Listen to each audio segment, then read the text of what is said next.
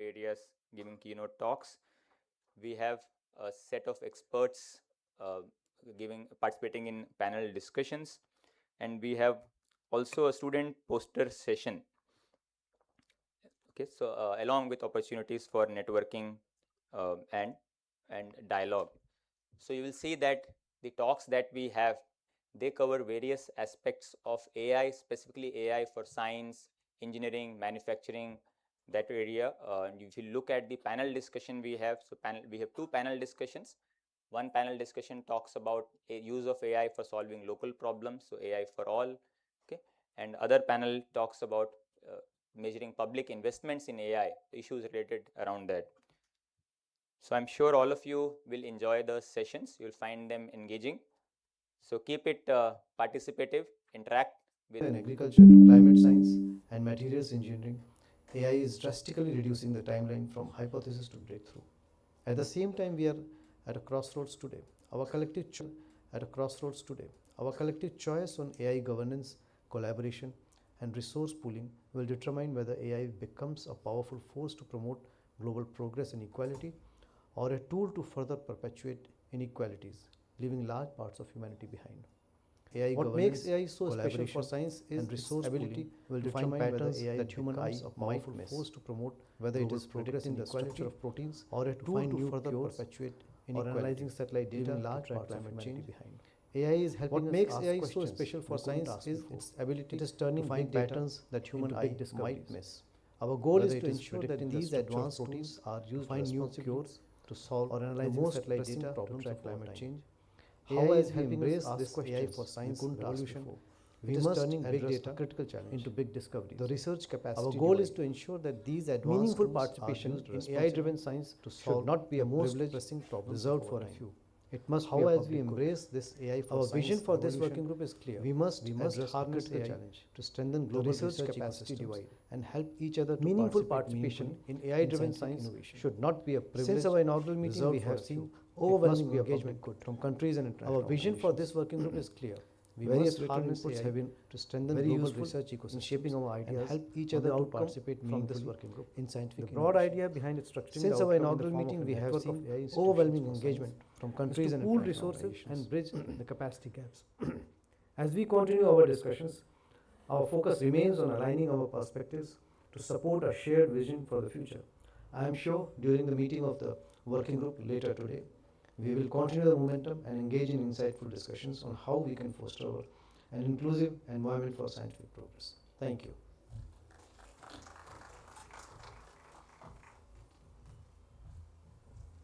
Thank you, sir. I now invite Dr. Richa Bagla, Principal Secretary Finance, Accounts and Treasuries, Government of Maharashtra, to address the gathering.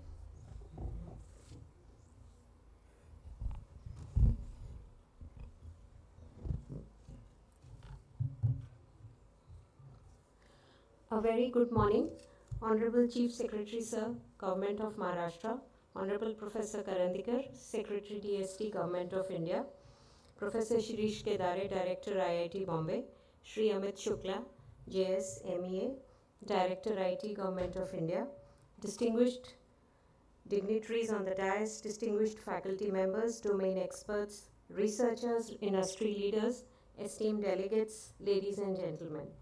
It is a pleasure to be a part of AI for Science Conclave, a significant pre-event to the India AI Impact Summit 2026.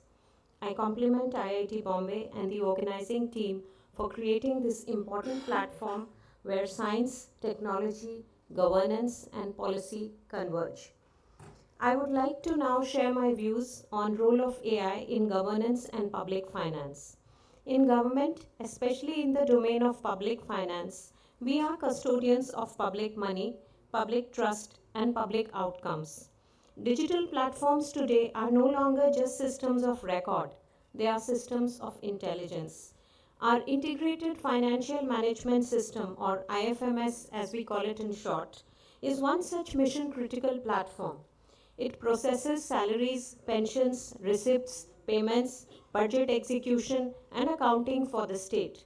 IFMS handles large-scale, real-time, sensitive financial data, making it an ideal candidate for responsible and targeted use of AI. There are various opportunities which I would like to throw in front of the participants, which can be used in the IFMS ecosystem. For instance, each government needs to ensure timely cash flows for its various functions, for its various schemes. So one area where AI can definitely help is predictive analytics for cash flow, revenue trends, and expenditure patterns. It can help with early warning systems for abnormal transactions, fraud detection, and risk profiling. AI can greatly improve and expedite automated compliance and audit readiness, thus reducing manual intervention. And not just this, decision support systems for budget formulation and outcome based monitoring, but also intelligent grievous and exception handling for faster service delivery are some of the key areas in which AI can be a strong backbone for IFMS, and that is being explored by government of Maharashtra at this very moment. These are not futuristic concepts. With the right data governance, security frameworks, and institutional capacity, AI can meaningfully engage with augmented decision making in IFMS without compromising the accountability. I would now like to share my thoughts on AI for science and evidence based policy. AI for science is equally relevant to government. Scientific methods powered by AI help us move towards evidence based policy making, whether it is forecasting fiscal stress, evaluating scheme outcomes, or assessing long term sustainability. AI enables us to shift from reactive governance to anticipatory governance, which is very important in today's time and age.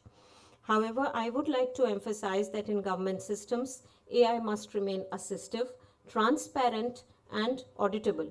Human oversight, explainability, and ethical use are non negotiable, especially in financial systems that impact millions of citizens. Collaboration with institutions from point of view of government is very, very important and critical, like IIT, CDAC, NIC, MeitY, and so on.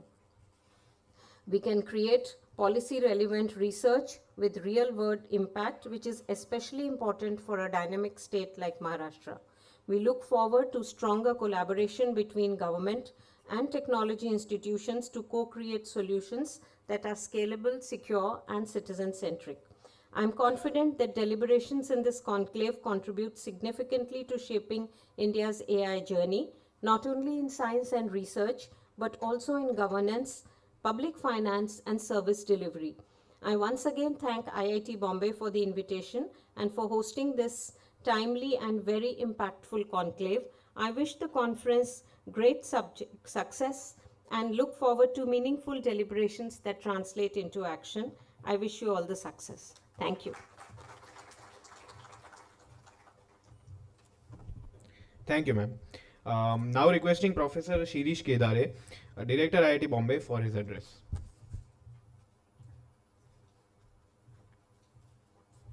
Thank you.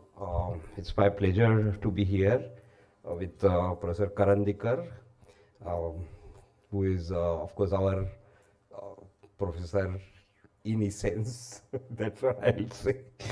Then, of course, Rajesh Agarwal ji, the Chief Secretary of Maharashtra, Richa Bagla ji, Amit ji, who is also an alumni of IIT Kanpur, and his brother is from IIT Bombay. So, and Manibhushan, my colleague who is managing all these things, our colleague from MeitY, and I see many support system from DST and MeitY, officers from different departments, experts and researchers. I can see many of our alumni who are expert in this domain and other experts, professors, students, and all our IIT Bombay researchers.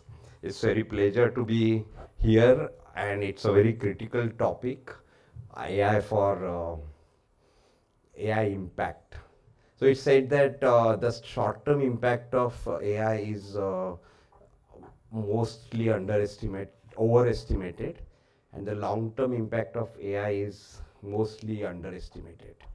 So we are expecting too much, but we are not really ready for a long-term thing, how it can change the ways it happens. And that's one thing the AI impact can be described as.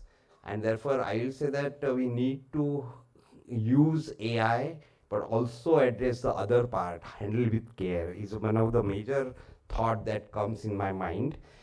And then AI has a lot of uh, advantages in research.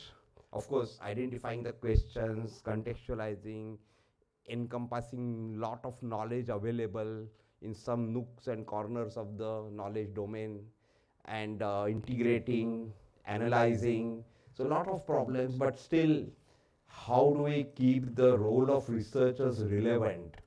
So researchers doing all these things will suddenly feel that, oh, I am irrelevant. And we now have to get over with it. And in research, the domain specific knowledge in AI, we are many times concentrating on the tools and ways it is used. But each domain has a lot of AI use, and very many, for example, bridge design in civil has to be backed up by a lot of data, understanding of physics, data also, validation, verification. Each domain poses all these challenges. So how do we handle it? How do we structurally handle it as an education institute, as an industry, as a government? How do we restructure the whole thing? These are the many issues as far as AI in research, knowledge generation, science, technology is concerned. On the other hand, in education, it's of course is very good because it can incapacitate the teacher. Yeah, it can increase the gap between teacher and student, because everybody will feel that, oh, I have no role now. But on the other hand, it can also be used as well as, so if we by other means reduce the gap between teacher and student, then it will be highly beneficial. So how do you do it? It's really a challenge to use AI with care so that we can surmount the limitations. Another major feature is every 1 month the things are going to change. What we feel today are limitations are no more there. So think of the advantages and they are there, something like that. So these are the issues as far as research is concerned. But all said and done, the mass approach that AI provides is very important. Integrating the data, especially the languages. We have 22 basic languages, 780 dialects of it, and we are working at IIT Bombay on LLM, sponsored by DST first, and now Bharat Jain, supported by MeitY. We are very grateful for them. This is a pioneering work. Actually, I should mention Professor Pushpak Bhattacharya, who started this work on languages, and he's unfortunately passed away recently. But his pioneering work in Bhashini and language models, which is taken ahead by our other professors, including Ganesh and others. So this is very important, and we are working on Bharat Jain, our own platform, to reduce the susceptibility on other countries and have our own sovereignty protected. So this is very important, especially with AI. Now we can take governance to everybody. We can take economic activities, financial activities to everybody in his own language or her own language is very important. So it's an integrating force.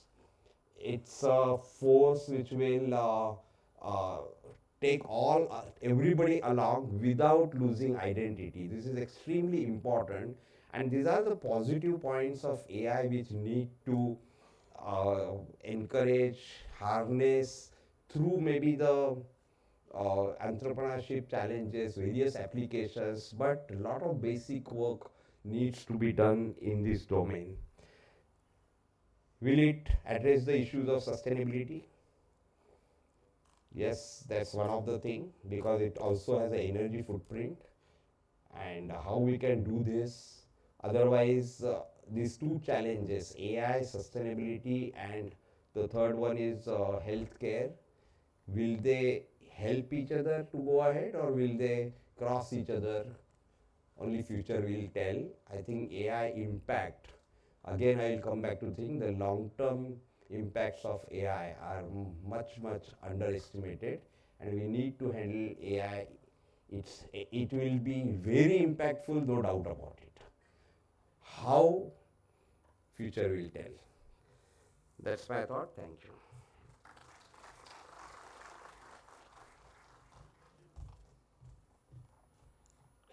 Thank you, sir. We are honored to have a special address by Shri Rajesh Agarwal, Chief Secretary, Government of Maharashtra. Please, sir.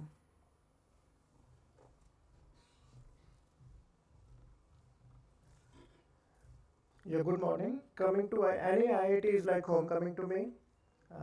I did my computer science from IIT Delhi in 83 to 87. And in 87, my BTech thesis was on AI. And three of us wrote a small program. You could type in anything in normal English and it would answer in normal English. So, like nano GPT kind of stuff. And it was based on Bayesian logic and all that. And I feel that we're quite right in our tracks on that. And so, due to that, I have been following on AI since that time. And when AlexNet came and other things came, and so from that time, I have really seen the evolution of AI, and I have tried to keep myself up to date on this, and try to use that in wherever I was. And I was mostly in Government of India for last 11 years. So usually I think on my feet. I don't have a prepared speech. So today, since I'm in IIT Bombay and the topic is on AI, so let me talk about the dance of hydrocarbons and silicon. So long back our ancestors, and I'm a fan of Yuval Harari, so sometimes I start on that. So basically we evolved over billions of years from single cell, basically organic chemistry, CHO, so various combos, basic biochemistry. And then somehow a few million years ago, we stood on our 2 feet. So that's very important. We grew large brains. There is a debate whether language came first or neuron connections came first in the brain. Probably they evolved, they turbocharged each other, the language and the evolution of our brain size. And then very interestingly, we have opposable thumbs. Opposable thumbs. Very difficult for robots to do even today. And we have 26 degrees of freedom in our thumbs and fingers. So that's where now robots are also evolving. And we had human empathy, which is quite different from other animals. You can't put 500 chimpanzees in this room and they will not sit so silently. So we collaborate with each other. We have empathize with each other. We can role play how the other person thinks and feels. And we have gut feelings. So standing on feet, opposable thumbs, large brains, empathy, gut feelings. So if AI and robots evolve that, then either we have competition or we have extremely good collaboration with that new life form. So let us see where the things go. And science is basically PCM, physics, chemistry, maths. So AI has started cracking maths now. It has gone beyond just token prediction. So math, new conjectures, new theorems. So probably new mathematical discoveries. That is going to be a very interesting part. Same thing on physics. So a lot of discovery of new physics. Again, playing at nano or atomic levels. So we'll see good pharma, good new materials, which will help us go to space much faster, much better. Design of new engines of cars, vehicles, so on. So life is going to change quite dramatically. So that way, this Summit AI Impact Summit in India, it's very important for us, for our sovereignty. Very interestingly, we saw Americans just going to another country and picking up their president very silently, very recently. And obviously, people have different conjectures. No one knows outside really what happened. But probably they had full grip over their power grid many months back, and so on into many of their systems. So unless we are good at AI and we are good at manufacturing and the whole supply chain of the entire thing, our sovereignty will also be at stake in future. So that's why our own LLMs, our own systems, and I'm very happy that IIT Mumbai is going to be at the forefront of it, and after Sarva and Bhashini, so actually maximum chunk of funding has come to IIT Mumbai now. And I've been telling my batchmate Krishnan there in MeitY and also Abhishek Singh that please ask IIT Mumbai team to do at least 10 parallel pilot projects while designing the LLM, so that it becomes, and Maharashtra is willing to be your basically guinea pig for at least 5 of these pilot projects from IIT Mumbai. So that will be win-win for both of us, and IIT Mumbai being in Maharashtra, so I think we should be able to do some good work on that.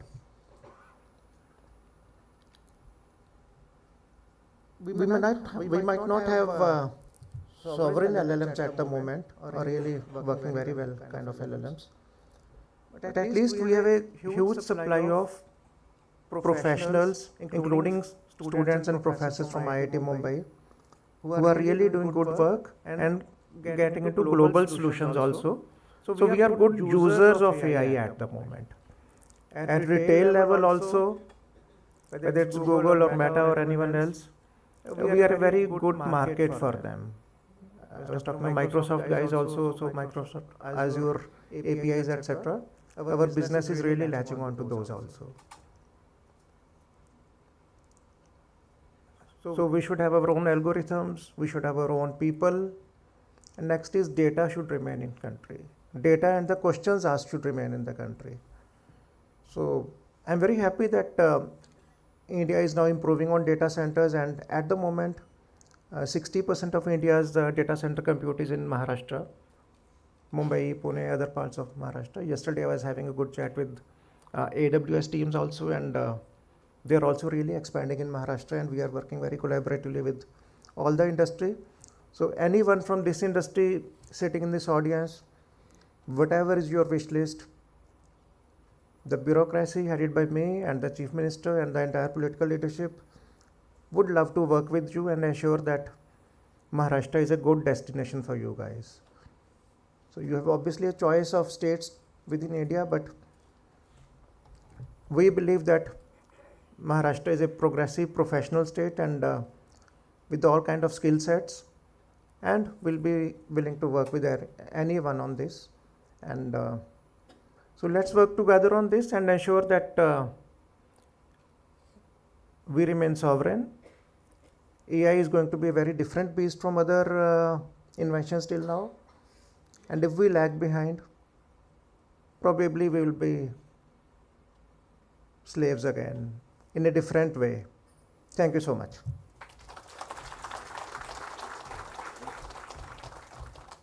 Thank you, sir.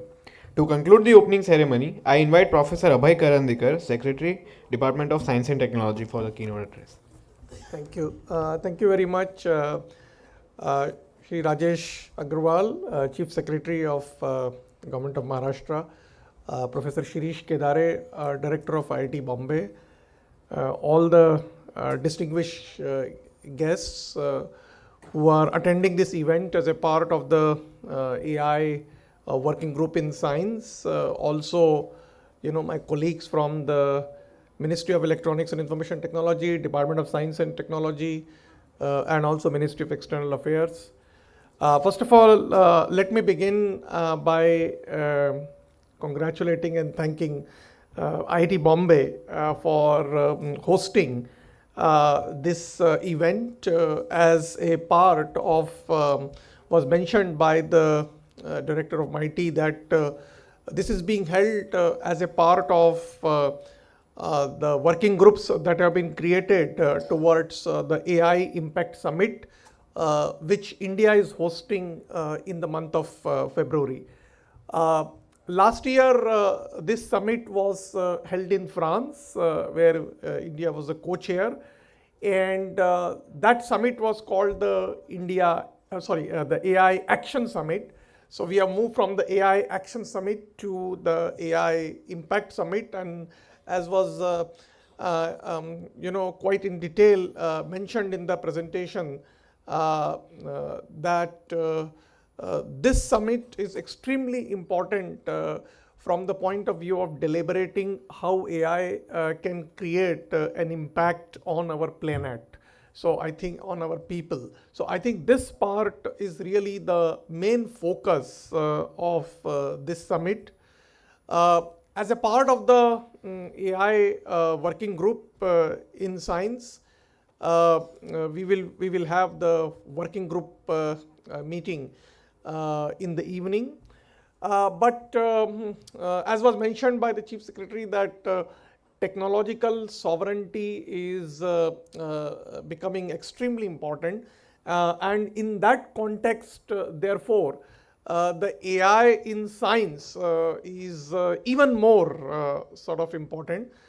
As you know that scientific discoveries have often followed the path of theory, hypothesis, experimentation, observation, analysis, inferencing, and then coming to leading to some scientific principles being evolved, and finally the new discoveries that have happened.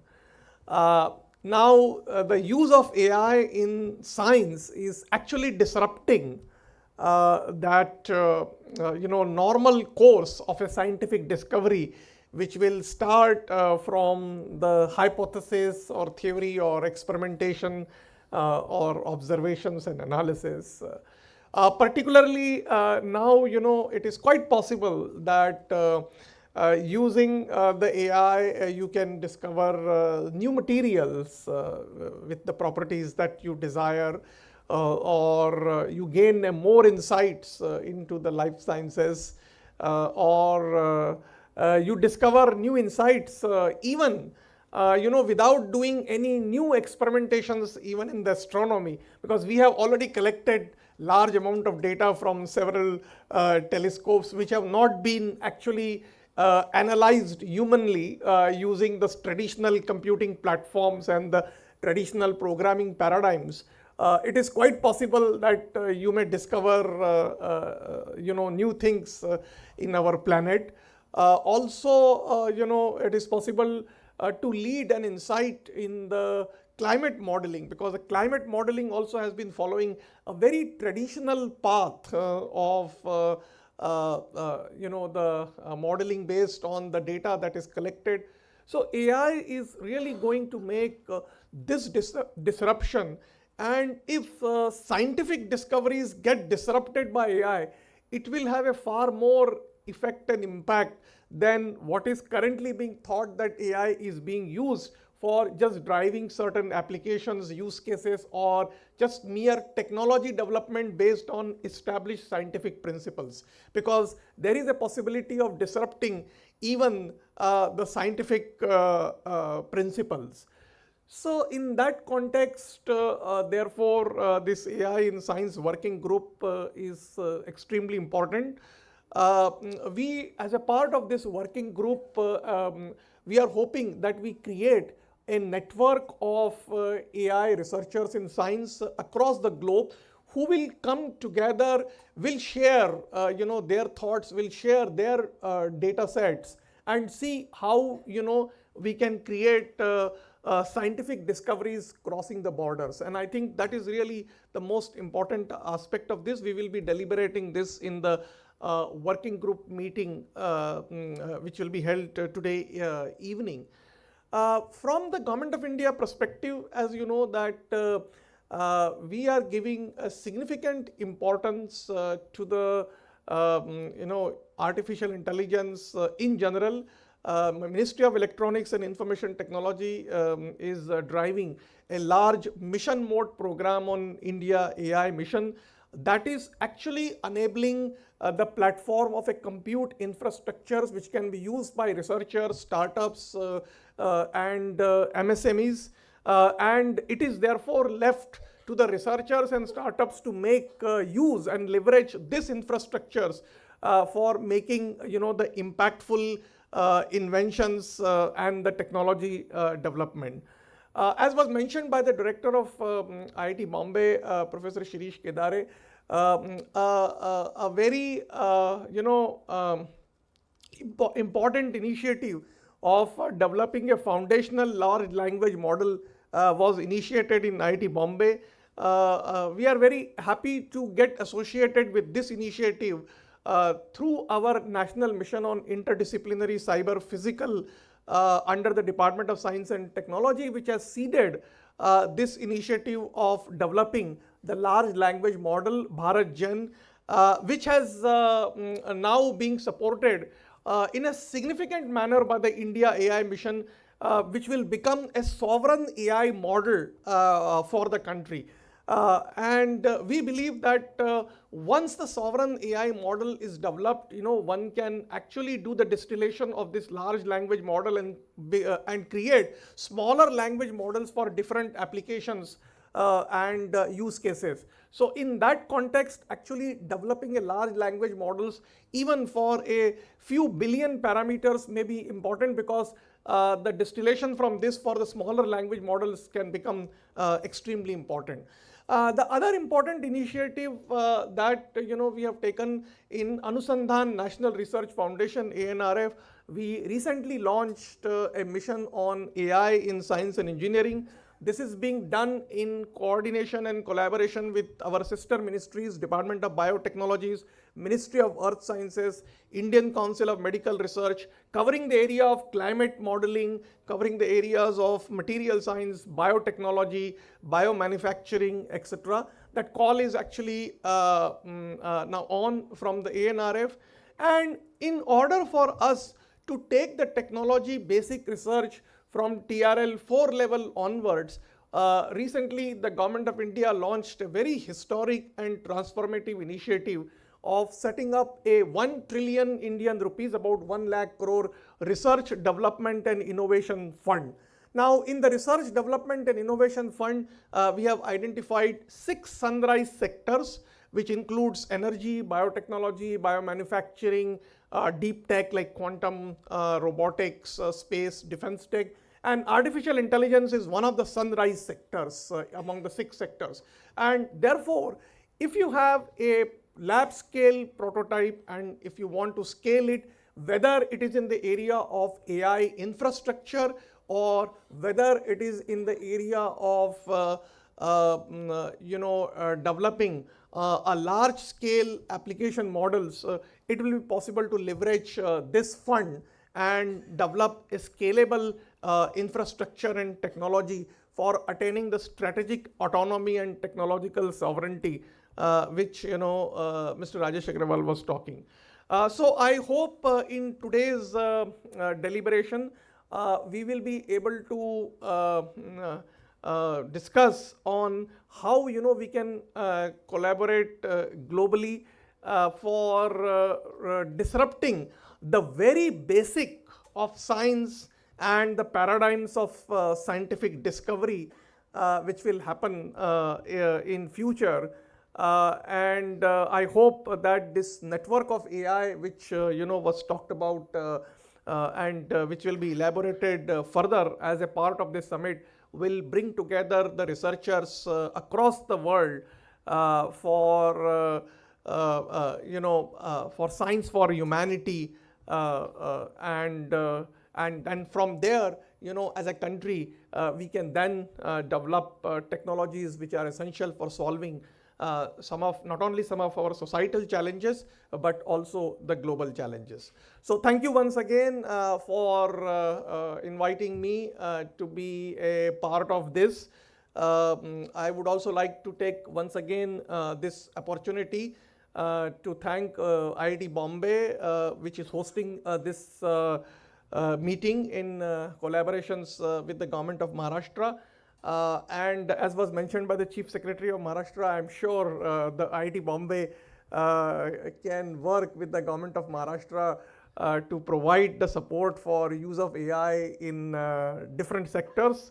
The India AI mission, the Ministry of Electronics and Information Technology, and the central government in general will be happy to support any such initiatives which are meant for the welfare of our society. Thank you.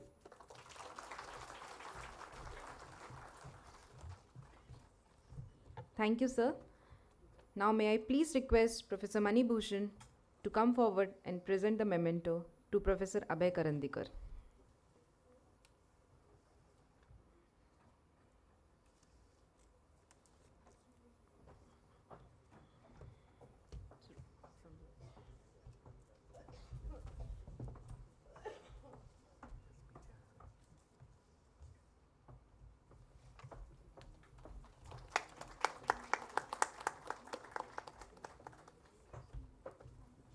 Sir, I would also request you to present the memento to Sri Rajesh Agrawal.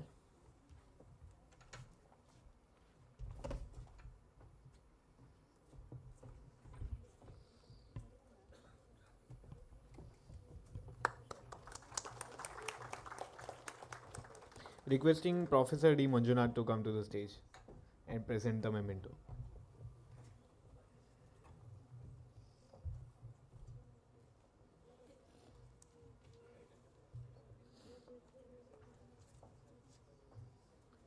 So Professor Manjunath will be presenting a memento to Professor Shirish Kedare. Round of applause, please.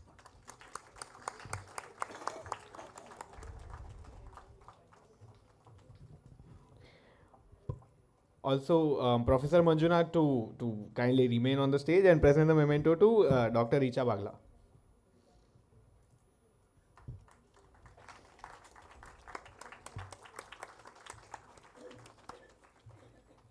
Thank you, sir. Now I request Professor Raghavan B. Sunoj to please come forward.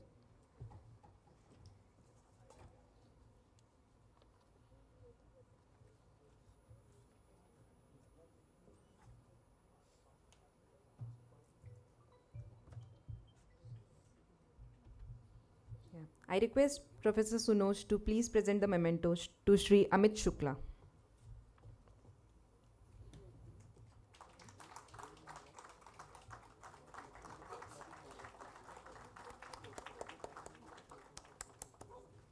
I request Professor Sunoj to please present the memento to Sri Mohammad Safirullah ji.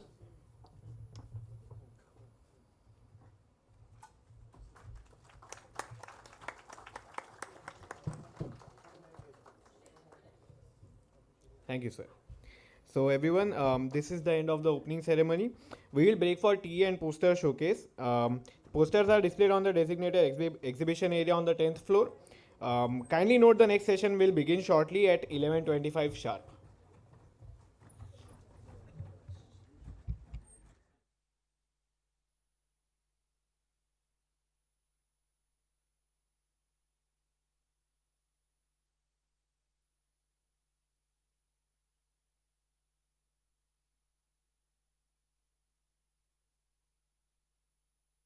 So the poster session and tea are both on the 10th floor.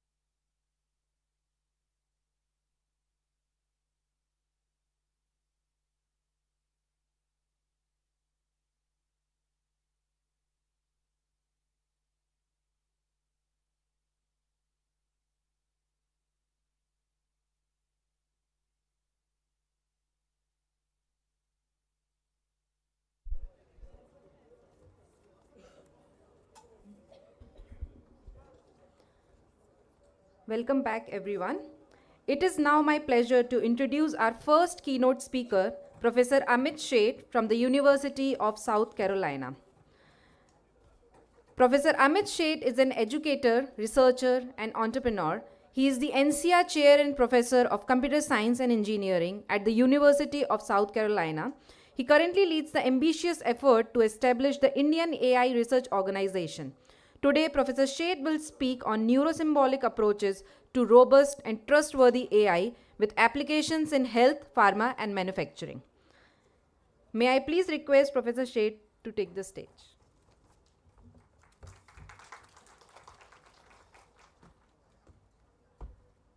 Thank you very much. Delighted to be among all of you. Well, okay. So I have dual affiliation right now. At least I'm in transition. For last 6 years, I established a university-wide AI research institute called AI Institute of South Carolina, and now I'm in transition in a way, and you all invited to look up IRO.ai, IAIRO.ai, and the name comes from take ISRO and replace S for space by AI, right? So it's very easy to remember. It's very ambitious effort, and I'll briefly introduce that to you, but let me give you this very quick background. So at IRO we do, at AI Institute we do research in a number of core AI areas, but at the same time we also do extensive translational research. So you can see a whole bunch of areas of application or industry that we do work in, and the work we do is very so they are significant. Typically almost every project we have involve real partnership with the organizations that have the problem to be solved with AI, and we have access to their data, their expertise, their ability to participate in the evaluation, and our ability to deploy the results. So in that way we have been able to have exceptional impact. One of the most important things we have done there is to train world-class researchers and students and innovators. Just to give you a simple example about what I graduated 38 PhDs so far, 9 are on the way, and about 1/3 of recent PhDs had 1,000 citations or more before they graduate, and the average citations for these students that I have graduated is significantly more than 500. So making impactful work is been part of our DNA. And in short time, this is journey how we grew. This is a 3-year snapshot, 4-year snapshot, and so been able to scale organizations. Now I come to an event that occurred 2 years and 1 month, 1 week ago. So this was the day where I met PM Modi ji. I was invited to discuss one-on-one what is a unique proposition for AI in India, or what work we can do in AI where it stands out, where India can stand out in the world, and in the work, an application of that work to major areas. Now and then this is the first slide of the keynote I gave the same day at the 3rd Chief Secretary's conference. With that, now I get into the into what I discussed then and what we are doing now. So this is just to show on the left hand side big challenges that generative AI LLMs still face. I asked it to describe 5 layers of AI that Jensen has talked about, Jensen Huang, and there are number of errors that were on that. right? So all the things that we talk about with LLMs face significant problems even today, and this was done only a couple of weeks ago. These are the 5 layers that Jensen Huang presented, the CEO of NVIDIA. Energy, chips, manufacturing, infrastructures, models, and applications. If you think about China has substantial advantage in energy. US is a little ahead or somewhat ahead in chips. US has the best infrastructure like GPUs and data centers on which they are hosted, followed by China. I'm going to talk a little bit about models and applications and where India can make big progress and also lead something at the world level. So if you look at AI today, you'll notice that in what you might call consumer market, US is by far the leader. Example of what makes US leader is ChatGPT and whole bunch of models along that line, OpenAI, Google, Microsoft, many other companies have leadership in this area. But China has already become a leader in enterprise market. So the models of the kind DeepSeek and the innovations that they have done, where they are typically open source or free models with open weights, and you can download that model on your enterprise. So for example, Airbnb is using Chinese models because they can host for themselves and manage it, and that has benefit of privacy and other issues, right, rather than uploading, and cost issues, cost advantage. So that's where, and China has the lead in the world. Jensen Huang noted that 9 out of top 10 institutions in the world in AI are in China. And I have reasons, this is all solid information, I would say. One of the, I think probably arguably the most important technology in AI has been the LLM. No doubt it is very useful, no doubt it is very influential, but it is jack of all and that no master of none, and that observation gives an idea as to where India can be a leader. And I'm going to, there is one other very interesting thing that Gartner noted, that in 2 years, the majority of the AI task will be focused, majority of AI will be focused on solving the task, creating the task, and for specific reasons. Wherein now, the idea that you get is that if you solve very specific enterprise kind of problem and create the IP, India has a chance of making global products. It is too late.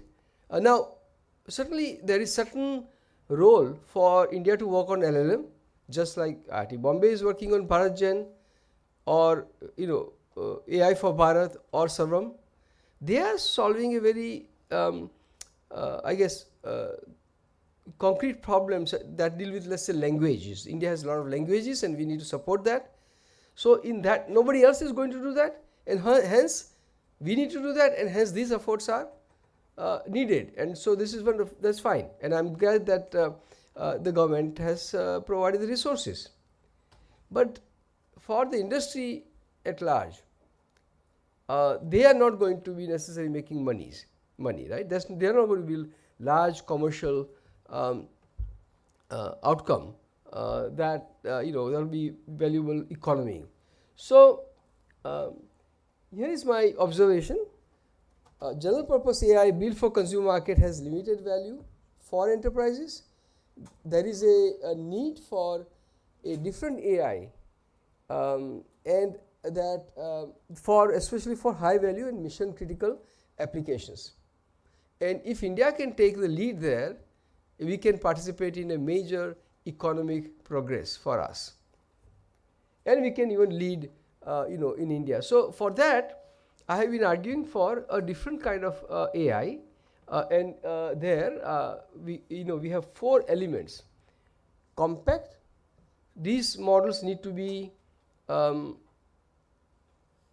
cheaper to make, small, and they should be you should be able to run them at various places on the cloud, on the edge devices, on the mobile phone. That this should be custom, meaning rather than solving a broad set of problems as let's say LLMs would do typically, they should solve very specific problem, let's say in finance, in healthcare, in pharma, in earth sciences. And when you do those custom models, you need specific data and knowledge to train them, to create them. India can have data because we have industry, we have people working on that.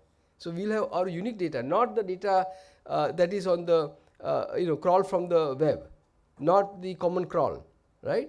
But data that is specific to that industry or use case, and knowledge. People are working here. If they are building, you have healthcare data for Indian patient population, and you have knowledge because our protocols may be different than the protocols in the West. So you have that knowledge also. Then you need neurosymbolic, and that's the thing I'm going to talk about. So let's see that in detail later on. And then composite, because when we create agentic AI systems, one of the agents may call a tool, another may call a large language model, third may call a small compact neurosymbolic model, right? So with that in mind, we have developed 15 elements that are necessary, or at least some of them are necessary in solving some of the real world problems. So for example, you need safety, right? You need user level explainability. Suppose a doctor is going to use a chatbot, and if your system cannot explain how you came to that particular outcome, and the system cannot guarantee that you followed the specific medical guideline for diagnosis, for treatment, there is no reason why the doctor should use that kind of system. And your typical generative AI system cannot do that, right? Similarly, you look at several applications. The type of reasoning necessary for them can be far more richer than the kind of so-called reasoning models. The reasoning models are supporting a very specialized kind of weak reasoning model, a pattern-based reasoning, right? So what you need is quite different than the typical black box generative AI technology would support, right? That way you need grounding, you need alignment. Alignment would be that anything you want to do on a large scale in a society, you have rules, you have regulations, you have policies, you have guidelines, you have laws, right?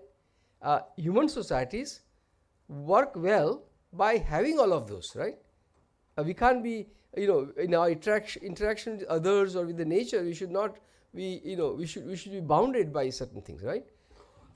Current generative AI technology cannot be made to, work within those bounds of those policies, guidelines, protocols, right? So you need that kind of thing. So there are 14 of those here. These are some of my this year's dissertations that came out, and they address many of these things, as you can see, right, in the red. That is, I think very powerful and very practical and very important.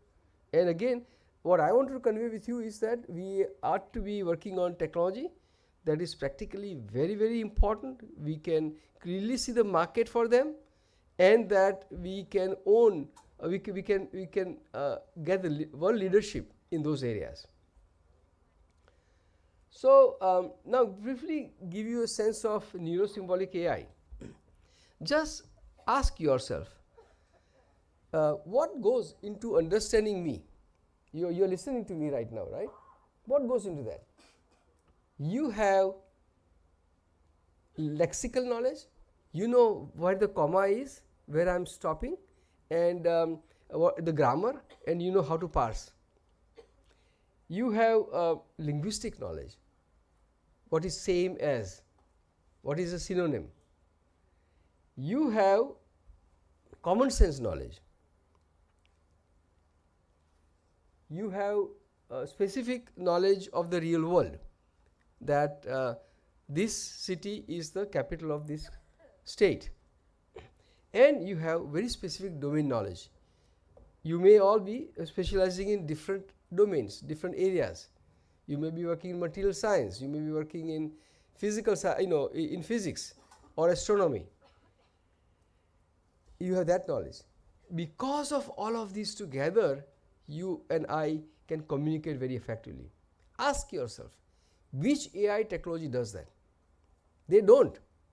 The large language models have diffuse domain knowledge. They come across a lot of medical papers, but that is not concrete enough to explicitly state the particular medical protocol or guideline that must be followed in a particular situation.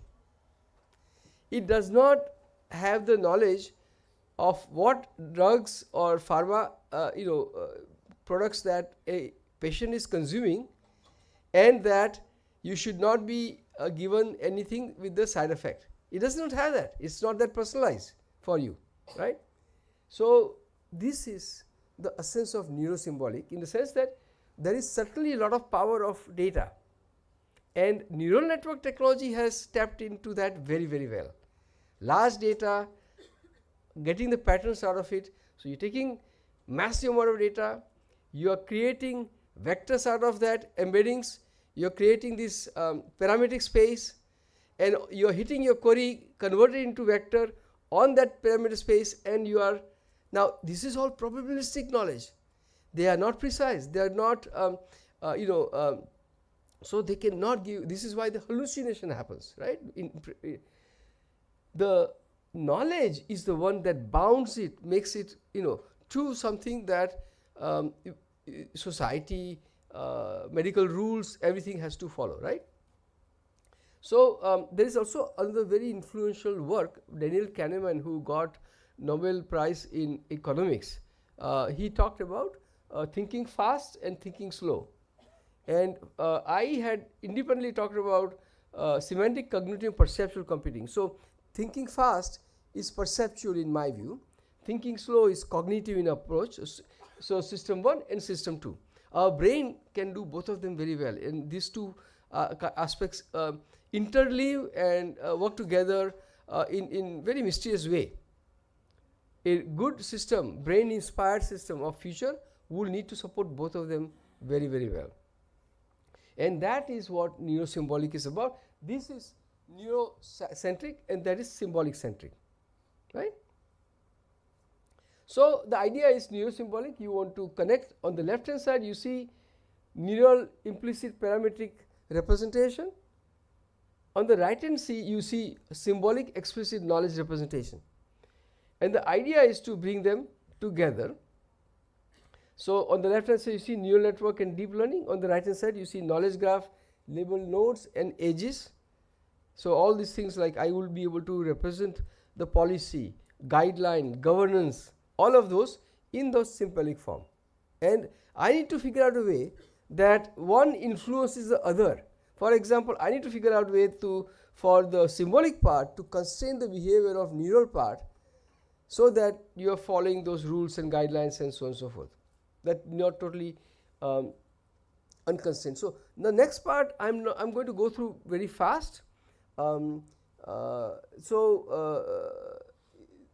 do you connect these two technologies and two different approaches, right? So at a very high level, a generic architecture would be that you have data of all different kinds. You have what we call feature abstraction layer, and a neural reasoning layer, and then you have knowledge processing here. So that you see the neural part on the top and the symbolic part here together, and then you have to come a way to combine them. Before the transformer, the historic 2017 work, we had already been working on this area, and here very simplistically put, this is a paper that with the example of mental health. What you see here is that we create here, this is a simplistic approach. I have defined this neuro-symbolic into shallow, semi-deep and deep infusion. The knowledge is infused into the neural network technology in different ways. This is a shallow infusion example where the symbolic part is converted into again the matrix or vector space, and then the two are combined. Right? Now, this is not the best possible way, but this is the easiest possible way. It's not the best possible way. That is that the same problem I said about taking data and convert that into parametric space or embeddings is a lossy one. Here, taking a knowledge and converting that into neural representation is a lossy one, but it does improve upon the results. Post transformer, there have been several ways that people have tried to improve the neural processing by using knowledge, and at a very high level the idea is to improve the attention. So, suppose you have two phrases, World War I and World War II, numerals 1 and 2. Textually they are very similar. Only difference is one character, 1 and 2, but meaning wise they are far apart, right? When you use purely data driven technique, you have difficulty in understanding that these two are very different, semantically very different. With the use of symbolic representation and semantics, you are able to bias the system such that it understands the distinction between these two separate events, and that is how you can build that. So, I won't go into a lot of details. If this was AI class, I would. And then it shows this is one of the technologies and algorithms we had developed, and on the right bottom you will see that we were able to make that distinction very well, again through a neurosymbolic approach. And this thing on the top basically shows how the knowledge part was able to modify the attention in the neural network algorithm. Now, in this particular case, the idea here is that we would so there is another approach. The first set of approach I discussed is to take symbolic part and improve upon the neural part, right? The other approach is that take the neural part and do lifting. Lifting meaning taking out from the neural part, which is messy, massive parametric space, into some graphical representation. Now you have teased out the representation that is comparable and easily connectable to the knowledge representation. So, reverse, right? Rather than getting the knowledge into neural, lift out knowledge from neural and connect with the knowledge part. So, that is the another sort of general idea that we do. And in one of our papers we discussed lowering part on the left hand side, lifting part, symbolic to neural, neural to symbolic, right? And there have been multiple, there are two, along with that there are generally two broad strategies about knowledge. One is logical representation and the other is representation knowledge graph. My team has been a long time proponent and leader of the one that uses knowledge, and there are others who have used logic. My simple view for this audience is that the one that uses logic doesn't scale, and that there are very few people who have expertise in modeling a large amount of knowledge in logical terms, right? In think about Prolog, think about other rule representation languages.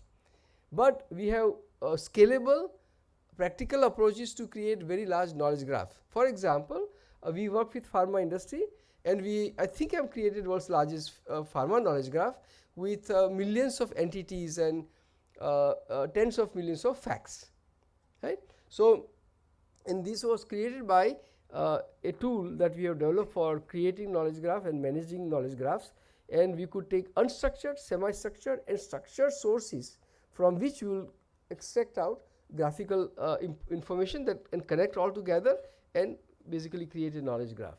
And so, symbolic lifting versus lowering, knowledge graph versus logic, and that is how the variety of approaches can be developed and have been developed. In this one slide, I show that there have been number of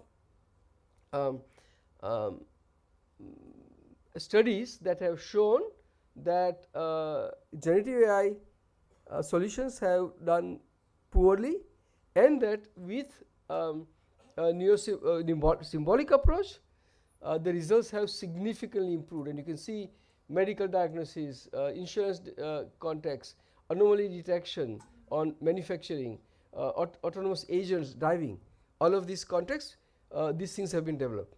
Here I want to make a very interesting observation.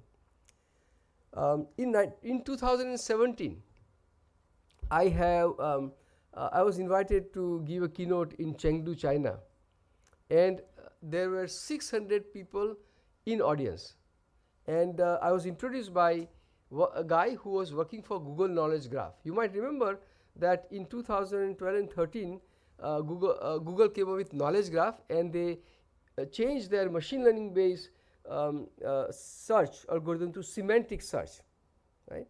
Now, a moment of big pride for me is that I had done that work in year 2000 and had filed a patent award in 2001, and I had paying customer for my second company that did just that. But I don't run Google right now.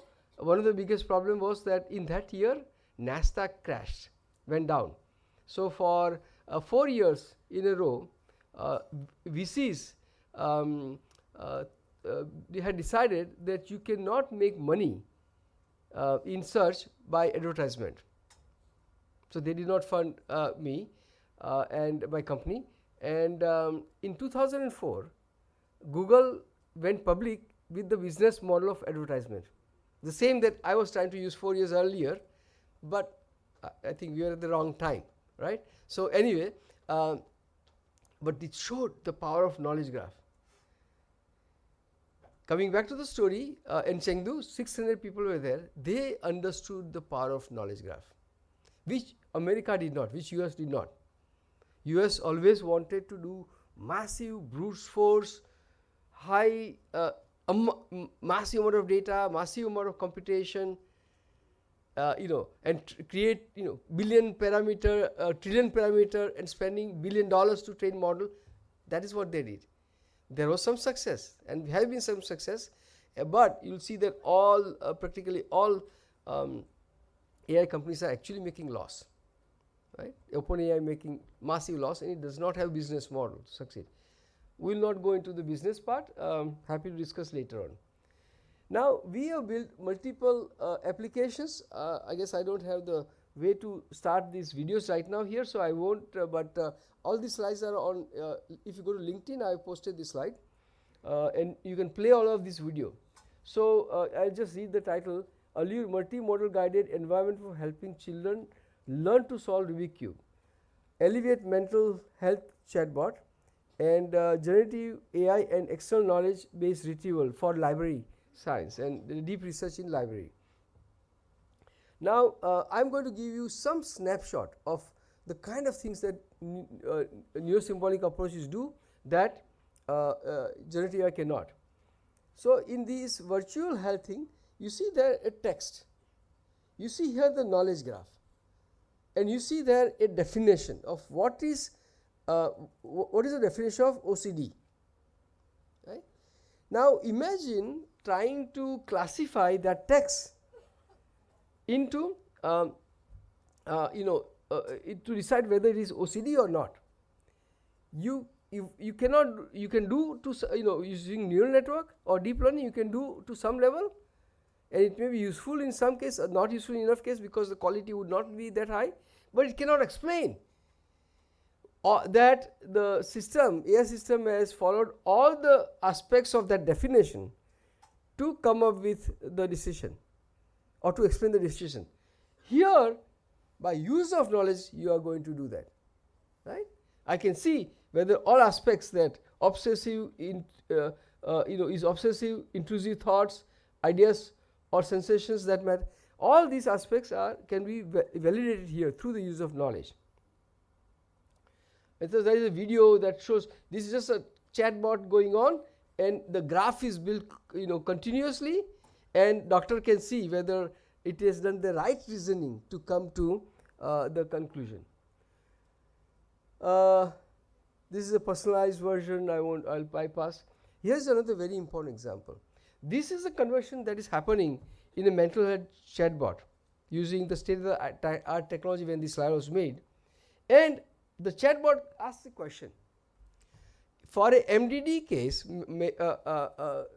major depressive disorder, one should not be asking the patient that question in red.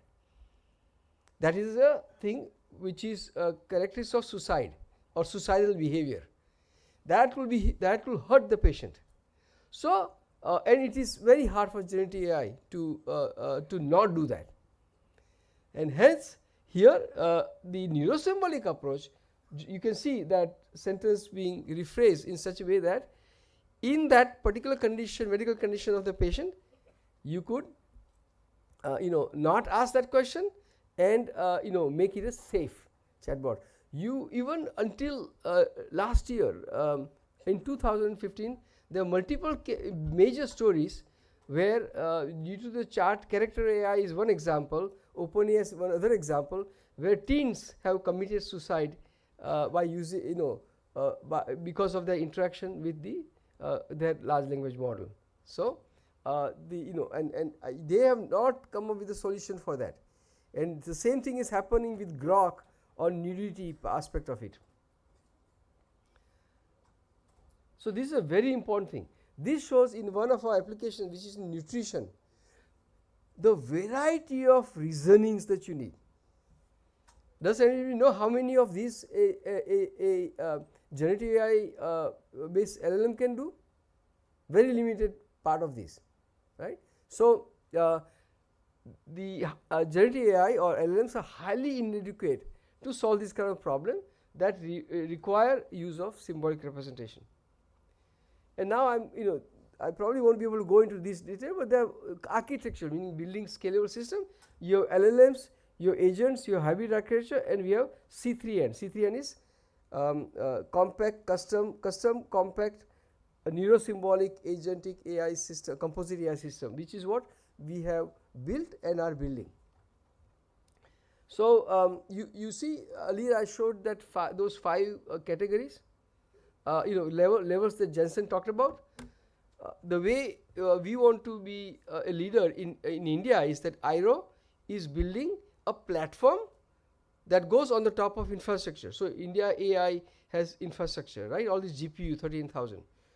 We are building a platform that just goes over that can scalably, frugally train the C3N models, many. So above infrastructure is the model. I am not interested in this trillion parameter model that costs $1 billion. I am interested in models for financial services, models for know your customer, models for mental health, models for diabetes, models for manufacturing automation. They just do that very well at much lower cost with high IP, so that Indian startups and Indian corporates can build high value global products. There are a number of people, influential people.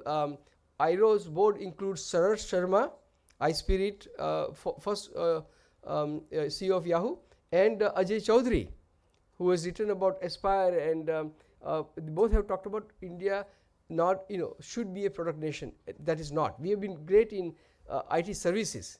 That's not going to, that's skill oriented. We need deep talent that is necessary to create products. And so that's what IRO is working on, is started to work on. So we have built some example applications again, and these are, again, I very much invite you to look at the videos as an example. And there is a healthcare for behavioral health, nutrition, and smart pilot for highly automated factory like Mahindra's highly automated EV factory as an example, or a semiconductor foundry in Gujarat that is coming up. That's where those kind of technology will be useful. Okay, I'll bypass some of these other thing, and then I have details thing on smart manufacturing. So thing to understand is, look at this slide. It is pretty significant. What do you see here? Alignment, grounding, reliability, consistency, planning, abstraction, interpretability, explainability, attribution, causality, instructability, reasoning, safety. We have in this one application, we have detailed specific example for the need for each of these, right? And I hopefully also try to say that, convince you that current generative AI technology and consumer grade models, or even Chinese enterprise, they are going to enterprise market. They are still not perfected enterprise model that I am talking about here, right? So we want to create those enterprise model. We are creating those enterprise model. We have prototypes of this already, but we'll be perfecting that more, and as early win for IRO. And so this is a actual factory is set up, and there are sensors, there are cameras and all that. In real time, all that data is collected. A module is on edge device sitting on the factory floor, telling you about, it's predicting a failure. It is giving you root cause analysis, causality. It is providing forecast. Not shown here is it is doing replanning when there is a failure. Excuse me. And there's a bit of technical stuff here on variety of problems being solved in replanning here. RL, reinforcement learning based work, and this is similarly Nourish has all these again things. You can see different color. Thank you very much. And so Nourish does many interesting things, but you see it uses all these specific knowledge. That is what makes Nourish far better than what you can get from a generative AI solution. It can give you cooking method, changing cooking method, like instead of frying, do the baking or whatever.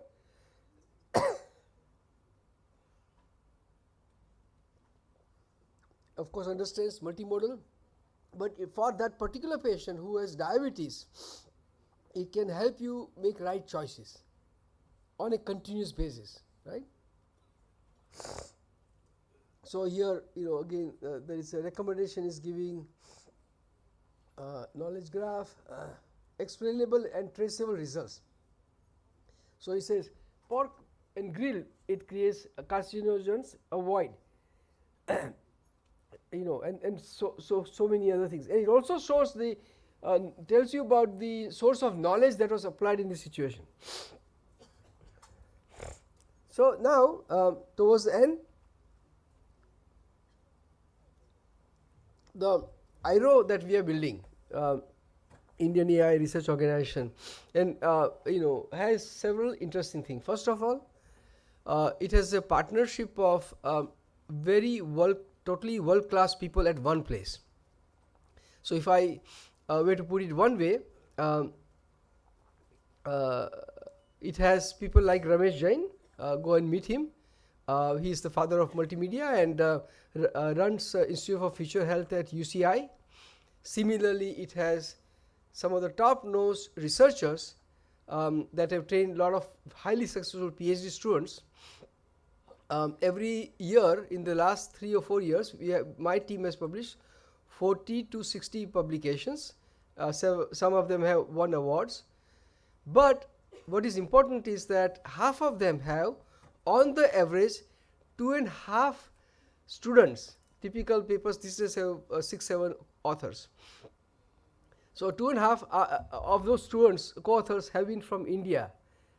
Students, undergraduate students at IITs, BITS Pilani, IIITs, and other places, they are part of, they are interns with my team. So we have been able to train the talent that we have here at a world class, and then they done PhD with me, or they have gone to MeitY and done pursuing PhD. All of these have happened. Now, world is changing. In last year, world has changed drastically, right? I don't see why an IITian should graduate from here and go to US. And feel free to talk to me, but there is no reason for that. We want to train that talent here. Arvind Srinivas, or I, or Ramesh, or Pramod, we all studied here, undergrad for sure. Ramesh, of course, studied all the things here, but he's a rare exception. But the rest of us went to US, did our PhD, we work for companies, then we did companies. I done 4 companies. Arvind Srinivasan has done Perplexity. But they did not build those companies here. We want to train, make that, train those innovators here and build the products here. So we are building this kind of technology that I already described, that is unique, and so foundational AI. And then we have taken several areas, 3-4 major areas, health, pharma. Indian Pharma Association is partner and part funder of IRO.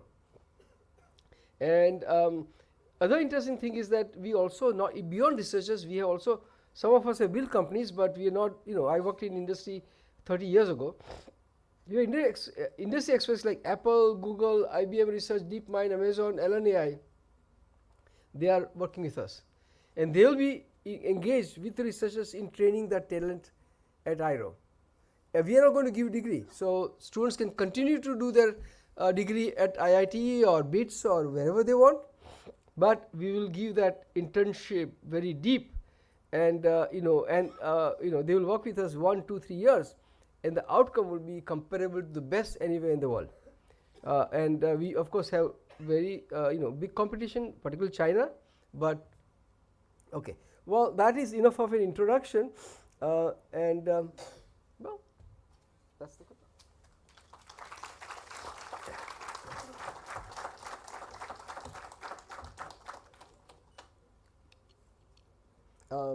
Do I have time or whatever? Take over. So thank you, Professor Sheth. I'll request you to stay on the stage. Requesting Professor Shivgaonkar to come to the stage and present our token of appreciation.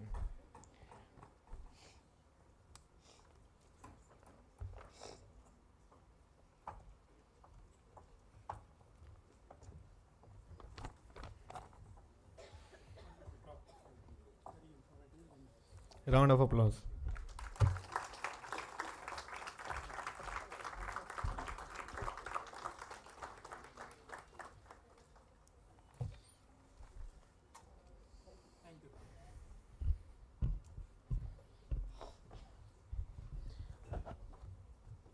Thank you, sir.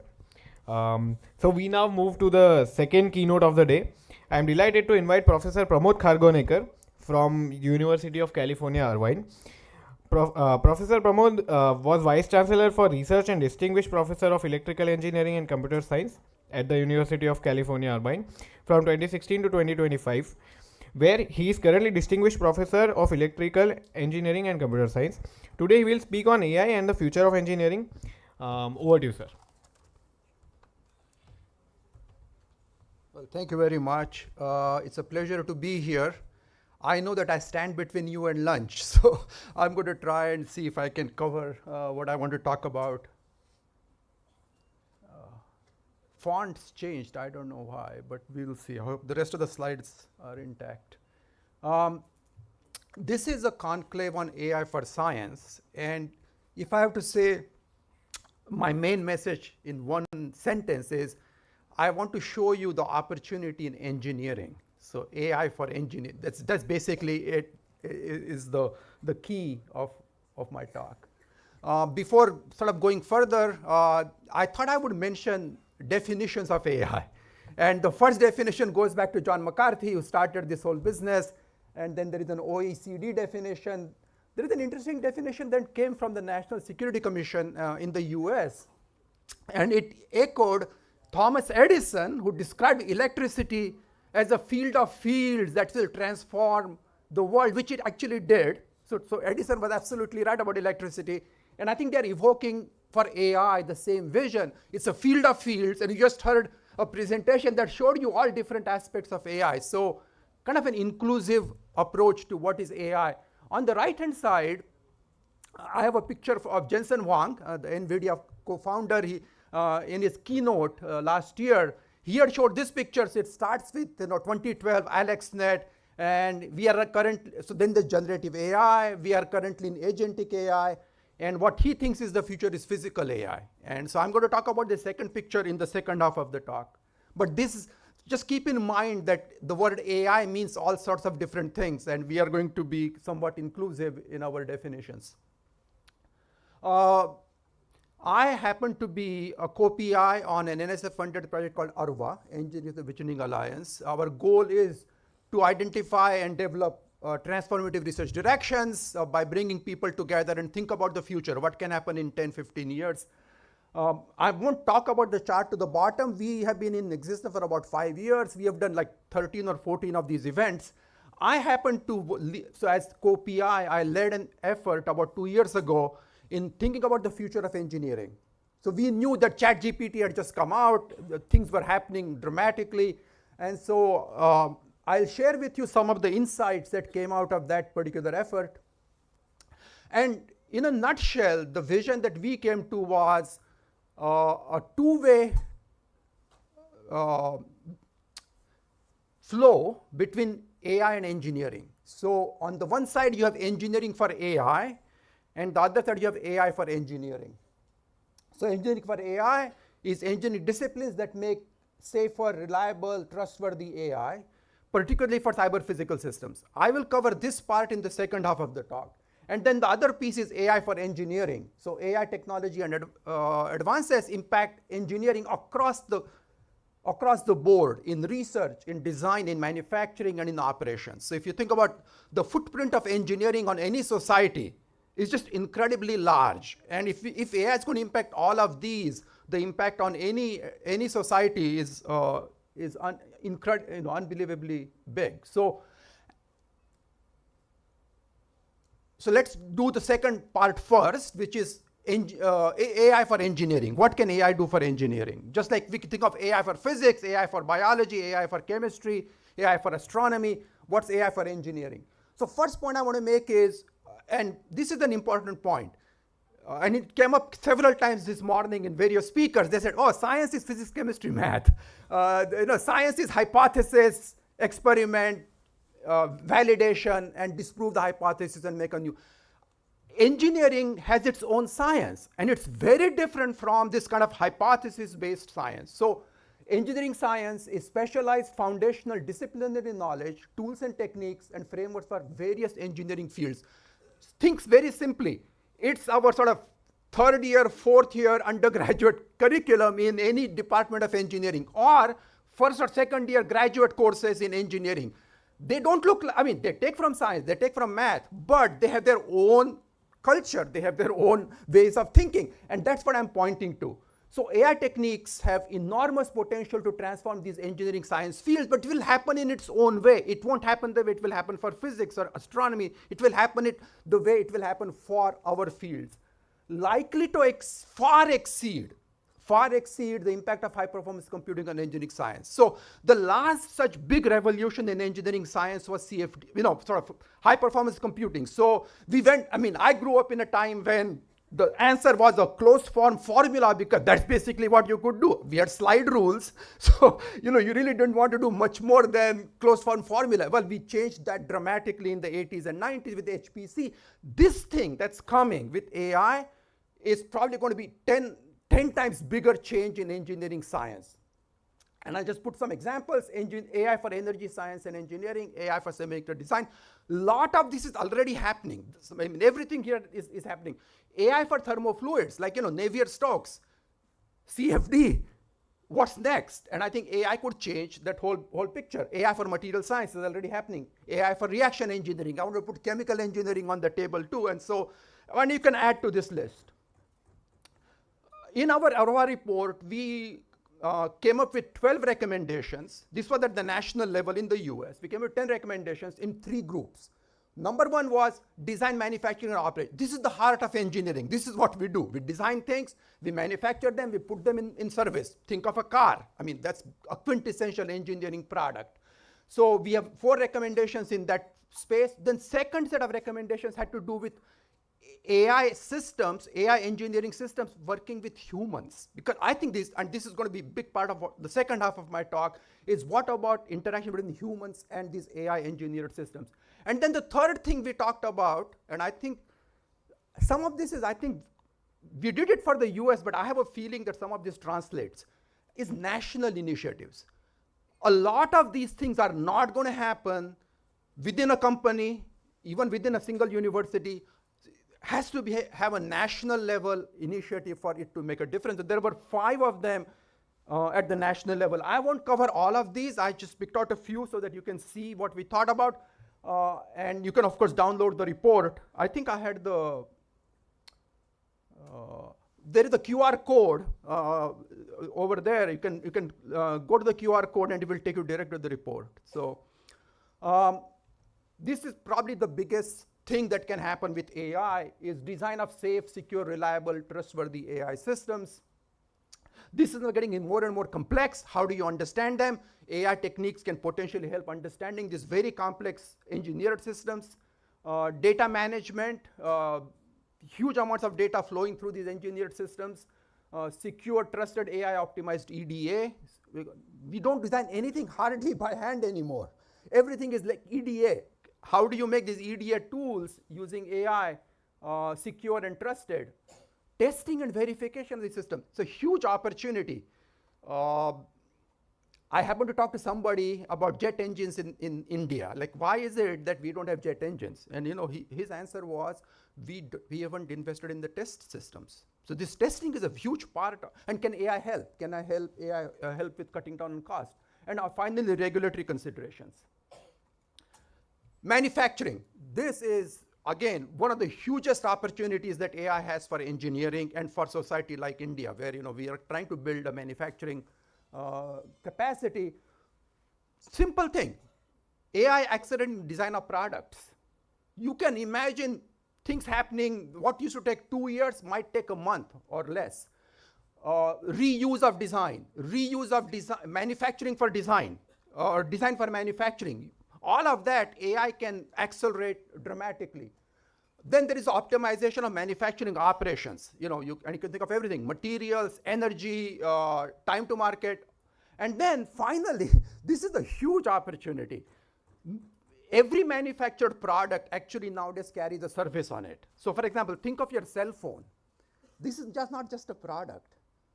Apple makes a lot more money selling a service on top of this product than by selling you the iPhone. And so you can think of almost every engineered product, and you can sell services on top of the product, and those services would be AI powered. Just think of the enormous possibility here. This is for complex systems like space systems and so forth. This is the classic V. So you start with the concept of operations, you go all the way down to subsystem and materials choice, and then you go all the way back up, integrate the whole system, and then field it. So this is the classic V, and every aspect of this V for complex engineering system can be improved with AI. Our vision here was cradle to grave state awareness. You start from the very beginning till the system is put out of use and recycled. Can you do all the way completely sustainable circular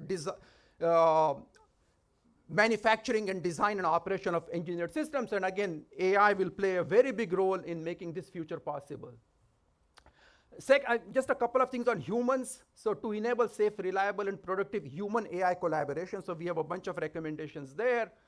One of the areas that we highlighted, which I think is very interesting, is rare events. So we know that AI systems depend on data, but especially complex engineered systems, we don't want them to fail, and those failure events are rare. And by definition, getting data on those rare events is very, very difficult. So I think this is going to be a real challenge in implementing AI in the physical world, is this issue of rare events. So we have some recommendations on how we might mitigate rare event mishaps, like airplane crashes and things of that nature, and some specific technical directions that one can use for that. Then the other big piece when it came to interactions with humans was ethics. So we have a big piece on how do we incorporate ethics in the design, operation of these AI engineered systems. So intelligibility of these AI systems where there are pretty big problems, accountability, privacy, and bias. And so we address all of these things in our report and say that we need to put this front and center in the design of these AI engineered systems. This was a national level imperative because we felt that no single organization is going to solve this, and I think it applies here just as well as it applies anywhere else, is none of this is possible without data, and no single entity is going to have enough data to solve these problems. So we sort of challenged the national leadership on developing curated approaches to collecting data, sharing of data so that people can use this data to build products, just like Amit talked about. So develop decision-making algorithms and systems that can determine what data should be collected, establish infrastructure at the community level and make the data available. So big challenge. I think China actually has got this covered. Of all the countries, China has got this covered. I think most other nations are actually struggling with this. And maybe Sweden has got it covered because they have a very homogeneous situation, but I think most countries are struggling with this. This was another big opportunity that we identified, domain-specific models for AI engineering. So we have the big LLMs, and Amit talked about all its issues with big LLMs. Can we have foundation models for specific fields? So a foundation model for thermofluids, a foundation model for structural engineering. A lot of this is happening, so what I'm saying to you is not fiction. All of this, like there is foundation model for robotics. So in each case, you can think about foundation models. And again, this is a national level challenge because no single entity can build these models. You've got to say, we are going to build these 5 foundation models, and here is the money, and here is a group of people that's going to do it. BharatGen is a great example.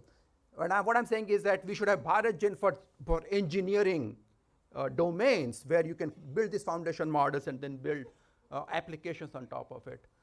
And then, establish dedicated research institutes. So we came up with some ideas. So there is, NSF, National Science Foundation, and in the US has funded all these AI institutes. And they are, I think, for all fields of science.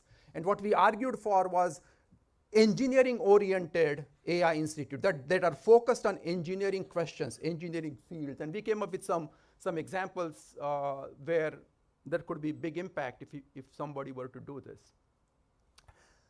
Our work was not focused on education. It was focused all on research and what can we do for the future of engineering. But we realized that none of this is possible without education. And so these are just 3 or 4 thoughts we had. I think things are happening. I don't know what's happening at IIT Bombay, but for undergraduates, there has to be some kind of an AI fundamentals requirement. And will it be department specific? Will it be across the board, across the institution?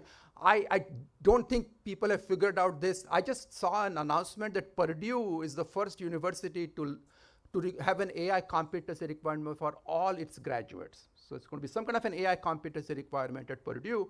I think this is a wide open thing as to how to do this for all our undergraduates. So, but there has to be some kind of an AI fundamentals requirement for all undergrads.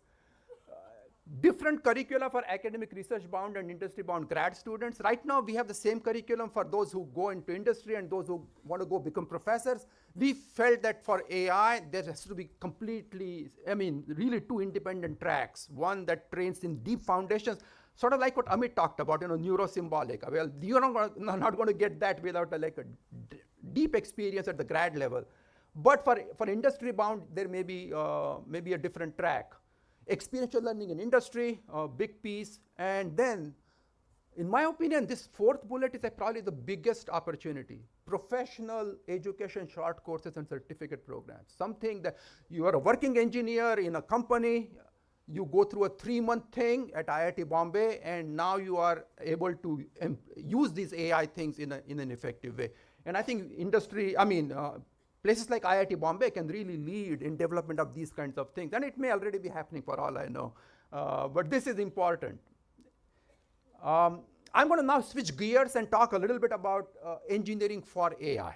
Okay, so far I talked about what AI can do for us. Now let's talk about what we can do for AI. First, before I go sort of in depth into one particular example, I want to show you 3 other examples that are very real, and they are at the heart of AI revolution. Semiconductor and computing hardware for AI. You cannot imagine the layers that Amit showed you, the Jensen Huang layer, the second layer on chips. Actually, here is a virtuous cycle. So you get these GPUs that make better AI, and then you use the AI to make the next generation chips. So there is this virtuous cycle in semiconductors that's in operate. So this whole AI engineering vision is actually happening in semiconductors as I speak. So all the EDA companies like Synopsys and Cadence, and they have incorporated AI tools. And also it's happening in mechanical design, So I forget the name of the company, but the leading EDA developer for mechanical is putting AI tools in their products. Power grid, okay. This has become like a very big problem, at least in the US. Amit kind of mentioned that China's got it covered. In the US, we have a big challenge. I think in India, my sense is that this is going to be a big challenge. How do you power these data centers? So again, it's a virtuous cycle. Without the power, which comes from electrical engineering, my home, you can't have these data centers. You can't have, so yeah, we need, and in fact, there's actually a very interesting technical problem there about instability in power grids caused by these data centers. So this is not a non-trivial problem for power grids. So you have power grid that supports AI, but then you use AI and machine learning to make for stable power grids that can supply. So again, the virtuous cycle in power. Third virtuous cycle is not as well understood, but I believe it is really crucial. We know that these AI systems are hungry for data. Without data, they can't really do very much. Well, who produces this data? Well, some data comes from the web and the Wikipedia and all that. We have used all that stuff up. I think the next set of data sources are going to be sensors operating in the real world. So think about sensor networks, physical sensors. There are examples in smart cities where a car becomes like a sensor for the whole city. And you got a fleet of millions of cars on the roads giving you data on the city in real time. So I think this idea of engineered systems producing data streams to feed your AI, I think is another big virtuous cycle. And then the fourth one is what I'm going to talk about, which is intelligent machines, which was John McCarthy's definition. So John McCarthy says AI is the study of intelligent machines, specifically intelligent programs. So I would argue to you that so far we have talked about intelligent programs. I think we need to be talking about intelligent machines. So that's sort of, I'll try and cover that as, in short order. So intelligent machines. They changed all the color scheme on me. Anyway, and the fonts. Cyber physical systems. So these are physical systems. So think cars, think agriculture, think energy, think power grids, anything that's physical that has computing in it. Hardware, software, real-time systems, etc., etc. Control, which is my home field, which is why I'm interested in all this. And there are examples like in transportation, so cars, airplanes, transportation networks, energy and industrial automation, healthcare and biomedical is a big piece of cyber physical systems, and then critical infrastructure like roads and power grids and so on and so forth. there is a very interesting paper, and again, I got QR codes on all the slides. So if you get interested, you can just take a picture, take the QR code, and you'll be able to go there. It's a sort of a conceptual model for cyber physical systems. And the key is, so that's an example of like a smart city transportation where you have cars and airplanes and airports and trains, and all of this is kind of a cyber physical system. And their point is that a cyber physical system is at a device level. So you can think of a little chip in your car. That's a cyber physical system. Okay, a chip that's controlling emissions, or a chip that's controlling how your engine is working. Then there is a system, which could be a car, and then there is a system of systems, could be like cars, airplanes, airports working together. So they have this idea that the CPS things are not just devices, they are systems, and there are systems of systems, and we need to think about all of them at the same time. What's happening if you forget about AI for a second, all of these cyber physical systems are becoming smart. I mean, everything that you have thought of before, people want to make them smart. So you have smart manufacturing, you have smart grids, you have smart and connected health, intelligent transportation, smart agriculture, autonomous cars. So everywhere you are trying to get more intelligence into these dumb systems. I used to use an example that my shoe, which is one of the dumbest systems there is, right? Like there is nothing in it. One day we'll have a little sensor and we'll have a little computer that will adjust its flex depending on the road I'm on. Okay, so that day may come. Nike might do it. So there is the cyber physical systems, and then I think in the last 5 or 10 years, we have realized that these CPS systems really cannot be understood unless you put humans next to them, because humans are the users of the system, whether that's a car or a biomedical device or what have you. So then, we actually, this is one of the first books on cyber physical human systems that I was one of the editors on. And what's happening now, so that book is already kind of dated because we didn't focus on AI as much. But now with AI, cyber physical systems meet AI. So that's sort of my tagline on this slide is cyber physical systems meet humans and AI, and that's the future. So AI integration, so how will AI get into these CPHs? And it's going to happen at all levels. It's going to happen in devices, it's going to happen at the system level, it's going to happen at the system of systems level. So it's not going to be like just one single AI that goes and controls the whole thing. That's my view. There will be a variety of AI technology. This is where my first slide is really relevant as to what do you mean by AI? So there would be, like old-fashioned analytic AI, just some data set and you want to say something about what's happening. You can have predictive AI, and then of course generative AI that's happening right now, agentic AI, and then what Wang is calling physical AI, which is really sort of at least for now, the ultimate expression of AI into cyber physical systems, as I interpret what he says. So AI integration will happen at all 3 levels. I think it will be heterogeneous. It will be distributed and be decentralized. And there will be no single thing that's going to actually control and coordinate all this. So as we put AI into these various pieces of our world, how will that work together? How will all that happen? I think remains a big open question. These are just plug for my own papers. I don't want to spend much time, but I've been talking about this now for a few years. So back to the second, so back to my definition and the picture of Jensen Huang talking about physical AI.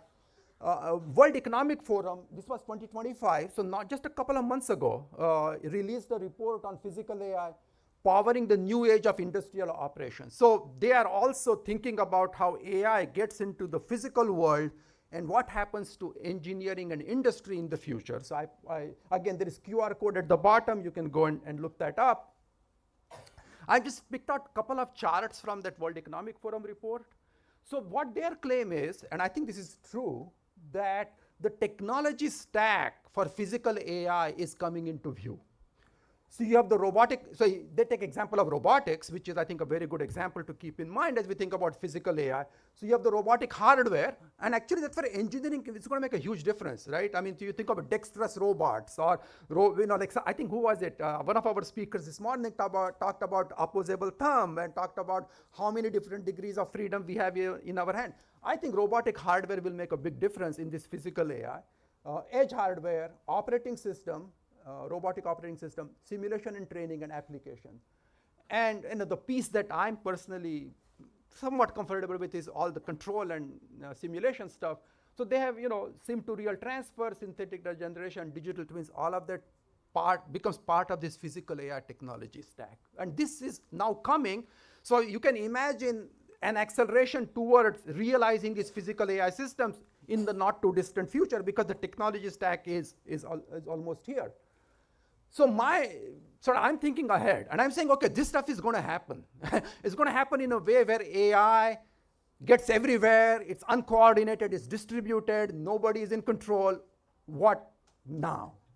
And I want to think about that today, so that when that happens, we are not saying what now. We are kind of awake and been ready for it. So my main driving question has been for now some time is, how will humans collaborate with intelligent machines? So we are building these intelligent machines of the kind I just showed you. How will humans collaborate with them? Now there is this whole line of thinking which is AGI, ASI, where AI just takes over the world and we become kind of slaves. I'm not in that. I don't worry about that. I don't lose sleep over it. It may happen, maybe small probability it may happen.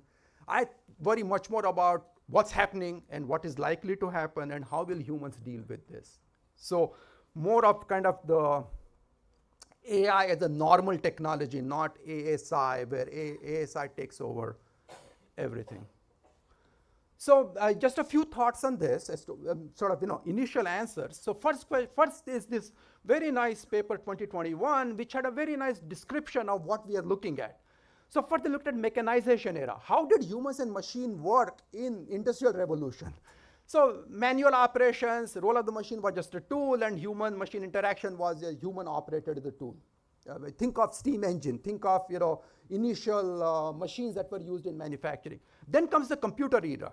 So then you have more task for the humans. It's doing, of course, manual work, but it's also monitoring what this system is doing in the computing era. So think here like sort of industrial automation, initial computer controlled manufacturing.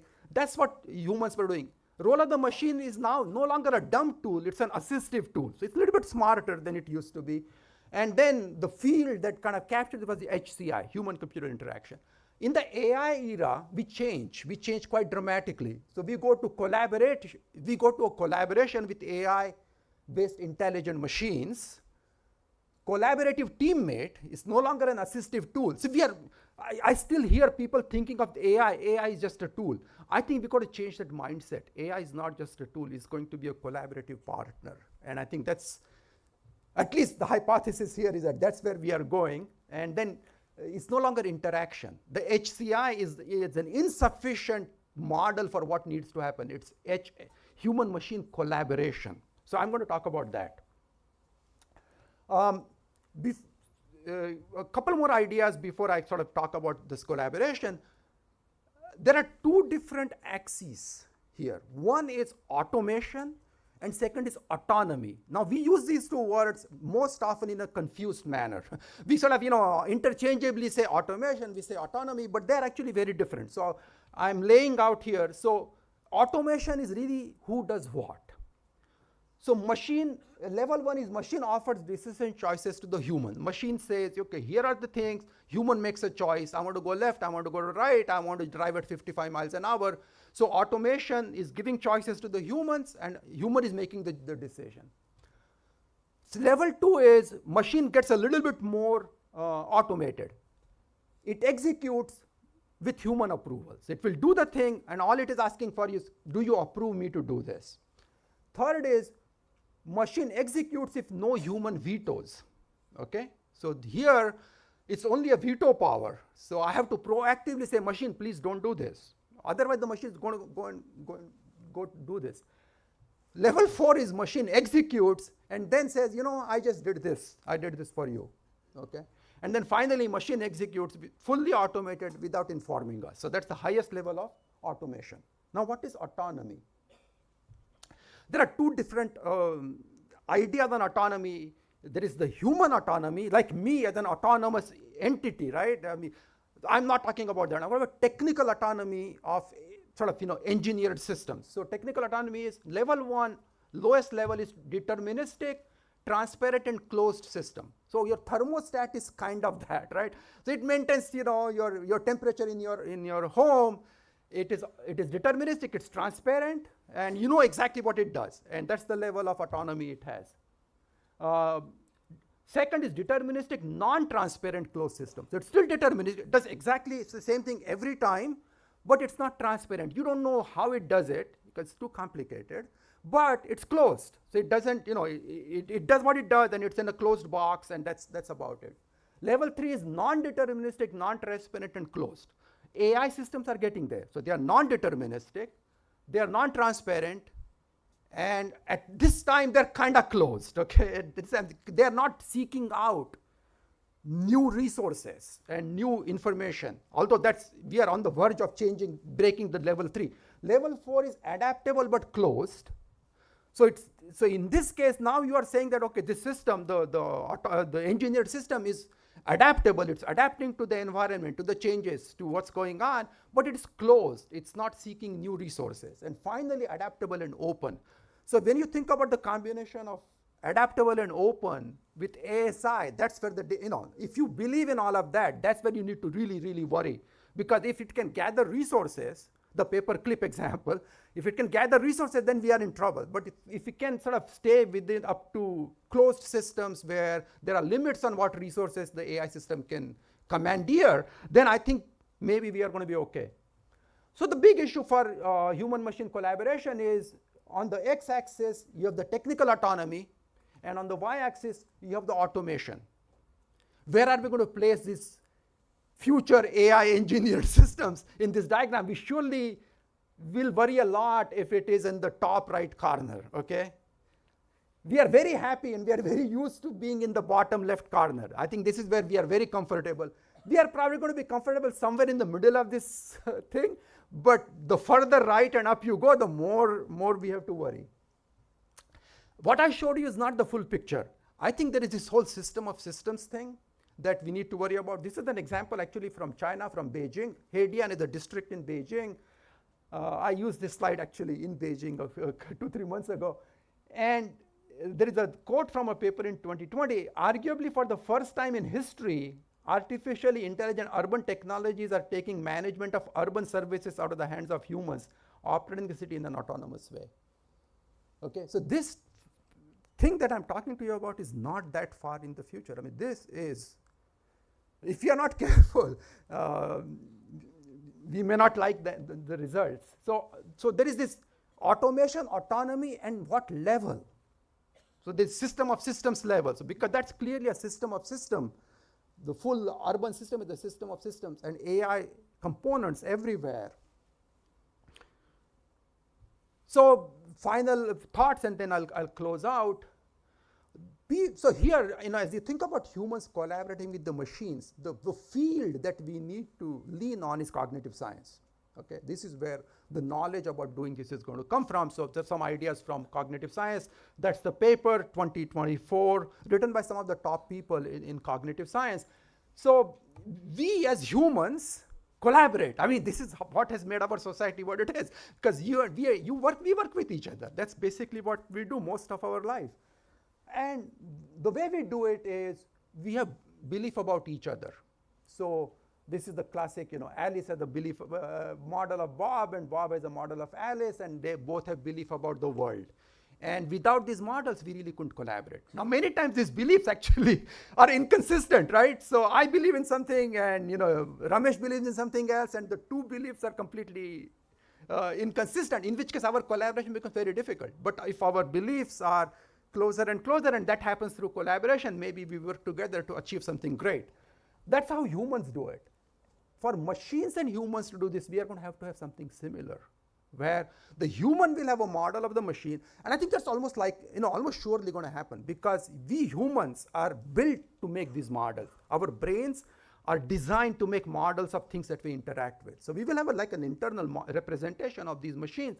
The question is, will the machine have an internal representation of us in a way that we want? And so I think that's the piece we're going to have to design into these systems as a thought partner. So Alice and machine, beliefs about the world and beliefs about each other.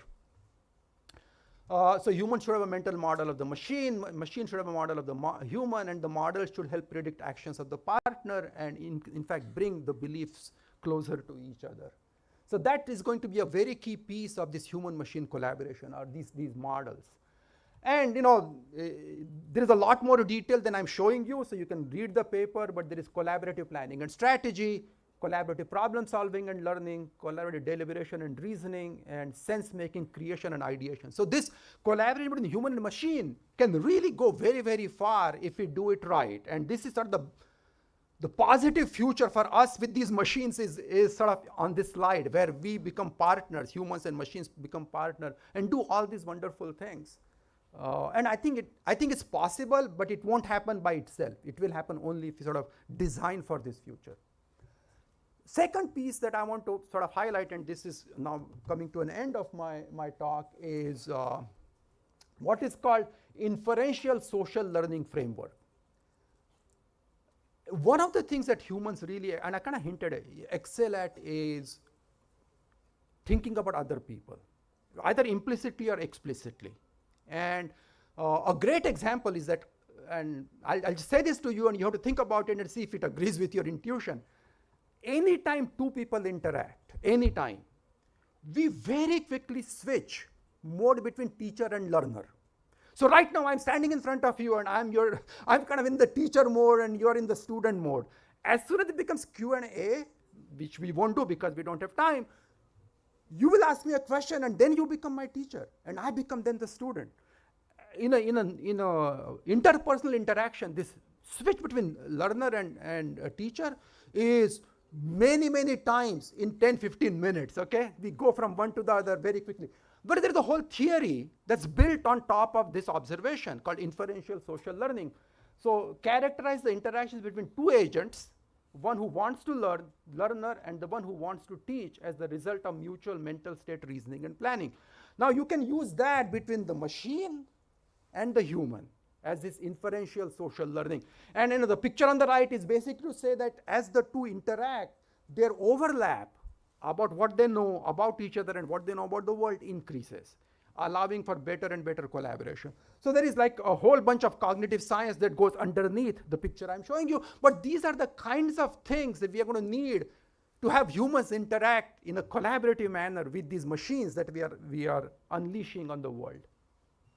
So these are sort of specific techniques like probabilistic models of cognition, theory of mind, resource rationality, and probabilistic programming. So these are specific tools that you can use to kind of instantiate what I'm talking about, and there is a lot more here. And I'm actually not an expert. I just am very interested in this because I think this is a piece that we are not thinking about. So when we say AI for science, AI for physics comes naturally, AI for chemistry comes naturally, astronomy comes naturally.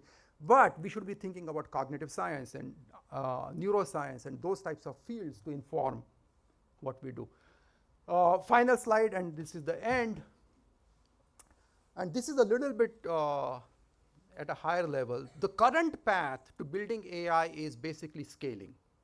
Okay, so we learned in 2020 or something around that time, the more compute, more data, more algorithms, the better the system gets. And just, there's all these scaling laws that say that if you increase the data by 10x or compute by 10x, you get like, whatever performance gain on the evaluations. And the scaling laws have so far been valid. I mean, I haven't seen the latest with Gemini 3 or whatever came out, whether the scaling laws are still valid.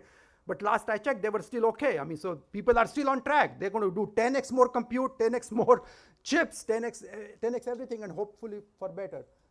This is not how humans developed intelligence. Humans or animals developed. This is not the way we did it. This is not the way we did it. Our learning and intelligence comes by interactions with physical reality. Going back to our childhood, the way a child learns is through interacting with its environment. Mother and father first, and then the food and all that stuff. I mean, over time that intelligence. Of course, there is a huge role of evolution. I mean, our brain comes pre-wired with a whole bunch of stuff that happened with over millions of years. So yeah, it's not all completely clean slate. So we come with some built-in stuff, but then the rest of it we acquire through interaction. This is not how we are building these systems. And so there is there is an idea that maybe we should be doing more learnings with humans in the loop. And the part that I talked about sort of points to this learning with humans in the loop. And there is a hypothesis, and it's a very interesting paper, I think 2025, written by some of the very top people in neuroscience. They said a compelling hypothesis is that if embodied AI systems are trained, at least in part, in social settings through ongoing interaction with people, they may develop aligned representations from the outset, shared, negotiated, and embedded in human norms. See, what we're doing right now is trying to put human norms on the scaled, artificially built AI systems. If you were to do these AI systems through more human interaction, then possibly they will embed the human norms through which we as operate in society and maybe create for better, more responsible AI, more collaborative, more sort of responding to humans and human needs. So that's my last slide. Conclusions are obvious. And I know that I'm standing between you at lunch, so I'm going to conclude. And thank you very much for your attention.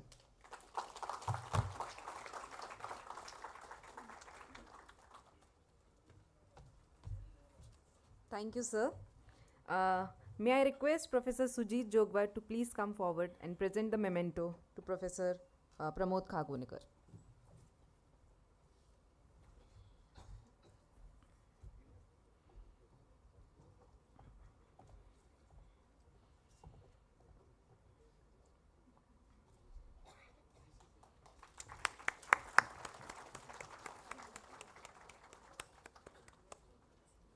Thank you, sir.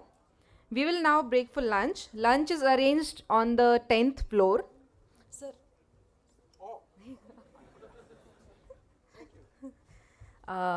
Lunch is arranged on the 10th floor.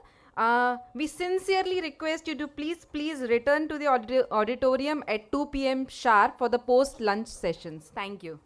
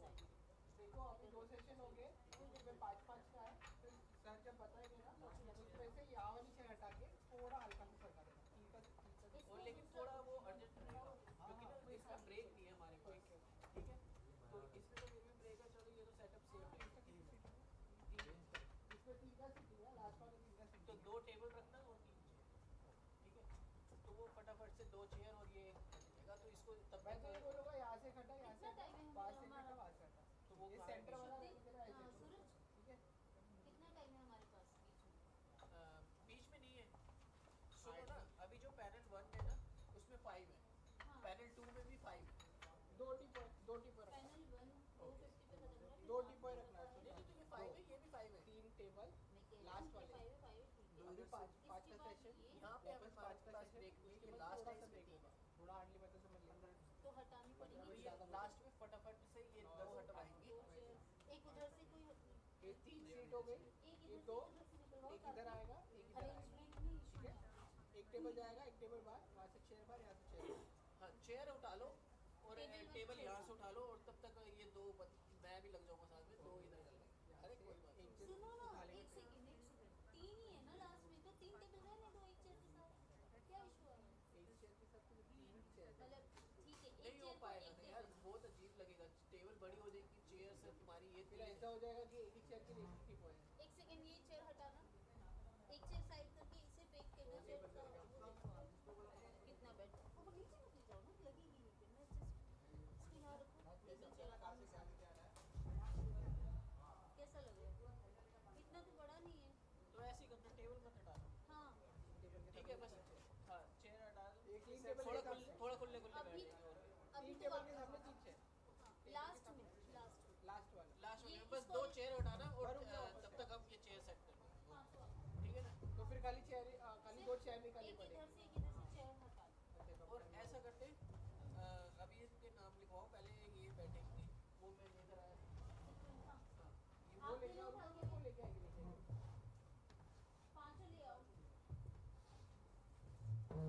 ये सबसे आगे आएंगे, ये आगे लग गए, इसको बाद में रैप अनरैप करना, वहाँ फोल्डर्स बने रखे हैं, मुझे 5 फोल्डर्स दिखा दो, और पानी को उनके बाद आएंगे, ये किधर बैठेंगे? सबसे आगे, उनके बाद में ये विकास, क्योंकि मैं ये लो विकास इधर आ गए, इनके बाद है आपके एकता कपूर, ये सेंटर में एक ही रखूंगी मैं, हाँ इनका सेंटर में एकता कपूर का लगेगा, ठीक है? और उनके बाद आ गए अल्फन, ये यहाँ रखेंगे, और यहाँ साइड, और ये सबके फोल्डर्स 5, ठीक है? वाटर बोतल और माइक 5 यहाँ रखेंगे, माइक, आप माइक ला दो और पानी ला दो, माइक पड़े थे यहाँ पे, क्या टेढ़ा था क्या? हाँ नहीं तेरा हो गया,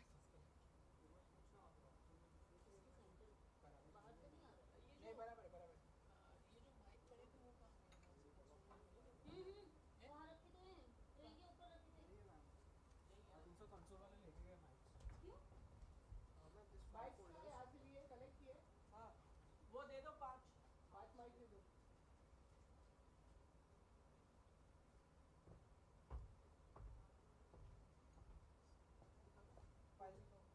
ये ठीक से रखे ना सारे, और ड्राई फ्रूट फुल है ना? हाँ ठीक है,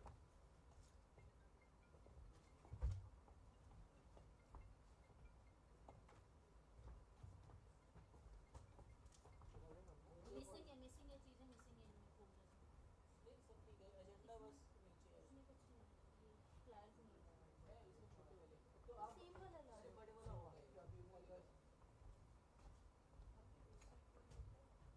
और इसमें एजेंडा नहीं, अच्छा इस पे एक इसमें एजेंडा नहीं, यार वे कहाँ है सारी चीज़ें, मैं लाती हूँ, आप मुझे 2 फोल्डर्स, मैं लाती हूँ सेट में, एजेंडा इसमें भी है, 2 फ्लावर्स, बड़े फ्लावर्स चाहिए, एजेंडा चाहिए, एजेंडा ऊपर रखो,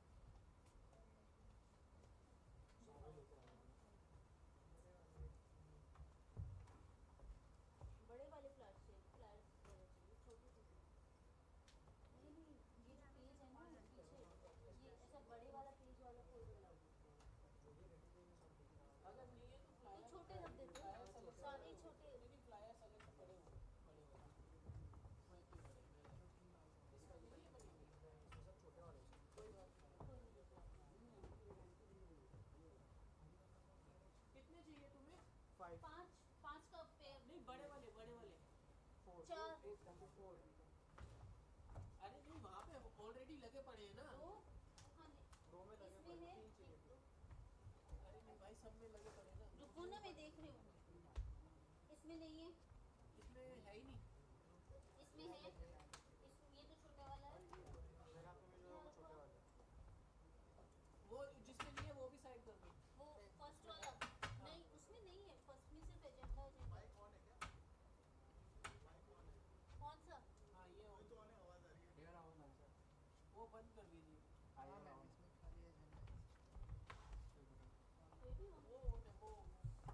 अच्छा वो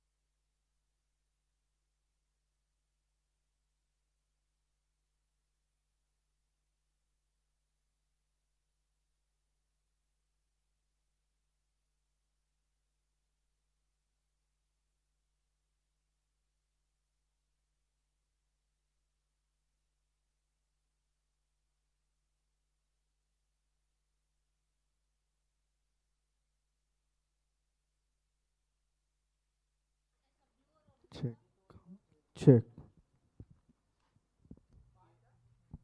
check.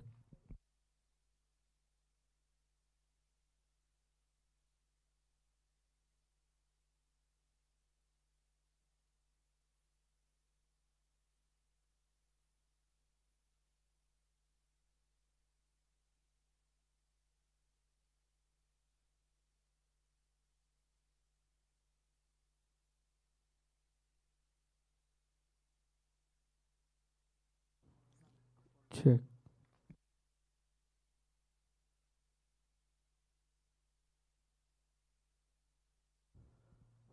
check है.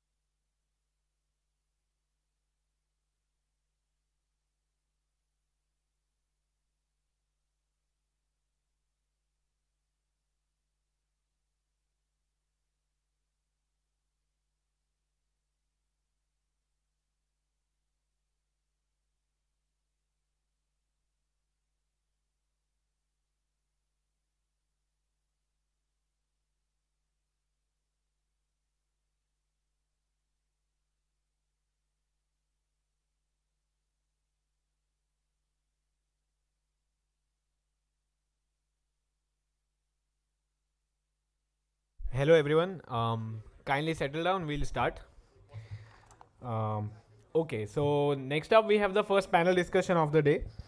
So welcome back from the lunch.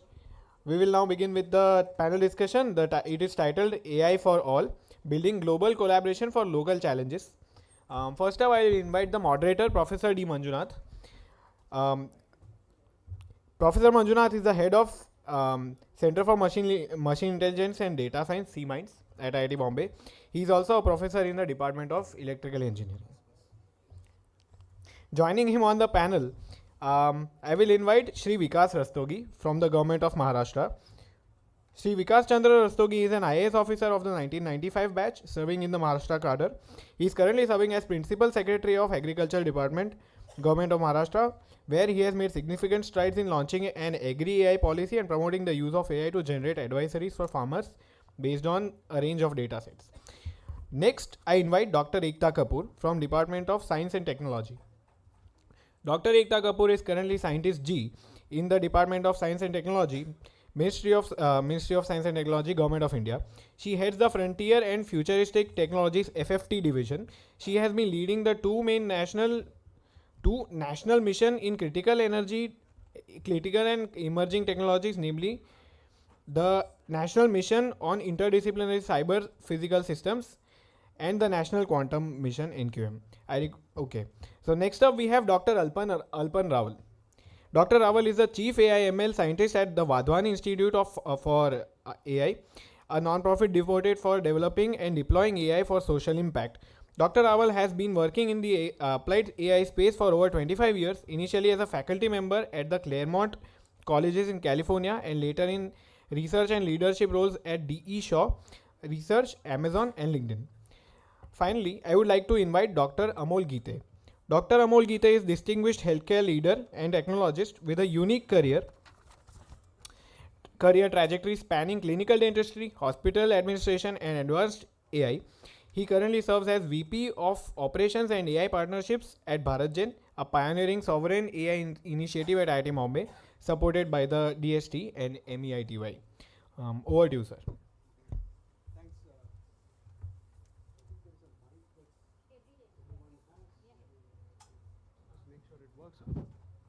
Thanks, Ninad. And welcome everybody to this post-lunch panel.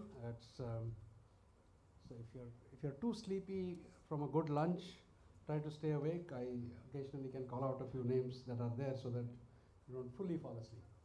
Yeah. So let me just remind you of at least I'd like to recall the CMINDS logo that we have, the tagline that we have in CMINDS, Center for Machine Intelligence and Data Science at IIT Bombay.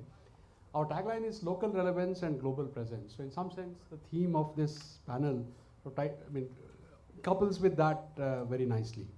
So we believe that the global presence will help build global collaboration networks to address the challenges that government, society and businesses face in India at CMINDS. That's our belief in CMINDS.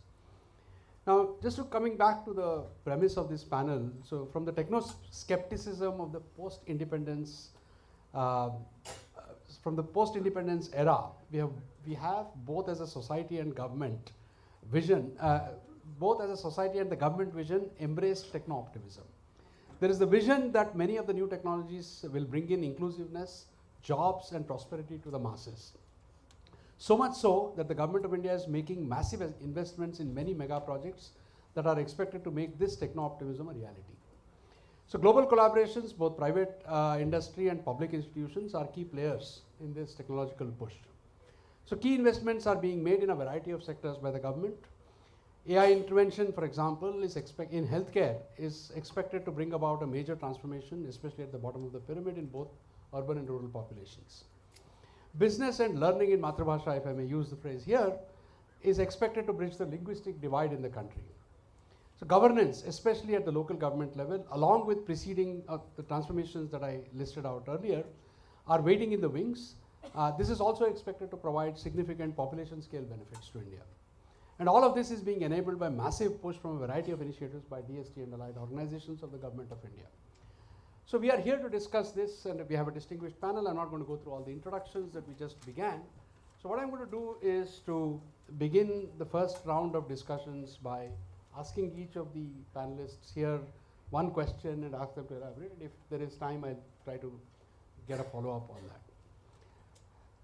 So I'll begin with Mr. Rawal. So I just go through the sequence that here, this is in no particular order. So Mr. Rawal, so the Wadhwani Institute has leveraged a strong global network to address the problems of the masses, especially I believe in healthcare. So the question to you is, how did this come about?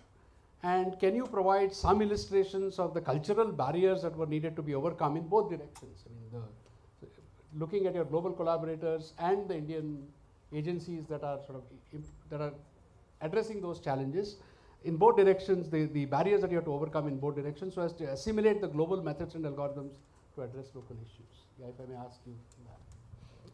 Sure, thank you. Thank you for inviting me. Can people hear me at the back? Okay. It's an interesting question. We do have global collaborations, but the global component of our work comes mostly from, of course, the research that's happening globally in AI, which we leverage, which we build upon to build solutions for underserved communities in India. And of course, there are unique challenges in adapting the global to the local. So, especially a technology like AI, the first thing you think about is the data in place? What does the data look like? Typically, the data is not in place. It's not of the quality that one expects. It's certainly not of the quality that was used to build the research that went into the papers. So you really have to adapt. You have to try out various things. You have to impute the data sometimes. You have to clean up the data. So there's a lot of data-centric issues that come up in adapting these models. Plus, of course, we have to look at other constraints. So it's not just the AI that matters, but it's how the AI will be integrated into local systems that matters. Do local systems have internet access? That's a major issue, and that dictates whether you can put an AI model on the cloud or does it have to be on a device, on a local edge device. Usually the answer is you have to put it on a local edge device for the communities for which we build AI, which are mostly rural communities or the urban poor. And so that's a huge consideration. I mean, that also puts constraints on the algorithms, the types of architectures, model architectures that we can use, what we need to do. We do a lot of work on model compression, for example, without trying to sacrifice accuracy. So these are some of the technical issues that surround the work. The cultural gaps, of course, a lot of the people who develop models, and I'm sure there are a lot of people in this room who are developing AI models, have either a Western or a Western style education, right? I would argue that, an IIT education is kind of a Western style education. And then you have to get used to dealing with people who don't have the same kind of educational background, and you have to adapt. A lot of our senior people come from outside India. They want to move back, do something for the country. And so they're very idealistic and romantic about, working for the country. But then reality hits at some point. So that's a big cultural issue. You have to go out in the field and study how your models are being used. And then they come back with, infections, with complaints about data quality, with, this is just not going to work. But it works, so you have to adapt. There's a huge cultural adaptation, but I think it's very important. We as an institute try to ensure that all our technical folks do regular field trips, no matter how rough they are, because I think that's important to the whole, KYC process, know your customer. So any specific examples of a cultural barrier? I mean, I could understand the technical barrier in terms of the quality of data. Yeah, several examples. Yeah. So, I mean, some of our projects, one of our projects, for example, in the maternal and child health space, it involves taking a video of a baby in their rural home setting and inferring the weight from video, right? So it's a 20-second video that an ASHA worker takes of the baby. Of course, if somebody is coming from a sophisticated educational background, the first question they ask is, why do you even need video to take weight? Why can't you use a weighing scale? And so and then you have to get into those issues, which is that a digital weighing scale is not scalable in India. It has to be calibrated. There's various advantages to doing this through the phone, including the fact that the data, the inferences can be uploaded to the cloud and then sort of stored on the back end. You can do analytics on the back end. All you need is a simple smartphone. Things like that. To cultural taboos where mothers in rural areas are often very reticent about people taking pictures of their babies, people holding their babies, and so on. So you have to deal with that, and as technicians, you have to deal with those aspects as well. And so you have to design data collection protocols accordingly. And these are things people are not used to. On the matter of calibrating weighing scales, a corporate hospital in not very far from here once weighed me at 93 kilos. So you can see how calibration is an issue. Anyway, so next I'll move on to Dr. Geete here. So BharatGen is a massive and perhaps a unique initiative to have a national impact. So many of us hope that it becomes all pervasive and weaves itself into what we call the common man's, weaves itself into becoming the common man's technology, much like what we in Kannada say Bharata, that is the Mahabharata, and has been woven into the cultural fabric in India. So BharatGen has a healthy mix of homegrown researchers and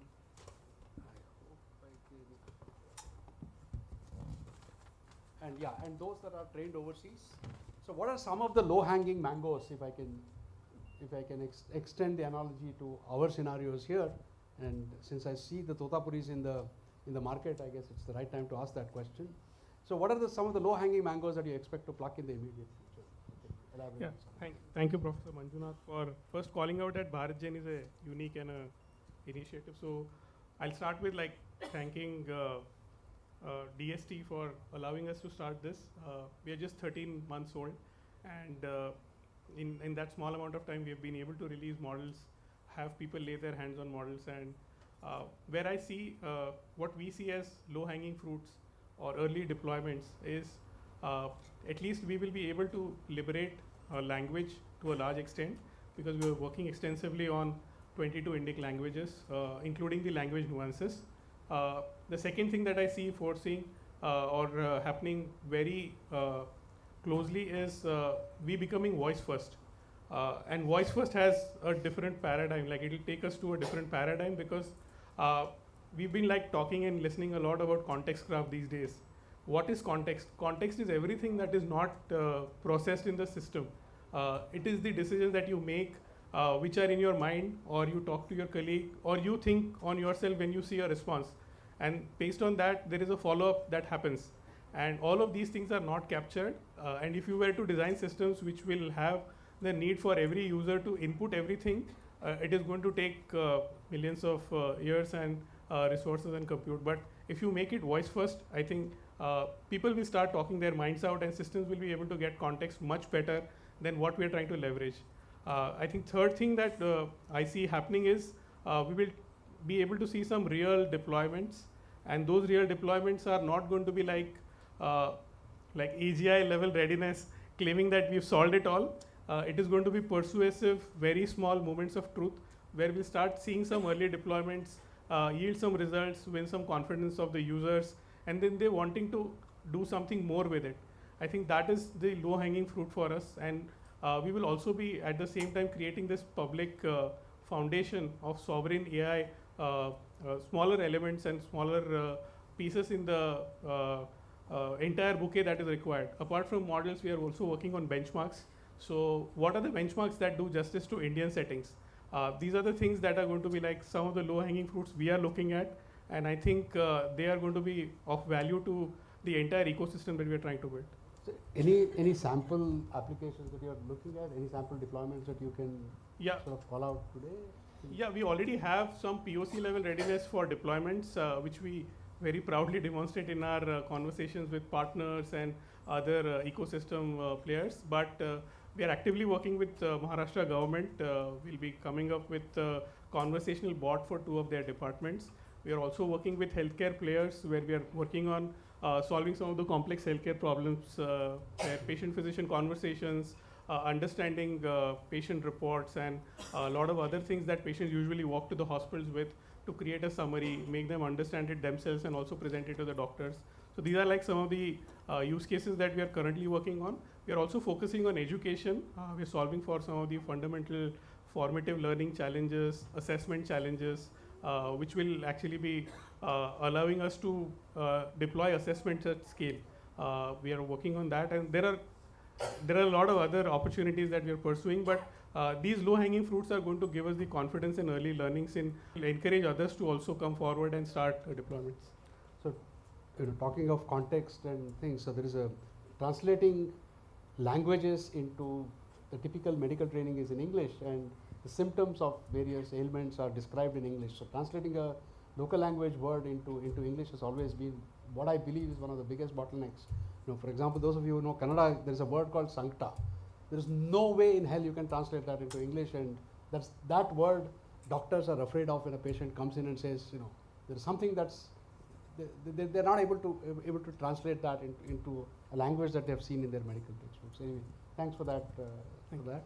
So, Mr. Rastogi, so what are some of the data incentive projects that the government of Maharashtra has initiated and plans to initiate in, say, the next 2 years?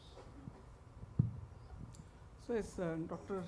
Alpun Rawal was mentioning about data is the key for any AI system that we design. Now, agriculture sector, which currently I'm looking after, generates a huge amount of data. Consider the scenario, we have more than let's say 15 million farmers having different kind of cropping practices, different farms, different crops, and different kind of scenarios in terms of the seeds they are using and the productivity they have. Now, huge amount of data is potentially available, but what also happens is since there is no immediate use of that data, or maybe no intelligent analysis is being done, the data collection systems also have their own limitation. Now, if we start using this data for AI system, then also you realize if there are any inconsistency in if the data collection strategy itself is to be used. Now, that said, we have multiple initiatives regarding utilizing this data for designing advisories, information systems, etc. AgriStack, you might have heard, which is a Government of India initiative, wherein every farmer gets a unique ID, the plot that he or she is cultivating gets a unique geo-referenced identity, and also the crops, every seasonal crop that they are taking is also recorded. So that is one. Now, other than that, we have, of course, weather stations. So more than 2,500 circles have a AWS, automatic weather station, which continuously monitors the temperature, the humidity, the rain, the wind speed, wind directions, etc., which also is a let's say prerequisite for generating forecasting, the weather forecasting by IMD and other institutions. So that's the part of the weather data. Every soil has its own parameters in terms of soil texture and soil type and the nutrient. So huge amount of data is available, is being generated. Apart from AgriStack, we have all these data sets, and what we have done is we are designing agriculture data exchange, ADEX, as we call. One purpose, of course, is to bring them on the same platform, but what we have realized that the data sets are in silos. Different institutions, organizations have it, and they don't want to share it, or probably they don't realize that if we share, then the value of data increases, the kind of analysis that you can do can be of much higher order. So designing an ADEX is basically bringing all these data sets along with the universities' data. Our agriculture universities and ICR institutions, they also come up with a lot of research data, varieties of seeds, their output, etc. So we want to make it available within the government institutions and also share it with the private entities for common good, for designing better algorithms, better systems. So ADEX is being developed. Apart from that, we also are developing a sandbox wherein the startups and companies, they can play around with this data and then test their algorithms. So on the data part, there is a lot of initiatives going on, and if we say about utilization of the data, then Mahavistar, which is a AI-based chatbot, is basically utilizing that data for generating advices for the farmers. So how much of these data is available for public use without subscription, or all of these? Typically some kind of a subscription based. So as I said, edX is being currently under development. So as of now, there is no platform where the data is actually available, but depending on the requirements, we make it available to various entities. So that will be much more, let's say, kind of systematic way of exchanging data. Not only public data, but also private data, because a lot of private sector so generates data about logistics, storages, exports, etc. We also want to bring it the same platform, and using DPDP framework and also the protocol for sharing data, we would like to make so it. Much of the data that you have is not personal. So does DPDP apply? We do have personal data, a lot of personal data, because all these direct benefit transfer schemes do collect a lot of personal data, which of course has its own protocols of Aadhaar vault and etc. That is being taken care of. Thank you. So Dr. Kapoor, so Government of India is bringing out many new initiatives in AI. So could you elaborate on some of them with details of the impact they are creating on the economy as a whole? Very good afternoon, and first of all, thank you for having me here as a panelist for this important topic, AI for all. I think AI is now in the air, and it is actually for everyone.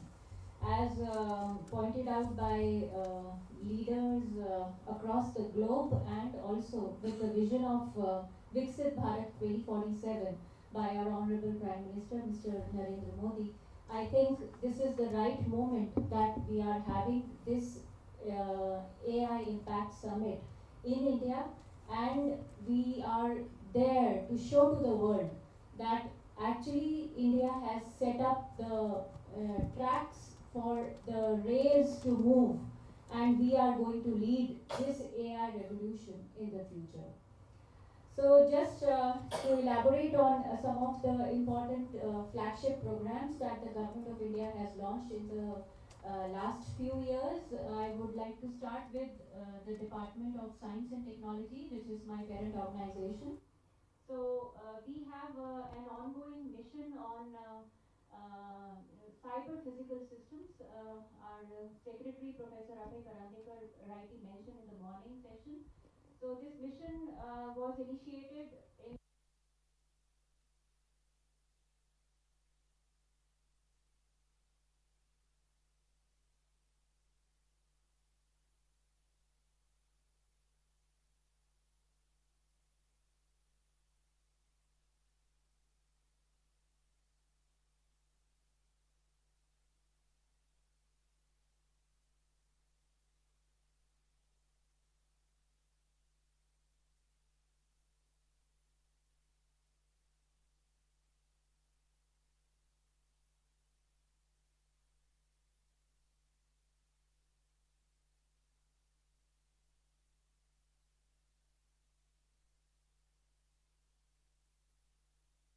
the mindset of academic institutions to move from paper publications and patents alone to doing translational research, developing products, and commercializing them. And this is the beauty of the TIH, that it actually functions as a catalyst to carry out translational research. The TIHs, which have been set up under this mission, carry out activities under 4 different domains to cover technology development, entrepreneurship or startup ecosystem setup. They also work on skill development, enhancing the CPS researchers base across India, and they are also working on international collaborations in their respective technology verticals. All the technology verticals, the 25 of them, are belonging to areas of critical and emerging technologies, to include AI and ML, to include cyber security, data analytics, IoT and IoE, etc., etc. So this is, in a nutshell, what NMICPS is doing.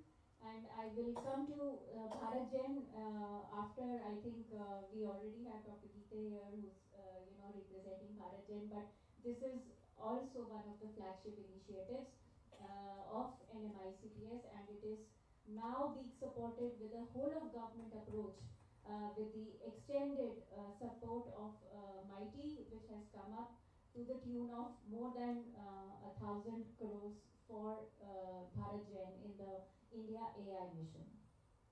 As I speak about the IndiaAI mission, I think again we all are, witness of the great initiative which has been launched by the Government of India. It is being implemented by the Ministry of Electronics and IT, and the mission aims to provide a huge compute power to the country, to the researchers, academicians, to MSMEs, industry, startups, and this actually will empower each one of us to use this AI power to translate and develop technologies which will be beneficial, which will be available for the service to the society. Then, of course, in the ANRF, the Anusandhan National Research Foundation, there has been a mission which has been launched very recently. It is the Maha mission on AI, science and engineering. The calls for proposal are open for that, and it's again, I would say, a whole of government approach with our other departments of the Government of India also supporting it, namely the DPT, the Ministry of Earth Sciences. We also have MeitY, and we have ICMR, the Department of Health Research, contributing to this call. Again, with the Ministry of Education, I would like to mention we have the plan of setting up 4 centers of excellence in AI, and these centers of excellence again, will be focusing on 4 major areas to include agriculture, education, healthcare, and sustainable cities. The centers have already been set up at 4 different locations in IITs in the country, and I think this will again give a great boost to research in AI in the country. Lastly, I would like to again mention that as a part of the research, development and innovation, the RDI scheme of the Department of Science and Technology, which is being implemented by DST, a rupees 1 lakh crore RDI fund has to be disbursed in some key sectors which are called the sunrise sectors.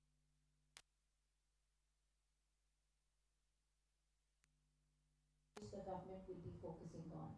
So I think with this huge plethora of activities and the programs that have been set up, the stage has been set up for each one of us to perform and to leverage the talent that is available in the youth of the country for the betterment of the society.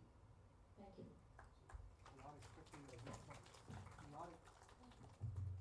Expecting some kind of a leapfrogging, so I'll come back to that in the next round. So, Alpan, so just a quick question on the kind of activities or the nature of the nature of the way in which you function, nature of way in which things happen at Vadhvani. So, how many pilot phase projects graduate to a fuller project, and could you just give us a sense of why, whatever that number is? I mean, if it's large enough, I mean, why are you happy? I mean, why does that come about? If it's too small, why does that come about? And a quick response to what do you think is your vision of AI, inclusive AI?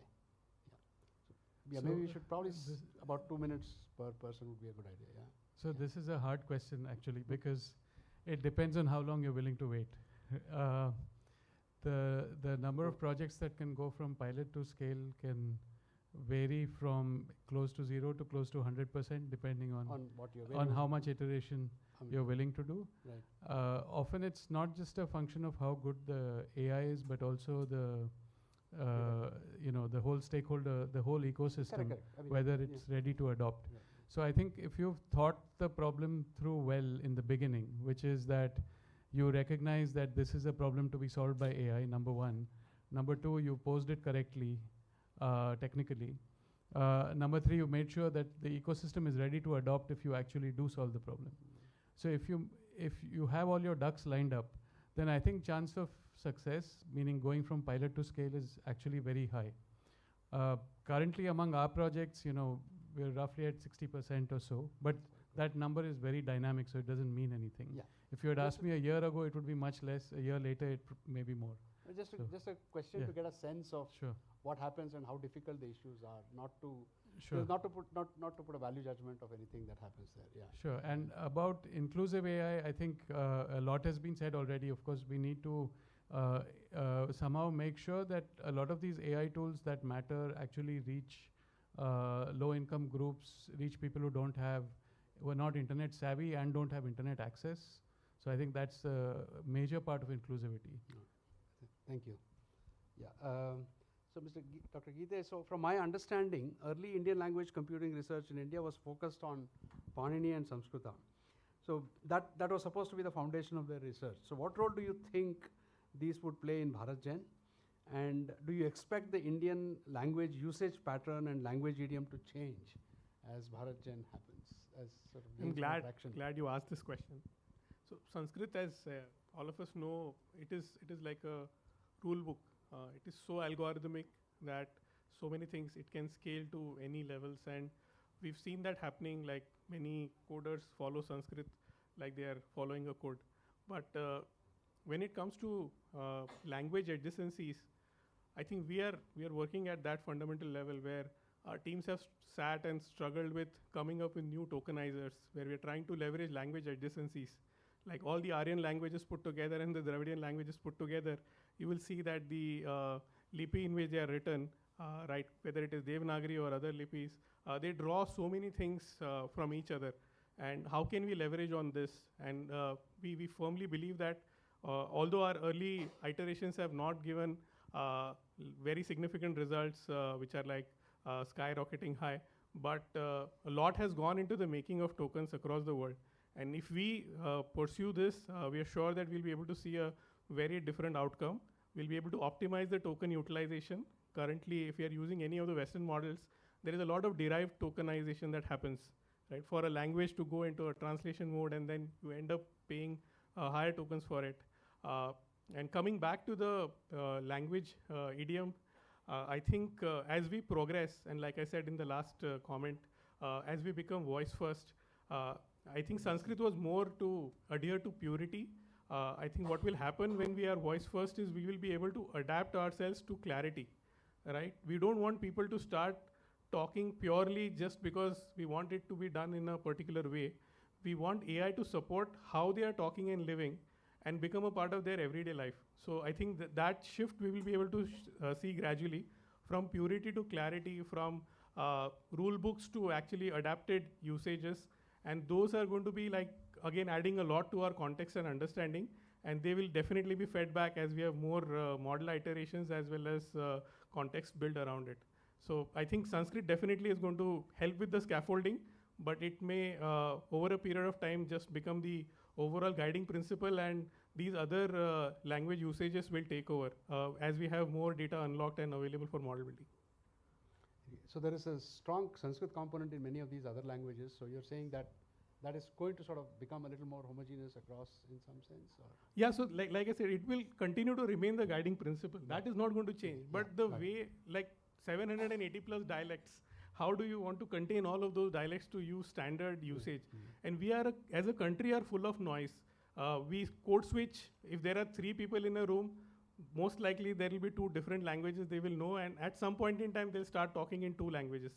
And we are a country full of noise. We are not like the Western isolated environments where these AI applications are going to be used in perfect isolation.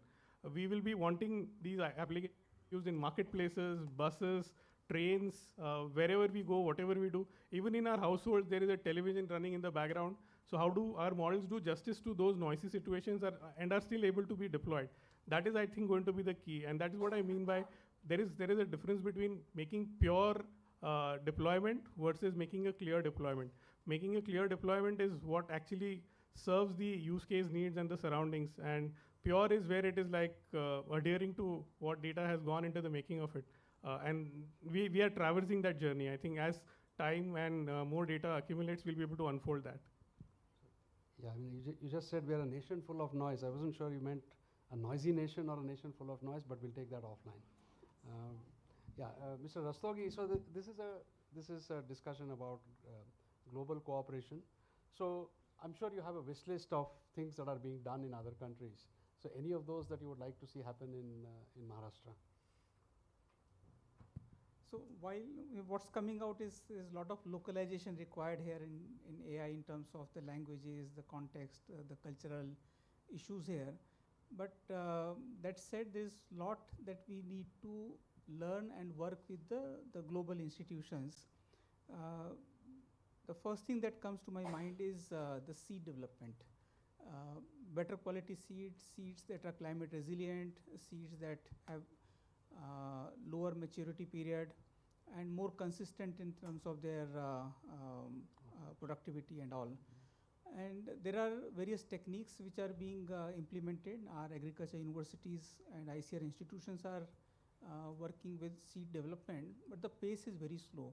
For a new variety to come up, it takes 8 to 10 years, even sometime even more. And it is possible to use AI to speed up that process, analyze the performance of various seeds, and then give the best seed to which is, let's say, applicable for a particular agroclimatic zone. So that is something which, whether it's a genetic editing or speed breeding, etc., there is a huge opportunity for us to learn. And keeping that in mind, I mean, this is one example. There are multiple other examples where we need to work with other institutions across the globe. And keeping that in mind, on 22nd, 23rd February in Mumbai, we have Global Agri-AI Summit, which is a satellite event of IndiaAI Impact Summit in Delhi. And we are inviting the global institutions, academic institutions, think tanks, industry, startup, to offer them the same platform where they can learn from each other, share their experiences, and have a clear vision ahead. Fantastic. Thank you. So last question to you, Dr. Kapoor. So with so many AI initiatives from DST, so there is a word that has been very popular for the last 30, 35 years, at least of my understanding of many things that the government expects. So they keep saying that we want to leapfrog. So the many AI initiatives from DST that you have, so what kind of leapfrogging expectations would you have from the people who are funded? So, I mean, yeah, maybe a couple of minutes if you don't mind, so that we can close on time. This is one of the questions which I have always asked my leadership, that as a mission director of this national mission and also implementing the mission across all premier academic institutions, what is the expectation we must have? And this is actually now running in our blood, that we need to leapfrog what we need to do. Number one, I would just give 3 points here. Number one is, let's change our mindset. Let's leverage our talent, the strengths that we have, not just for publishing, not just for patenting, but bringing out a technology which will be available in the society, available for our own people for use, and that is, utmost need of the hour. The second thing is, let's not work in silos. Let's work in collaboration. BharatGen per se is an example, a living example of a consortia which has 7 members, and the consortia is expanding each day. We have discussions with the BharatGen team, and we come to know, oh, we want to add this particular institutions because they have this strength. We say, okay, we are okay with it, provided it is within the gambit of the project and within the financial purview. The third thing, and again the most important, is we must focus on the scale and the diversity that our country has. We must consider this diversity as our own strength. Again, I would like to give an example of BharatGen, that the generative AI models which are being built in BharatGen are actually tailored to meet India's linguistic, cultural and socio-economic diversity. We should scale up our projects, and our technologies developed should be for our own people, but they should be scaled up to cover the entire diversity of the country. Thank you. Thank you. Okay, I think I'll end by being Narada for a few minutes. So I'll try to pit the two people who implement projects to people who fund them. So first question to you, Alpan. if you had one thing to ask the government of Maharashtra, so you're doing local impact, so that your impact could be 3 dB or even 10 dB higher, what would you ask Sri Rastogi? And not money.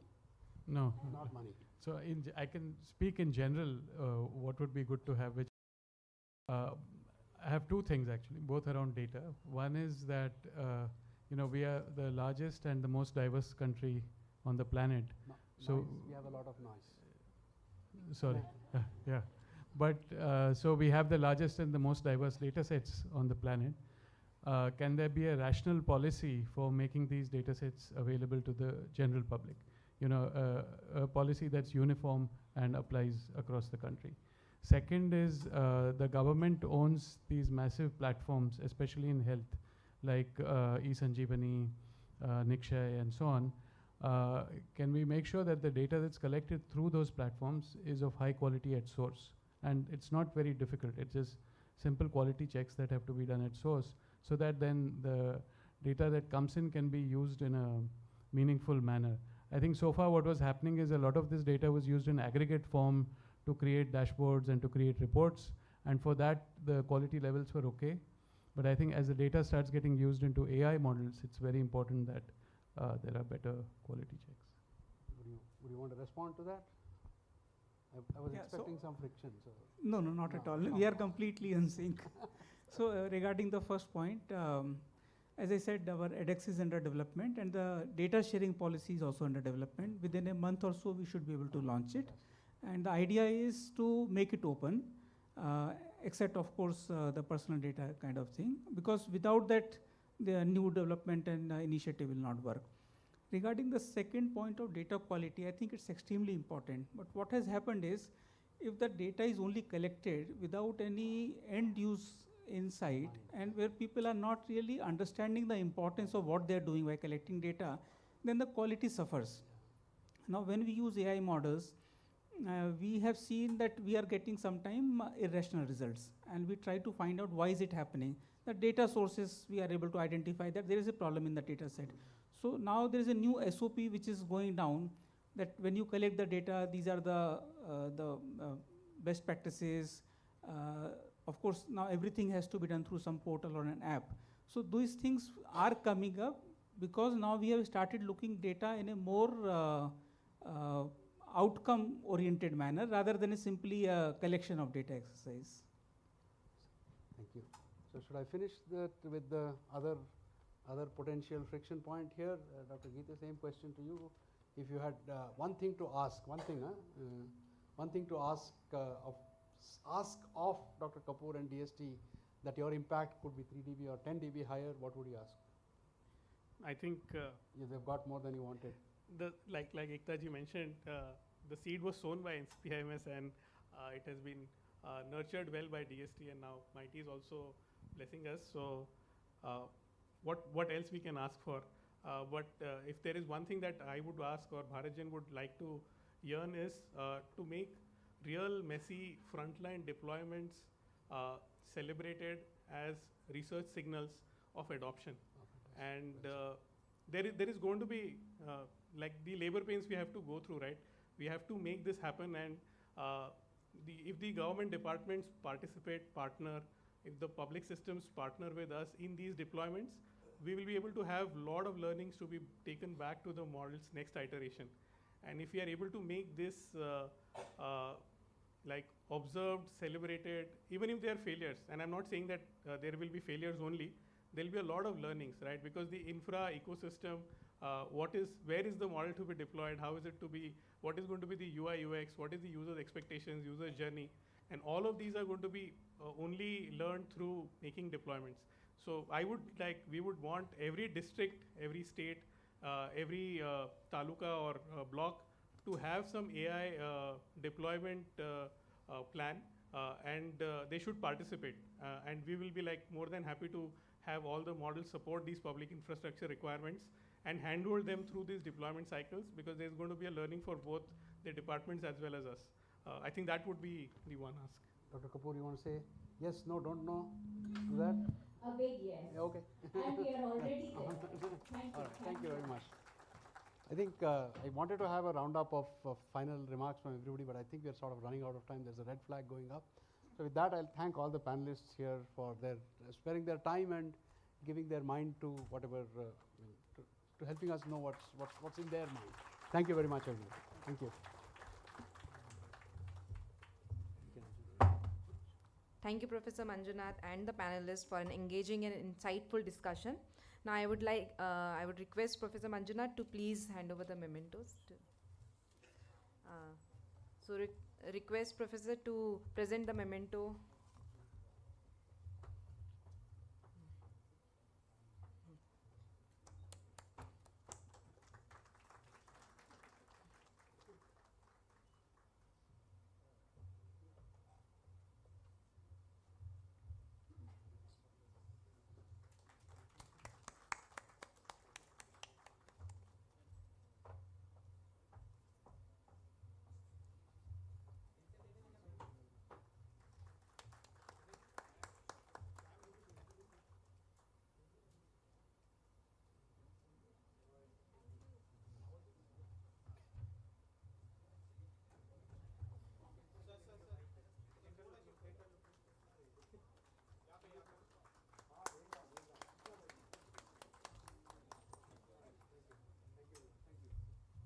Thank you once again to all.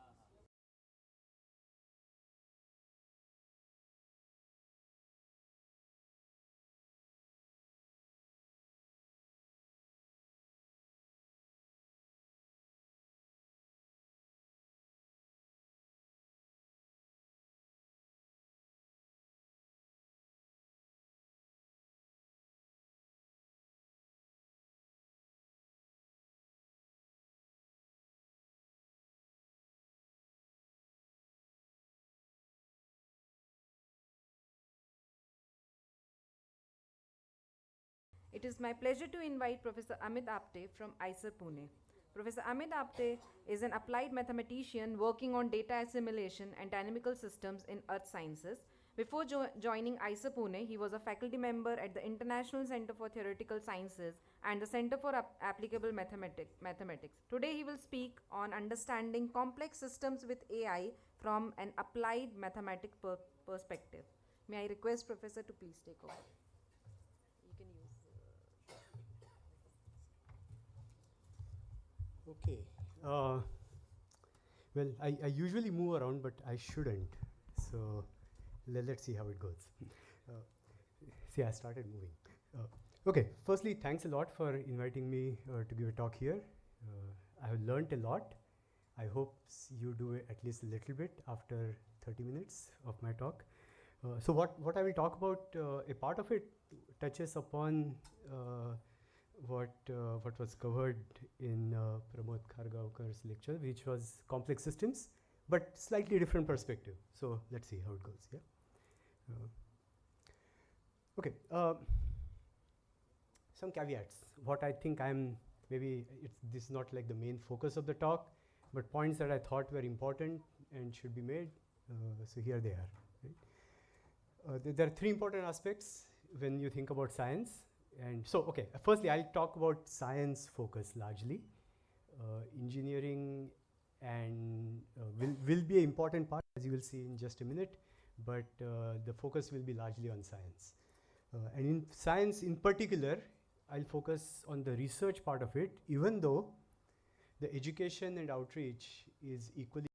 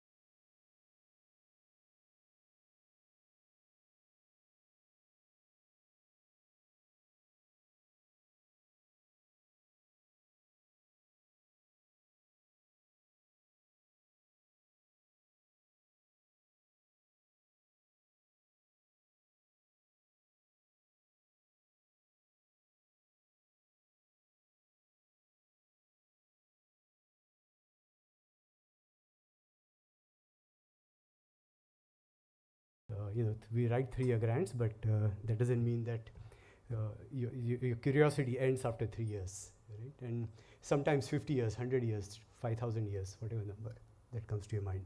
Yeah. But engineering clearly plays an important role for a couple of reasons in particular, which is that, at least in my mind, AI is a largely engineering topic right now, which is good, and hence indispensable for future developments, even when you want to apply AI in science. So engineering will come in as an indispensable part of using AI in science, right?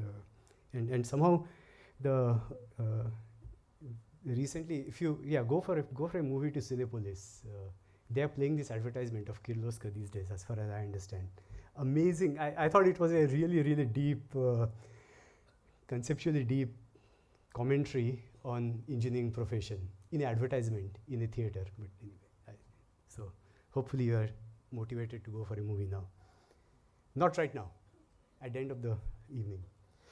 So the other thing was that if I guess the agenda is to endorse or expressly support or promote AI use in science, maybe this is kind of like at least a note of caution, if not a vote of dissent. And I'll explain more as I go along. Yeah. And the last thing, it's something I guess part of the part taking on from that essentially is that AI does provide us with tools, I hope companions as well, as you mentioned, not just tools. But AI already is kind of disrupting how our basic notions of scientific development were built. In particular, so I don't know how many of you know about the weather prediction models that are being used currently, that are competing extremely favorably, AI weather models that are competing extremely favorably with traditional models, and they're essentially non-Markovian in nature. Our fundamental notion about how nature develops is Markovian, and these are not, but they seem to work equally well. How do we reconcile these two facts? It's something that we have to really deal with.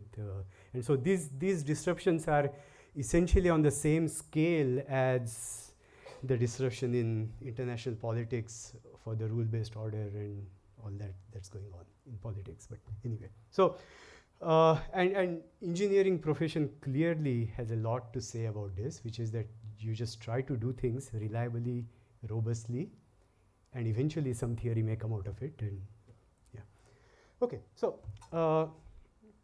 here is, so those are the things I will not talk about in detail, but here is what I would. So you can sleep after this, wake up after 20 minutes, and go for tea. So I guess many of the current applications are essentially leveraging this very fundamental basic fact that we have very high dimensional large data sets. Humans are pretty bad at understanding these kind of structures because our intuition has developed based on 3-dimensional world where we live, and when you go to 15 million dimensions, we don't know what to do. And the AI models provide us some tools, even though they are black boxes, some tools to organize these data, put them into structures that are then eventually useful. So that's sort of say I think the fundamental fact, right? And one of the things that they do lack, and this can be debated ad nauseum, is the reliability and robustness that is available for many of the engineered systems over the last 50, 100 years, 200 years, and so on, right? Again, as I said, this is a long discussion. I won't make, I won't justify this in any great detail, but I feel that this is one of the points that does need to be addressed, and I will come to one way that a viewpoint that applied maths provides that is useful to think about these issues. And going beyond robustness and understanding where utility, at least if systems are robust and sort of say reliable, then you can use them even if you don't necessarily understand what's going on inside it. But science usually doesn't stop there. What we would like to develop in scientific understanding is how and why things are functioning, and not just that they are reliable, right? And this lack of understandability largely, which is, I would eventually argue that that's not the same as explainability at all.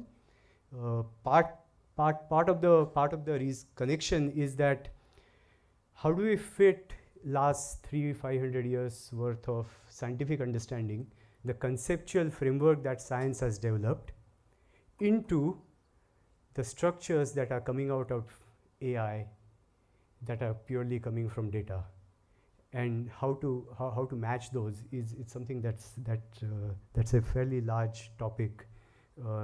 Addressing that will be essential to apply AR for science, right?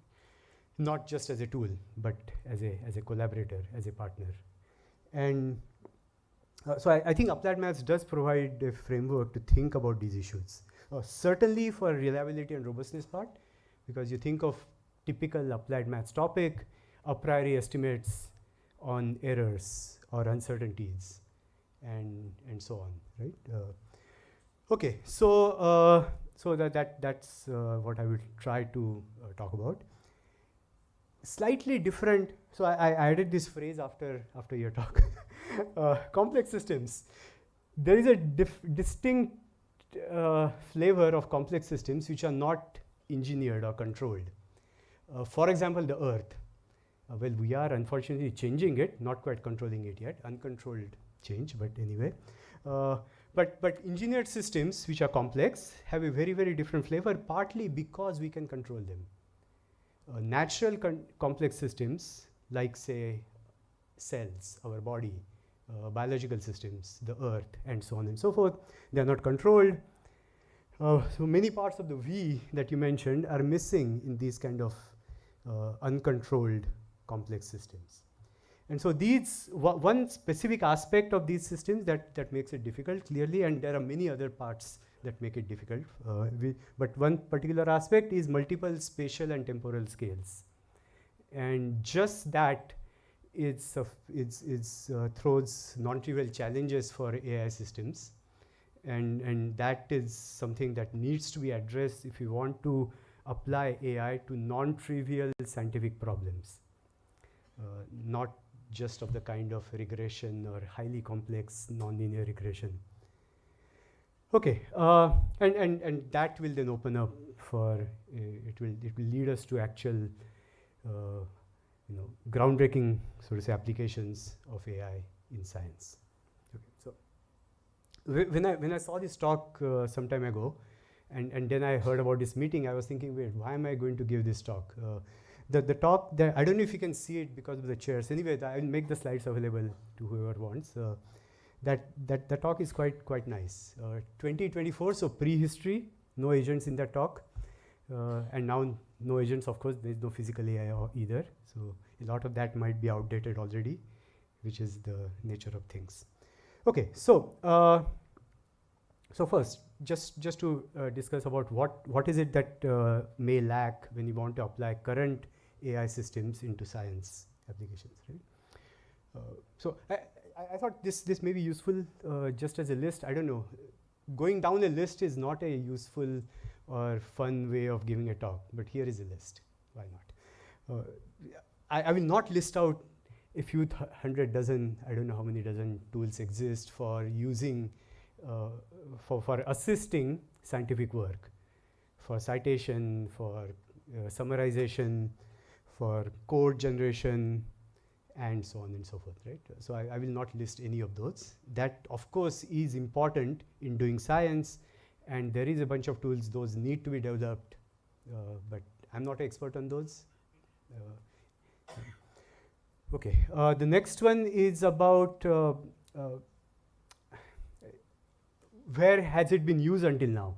And again, there's a very, very long list, going all the way from Nobel Prize winning things to I should have put smart shoes maybe instead of toothbrushes, but shoes, toothbrushes everywhere, right? So there is a long list of applications of AI already present, which I'm not going to discuss at all. Okay. And something that just came out very, very recently, maybe 2 weeks, I don't know, a month ago, something like that.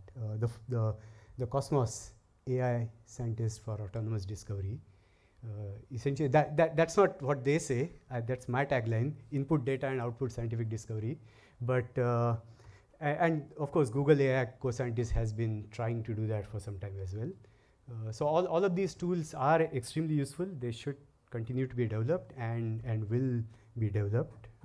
But again, I don't work on these topics. I don't develop these tools. So.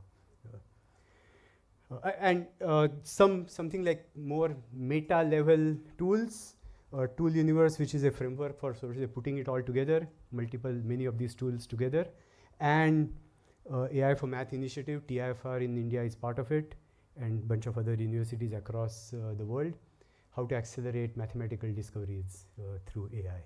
Yeah? Okay. So these are things that are currently going on. And given all this that's going on, do scientists become irrelevant, and we just sort of say give prompts, and then all the actual scientific work is done by these tools or not? I don't know. It's up to you to decide, right? If you're a graduate student, well, don't be worried by the bottom line there. Graduate students still have a huge value in this ecosystem. Okay. So here is at least I will talk about one sort of say successful story, largely also because that throws up the issues that I mentioned about non-Markovian models and so on. Right? And this was from the paper in 2023. It's already updated in 25, and the WeatherBench website keeps updating the weather models that are based on AI. Apart from the top two, everything else in that list is AI-based weather forecasting model from 2023, and the current list is on the web page of WeatherBench. And they already pretty much perform essentially on par with the best of the weather forecasting model based on physical equations, Navier-Stokes, and so on and so forth. So here are some benchmarks that are available on the WeatherBench website, and they keep updating it, I don't know, every month or every week or something like that. And blue is good, red is bad. The darker blue, the better. And the top row is the actual physical models, and everything in pink, that is Pangu weather downward, is all AI models. And you can see that the AI models are essentially are equally blue as the top model over there, and essentially they're doing as well in most of the metrics that are actually used in practice to decide.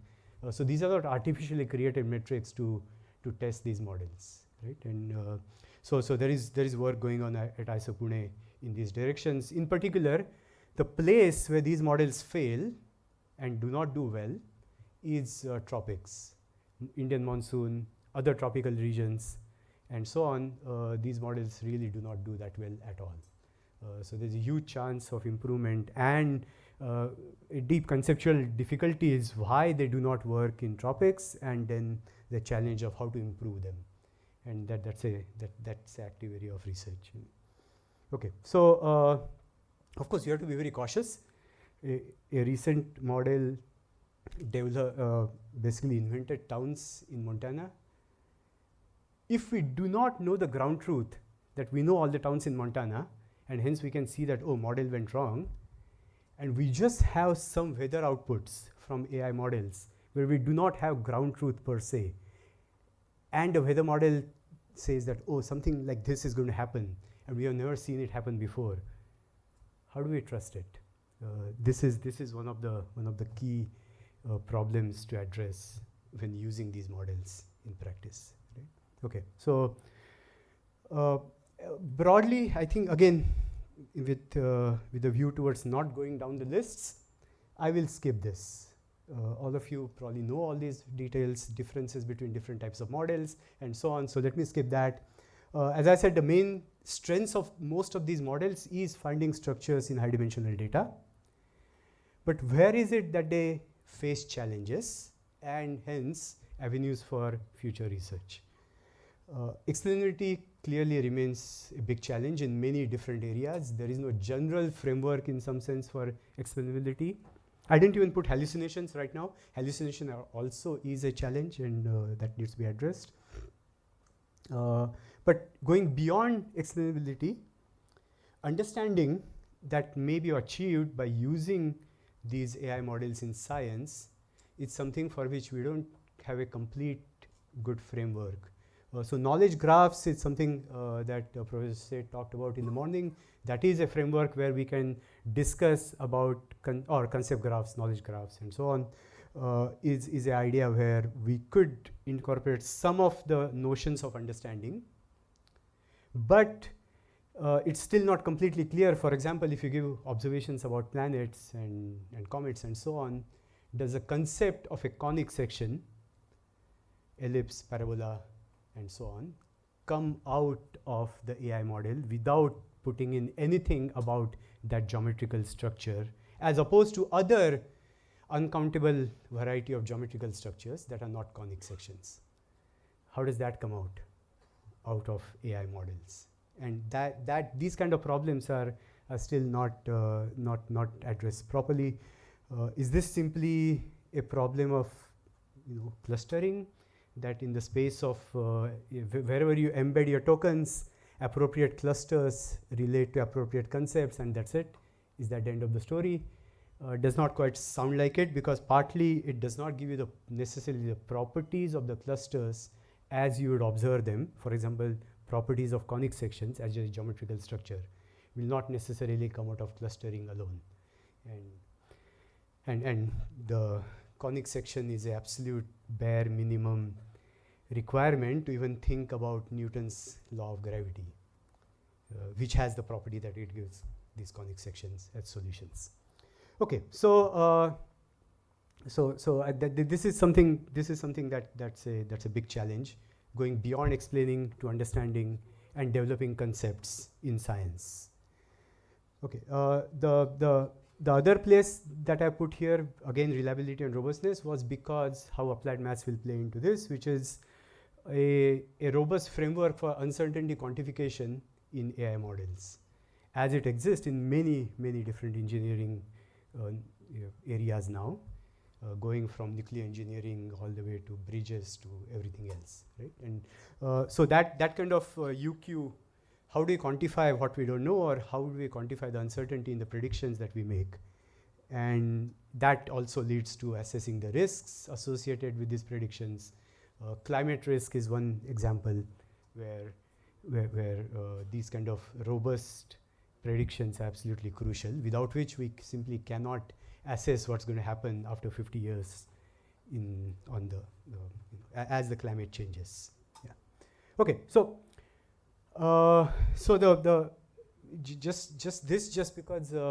just to point out the differences of a natural and not engineered complex system as opposed to a engineered Earth. Almost everything that you see in this picture is not controlled. We are changing it, as I said, we are changing it, unfortunately, but it's not controlled in the same way that you design a air conditioning system or a speaker and so on and so forth, right? Transportation is controlled by us, yes, but most other parts of this complex system are not controlled by us.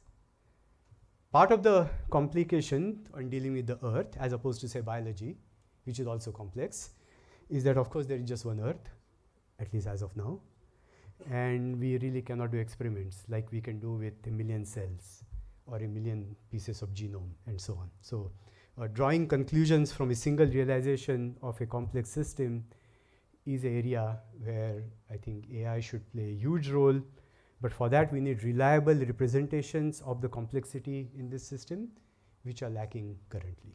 So, okay, so I'll skip this. Part of this was in some sense discussed about how scientific theories relate to models, and how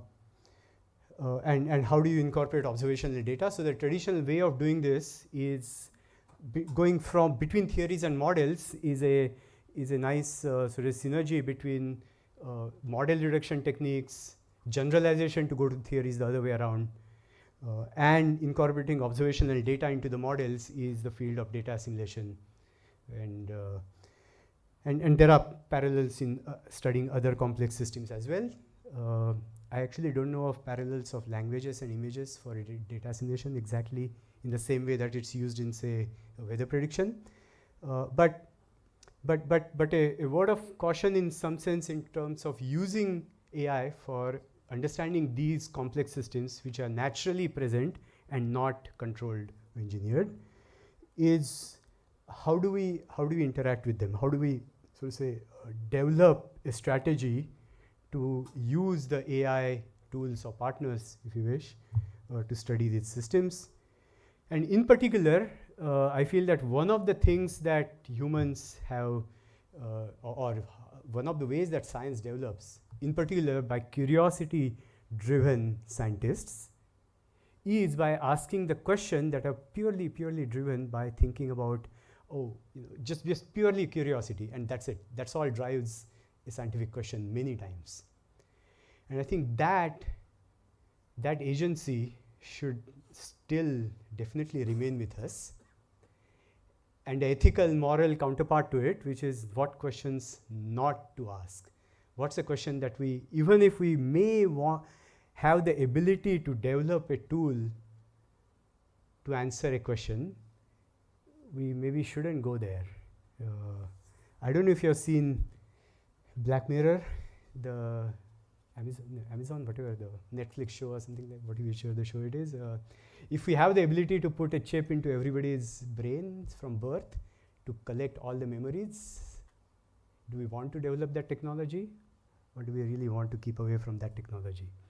That every memory of mine from birth onwards is stored in a chip, and then I don't know what to do with it, but anyway. Okay, so I think this is something that has to be addressed. It's something that's not going to be obvious. The atom bomb is example, but anyway. And just last bit about natural complex systems as a word of caution. The problem of Reynolds. Reynolds did his experiment in, I think, 1880s or something like that.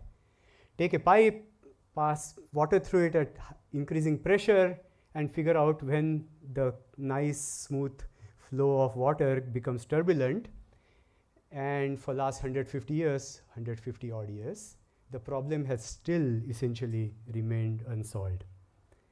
The transition to turbulence, so this is from 2022 or 24 actually, is still something that defies a complete detailed understanding of simply transition to turbulence in a pipe flow. And this is, this paper, for example, is something that uses experiments, simulations, and very deep theoretical frameworks based on renormalization groups and so on and so forth. Even with all of these put together, no AI in this paper, because it's simply not reliable or detailed enough to give any insight into this problem at all. So there are clearly important curiosity-driven scientific problems that are far from being even conceptualized in the language of AI as of now. And this is something that we should not be neglecting at all, and or thinking of this as a challenge for how to develop AI systems to address even these kind of problems, for example. Right? And just aside the timescales, October 2022, April 2024, 3 conferences have gone and come and gone, and your AI tools have become completely obsolete before the paper got published. But anyway, so timescales are clearly very different, right? Okay, I think that's pretty much all I wanted to say.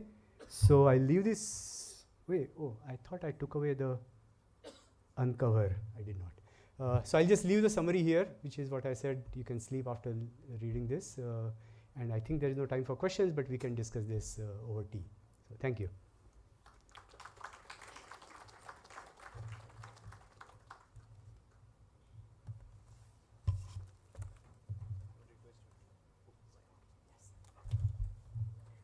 Thank you, sir. So I'll request Professor Shivgaonkar to come to the stage and present Professor Amit with the memento.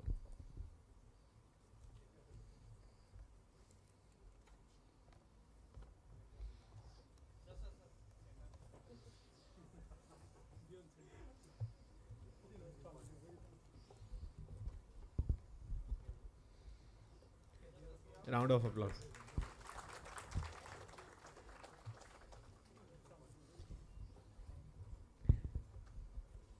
Thank you, sir. So with that, we'll take a very short break of 10 minutes. We will be back at 15:43. Yeah, so this is just a small transition break. Is there, right? There is running tea at the 9th floor. So have it and come back on time. Yeah, so please, this is just a transition break because we will end the session before 5 itself. So please don't go away.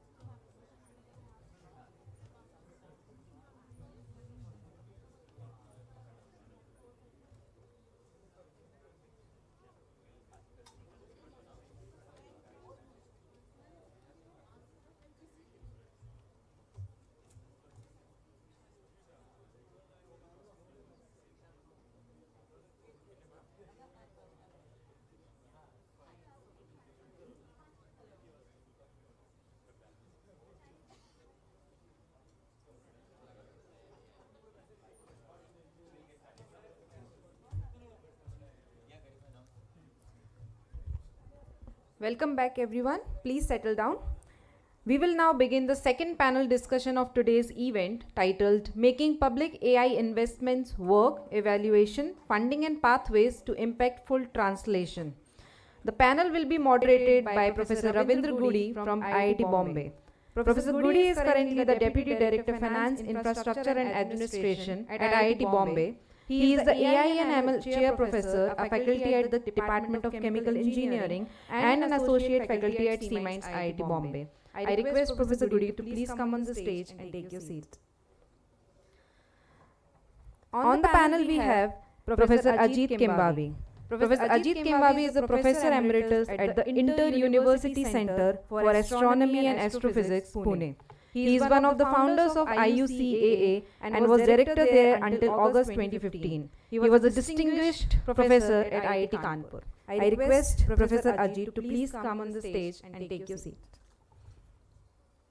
Next on the panel we have Srimati Sunita Verma. Srimati Sunita Verma is the Group Coordinator for R&D in Electronics at the Ministry of Electronics and IT.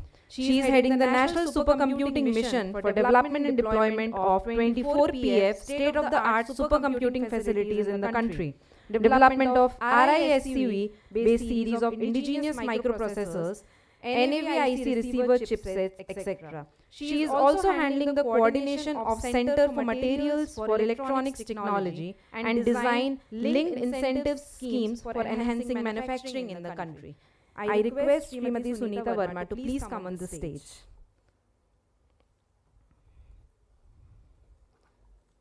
Next, I invite Professor Ramesh Jain. Professor Ramesh Jain is the Emeritus Donald Brent Professor and Founding Director of the Institute for Future Health at the University of California, Irvine, and a co-founder and board member of the Indian AI Research Organization. So please come on the stage and take your seat. Next, I invite Ms. Sohini Rajola. Ms. Sohini Rajola is the Executive Director Growth at NPCI. Ms. Sohini brings in a wealth of experience and a strong passion for building impactful financial solutions. With her experience spanning payments, banking and digital, she is a keen observer of fintech developments and mentors startups. I request Ms. Sohini to please come on the stage.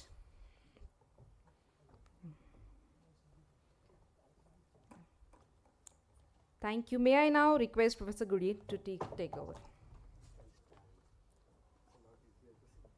Sure.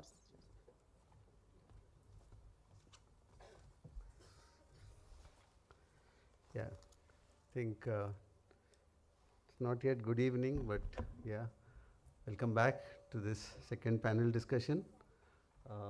The title is, as you see here, Making Public AI Investments Work, Evaluation of these investments, Funding and Pathways to Impactful Translations.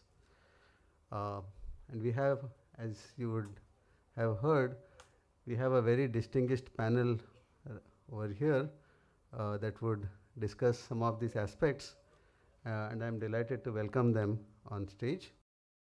Just to provide a little bit of a context, we are talking of deep tech here, looking at chips, clouds, models, and typically, like all deep tech related projects or initiatives, the translation of this needs to consider a lot of aspects related to how do we mature technologies in this area.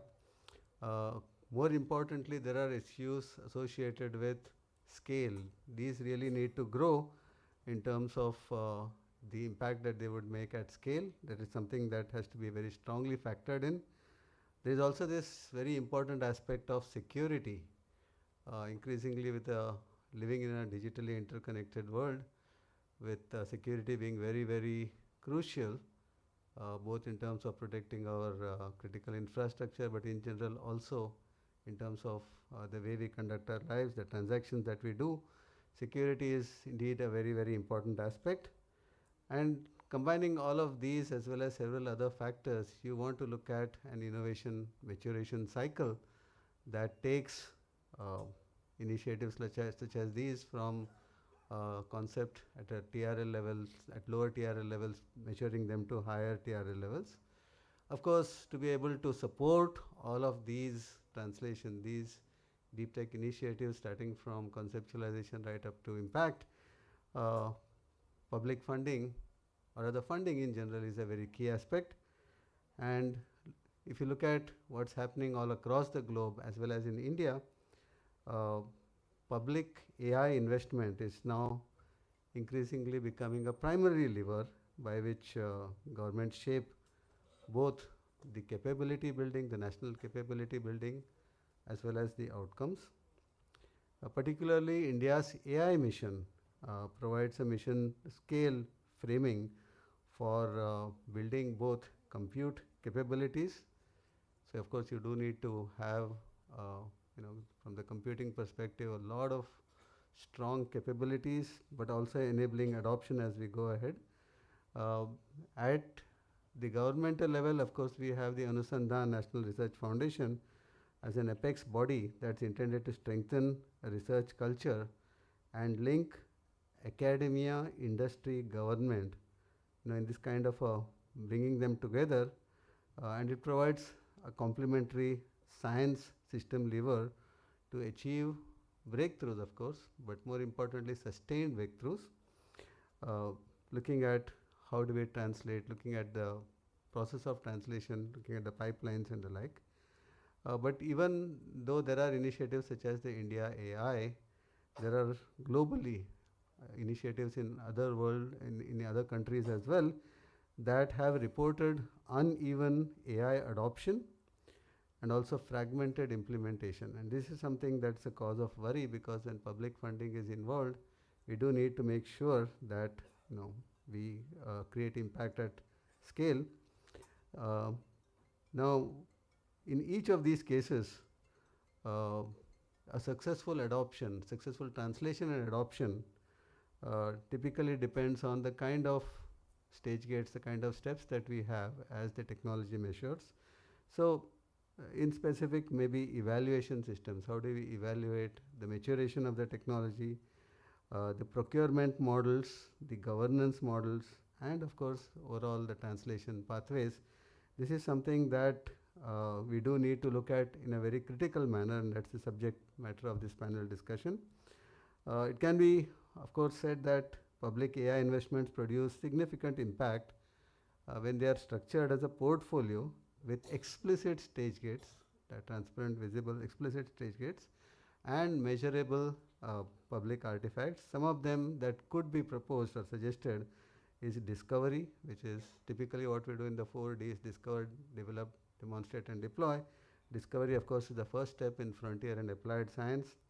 Validation across benchmarks, reproducibility, safety, cost, and performance. Translations, looking at pilots, deployments, regulatory and procurement readiness, as well as scaling, which is really the platforms, the DPI integration, the workforce development, competency development amongst the workforce, and then the industry uptake.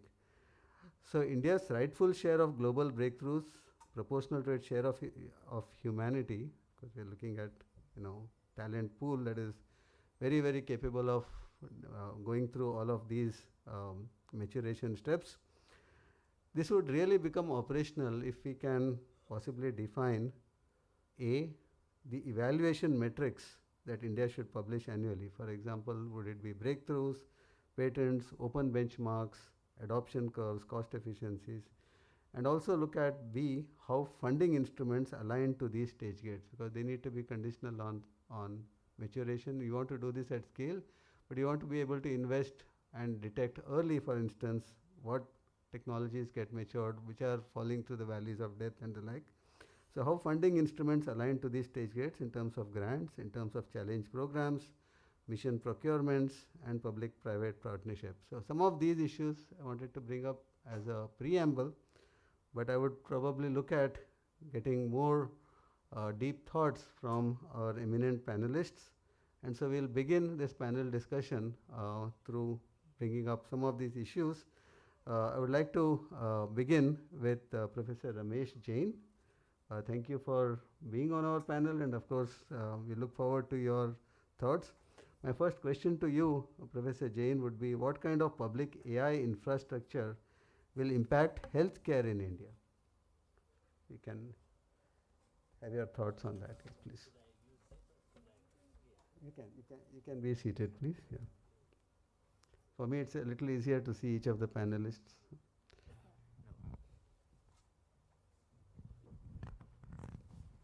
Hello? Yeah. Healthcare is very, very interesting area. On one side, all of us care a lot for health. On the other hand, most of the time, we don't even think about health. Just think about a very, very simple thing.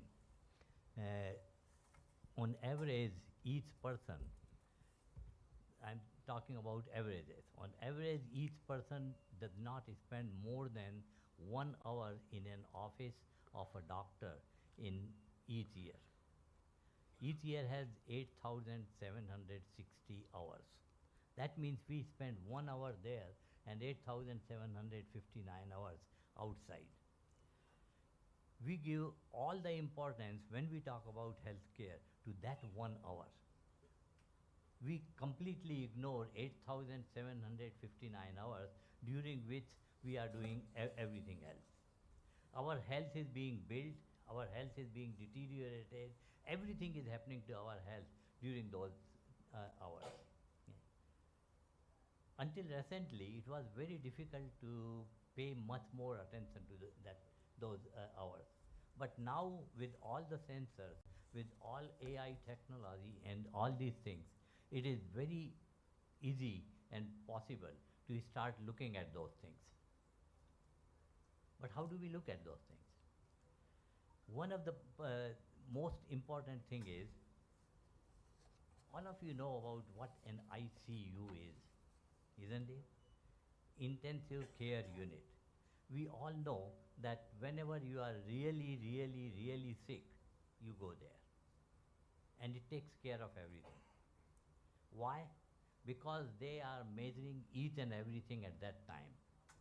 Doctors and nurses are available to attend to you. Can we do that to every human being as soon as the person is born till they die? Keep them in ICU. Yeah? They will live all their life in ICU. Now you will think that I am just joking and I am being funny, but that's a fact. Now we have all the tools and technology that every moment of your life you can be monitored better than you are monitored in ICU. Using all the sensors, using all the AI technology, all the cloud computing, mobile computing, and everything taken together, we can do that. Why not we do that? And this is one area where India can be a leader compared to any Western country. And the reason is, in Western country, legacy is very strong. I sometimes say, because I know two countries very well, India and US. In US, healthcare is neither health nor care. It's pure business, pure business. In India, it is take those two aspects, it's neither health nor care, and add to that Bhagwan Bharose also. Yeah. Yeah. Now, the thing that is most important to us, how can we take care of this? So answer to your question is, can we build infrastructure where we are monitoring people, measuring all the sensor things?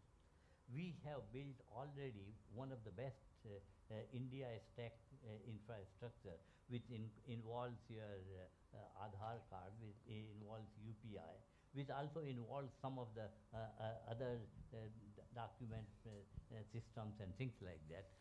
Can we remove some of the limitations of those and put on top of that this health stack, where everybody's information is coming there, is being measured and monitored? Just think about this, what it can do to all the chronic diseases. Yeah. And that's where I think we got to go. Yeah, I think there is, of course, a demonstrated example of how India has played a key role in Aadhaar for identity and UPI for payments, online payments and the like. There is a lot of initiatives in digital health that are beginning to emerge now, and the platform that you suggest perhaps can, of course, build on our experiences with some of these successes and then be able to scale them for digital. That's right. All the innovations take place when there is a serious need, which we have, and there is infrastructure available. One thing that I forgot to mention is India has not only this digital infrastructure, but India is very unique in creating some things like ASA workers. Those things are extremely useful. And just think about this, if we put this infrastructure and use ASA workers to attend not only to 10 families, but 50 families very effectively, what it will do to the healthcare delivery, right? cost as well as impact, yes, indeed, yeah. Thank you very much, Professor Jain. I will switch over to Mrs. Sohini Rajola.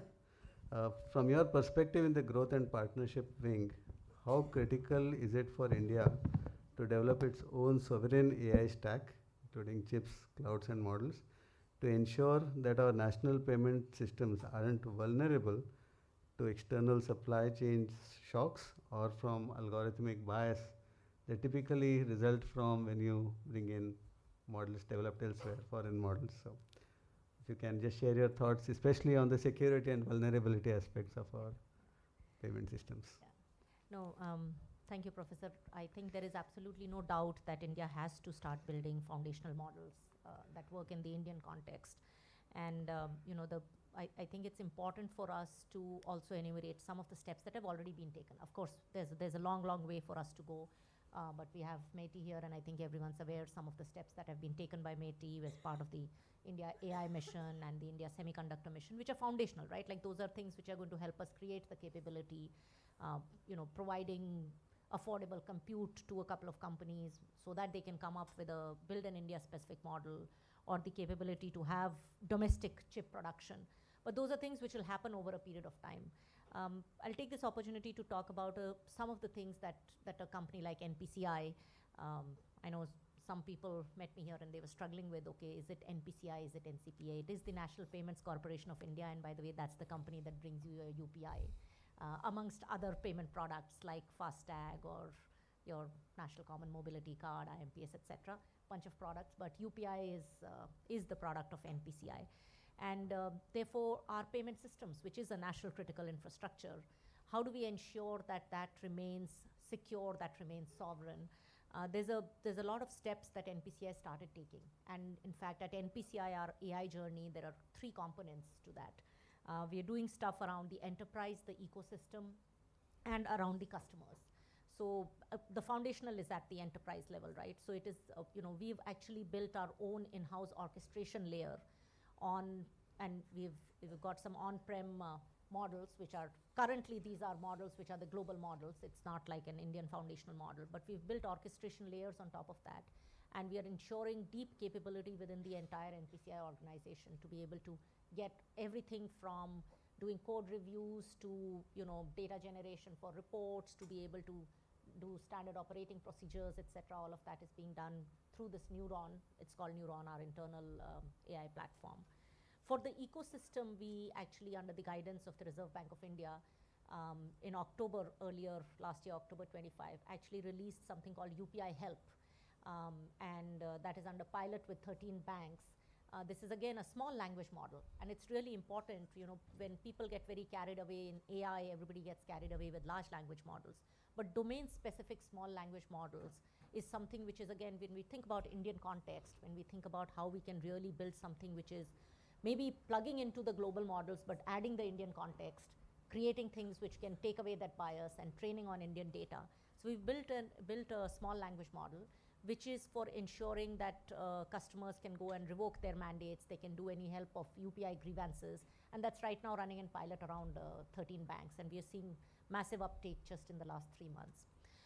For the customer, and that becomes the fancy part, which gets a lot of you know, attention. You see, you know, it gets the media bites, and people generally, that's the more consumer-facing part. We had launched again a pilot with the permission of the Reserve Bank of India around agentic payments. So today, when you want to do a UPI transaction, you actually open your app and you do your transaction.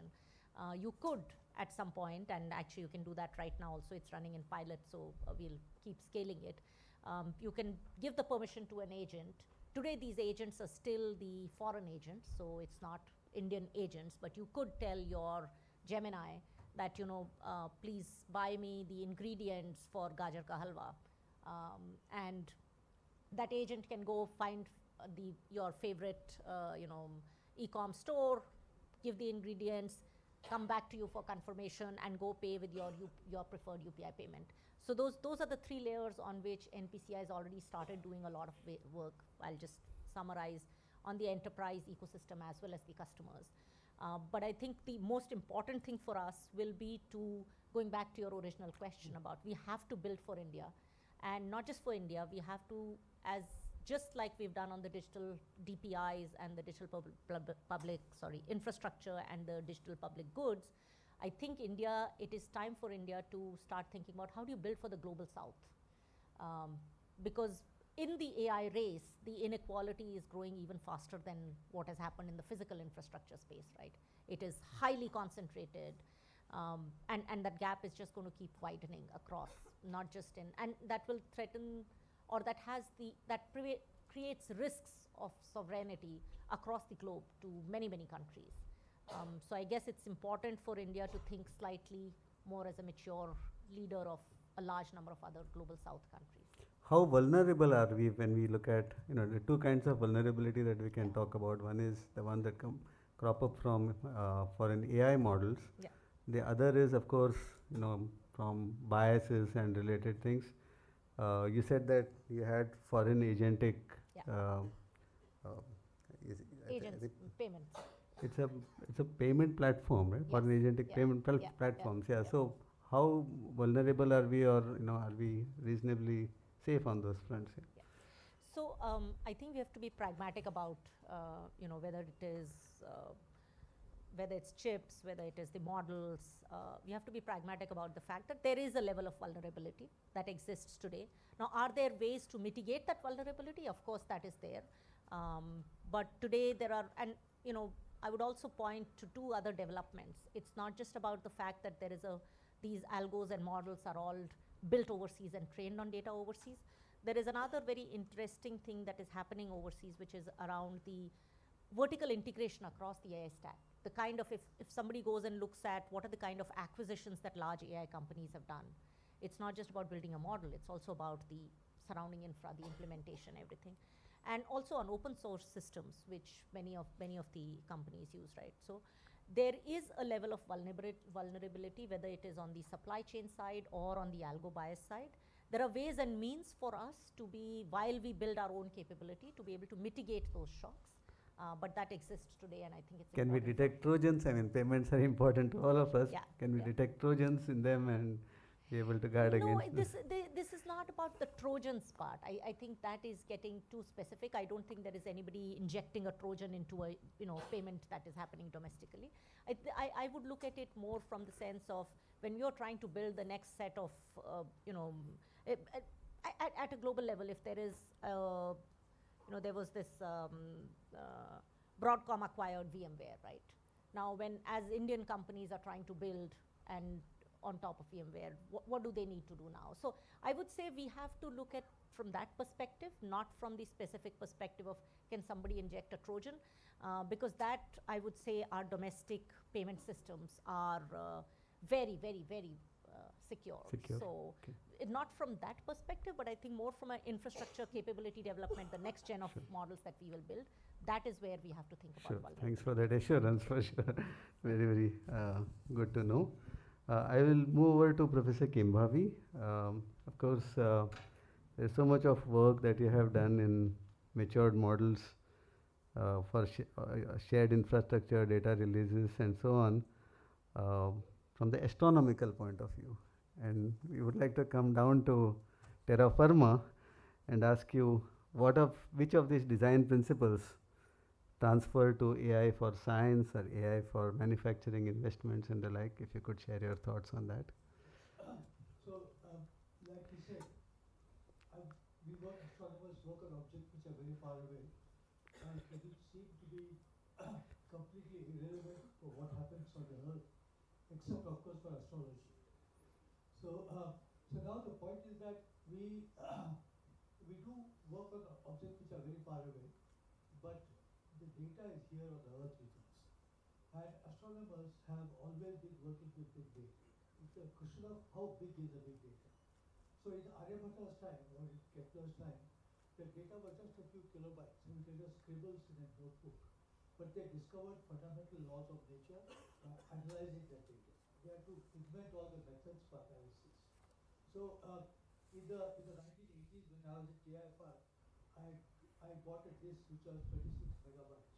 And my colleagues all down the corridor used to come to see the big disk.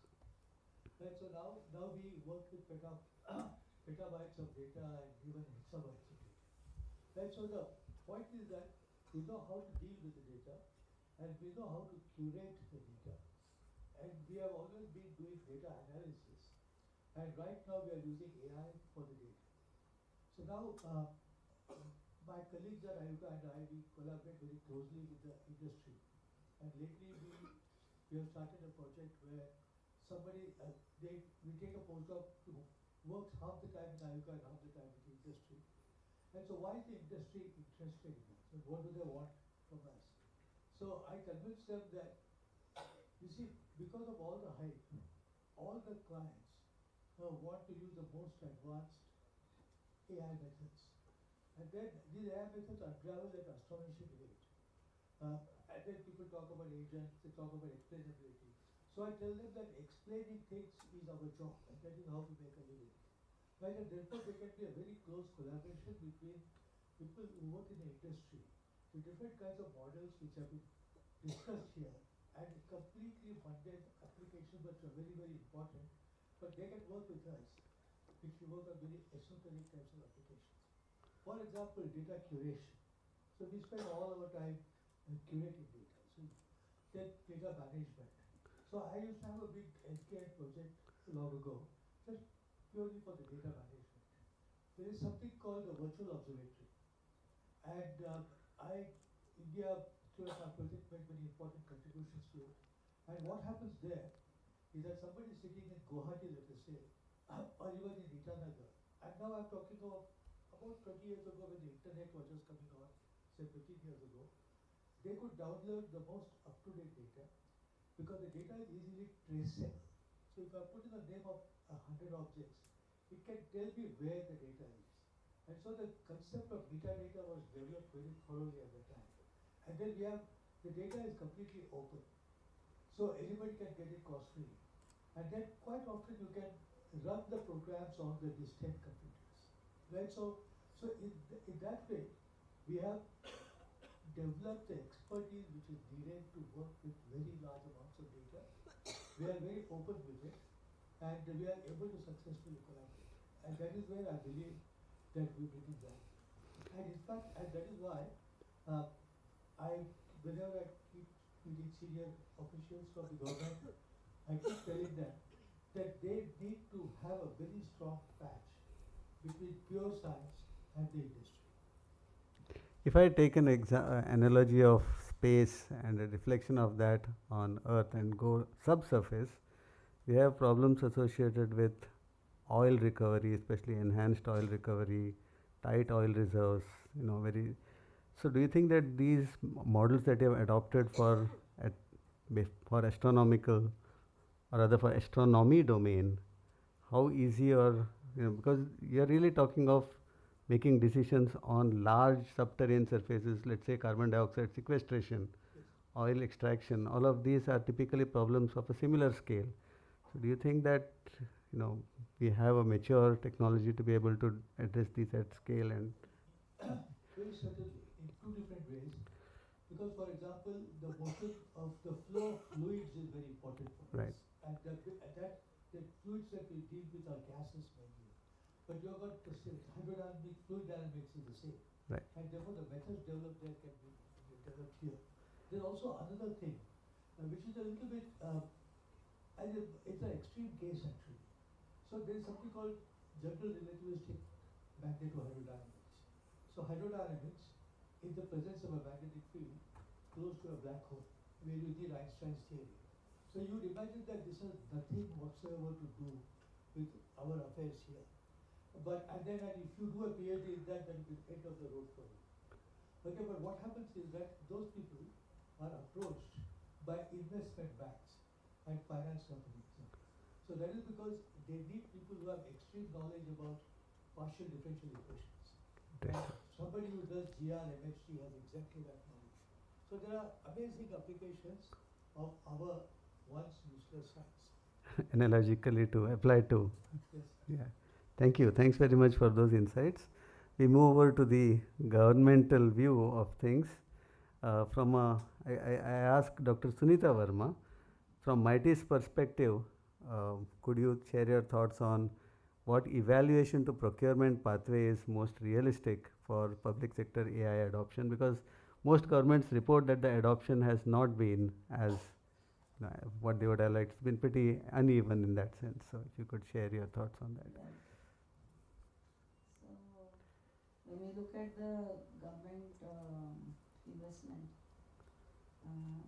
we look at it from the holistic point of view that the investment would go into build a complete ecosystem in all the aspects, and where to focus on, what to prioritize, so that the ecosystem development goes exponentially but in a very synchronized way, is something which has to be very well planned, and it is not that the investment is made and then the thought goes into it that how we have to do it. There is an intensive amount of thought, the discussion with the stakeholders, with the global scenario, to see that whatever investment goes, that is cost effective. There are 7 pillars in the AI mission, which have been carved out in such a way that we have this holistic development, right from the compute resources to be given, the applications to be developed, the data set AI coach which is to be developed, so that in the domain, each of the domains that we have the data sets which can be used by researchers for developing of applications, for developing models, as well as the foundation models, the skilling, capacity building, startup ecosystem development. So all these pillars are moving for the holistic development, and all of the ultimate goal is to develop the economy, build the capabilities of the country, national capabilities, so that we come out with the products which are of commercially deployable. And whenever so under the AI mission, there are different initiatives which are there from the scaling point of view at all levels, because we understand that the type of requirement of engineers, especially from the software point of view and from engineering aspect, even from the different engineering perspective that we see, basically maybe for manufacturing or healthcare or agriculture, the whole perspective is changing with the AI being brought in. So the skill set requirement is very different, and the models that are to be developed, the foundation models to be developed, we require huge capacity resources as well as expertise. So government is working towards that, so that the solutions so developed are leading to products. There is enough sandboxing mechanism there, so that the validation takes place, biased development of algorithms, and also the security aspect and the safety aspect is the most important, which needs to be kept in mind. So with all these aspects in mind, I think government is pushing all the 7 pillars equally, have the evaluation and the effective development of this. Yes. Thanks very much. I would like to use this platform to also acknowledge the support from MeitY for our Bharat Gen initiative, the multi-language one. Thank you very much for that. I'll just pause to take maybe 1 or 2 questions before I quickly go to round 2. Are there any questions on at the end of round 1? Yes. Yeah. If you can just mention your name and a short, quick question, please.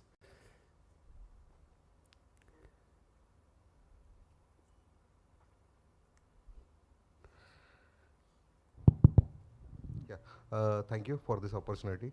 My question is to Dr. Sunita Verma. How MeitY is making sure that there won't be any biasness within the development that we are doing? There's no Biasness in the systems that we are developing right now. So, biasness in systems is not something, it depends totally on the developer, how it is to be developed.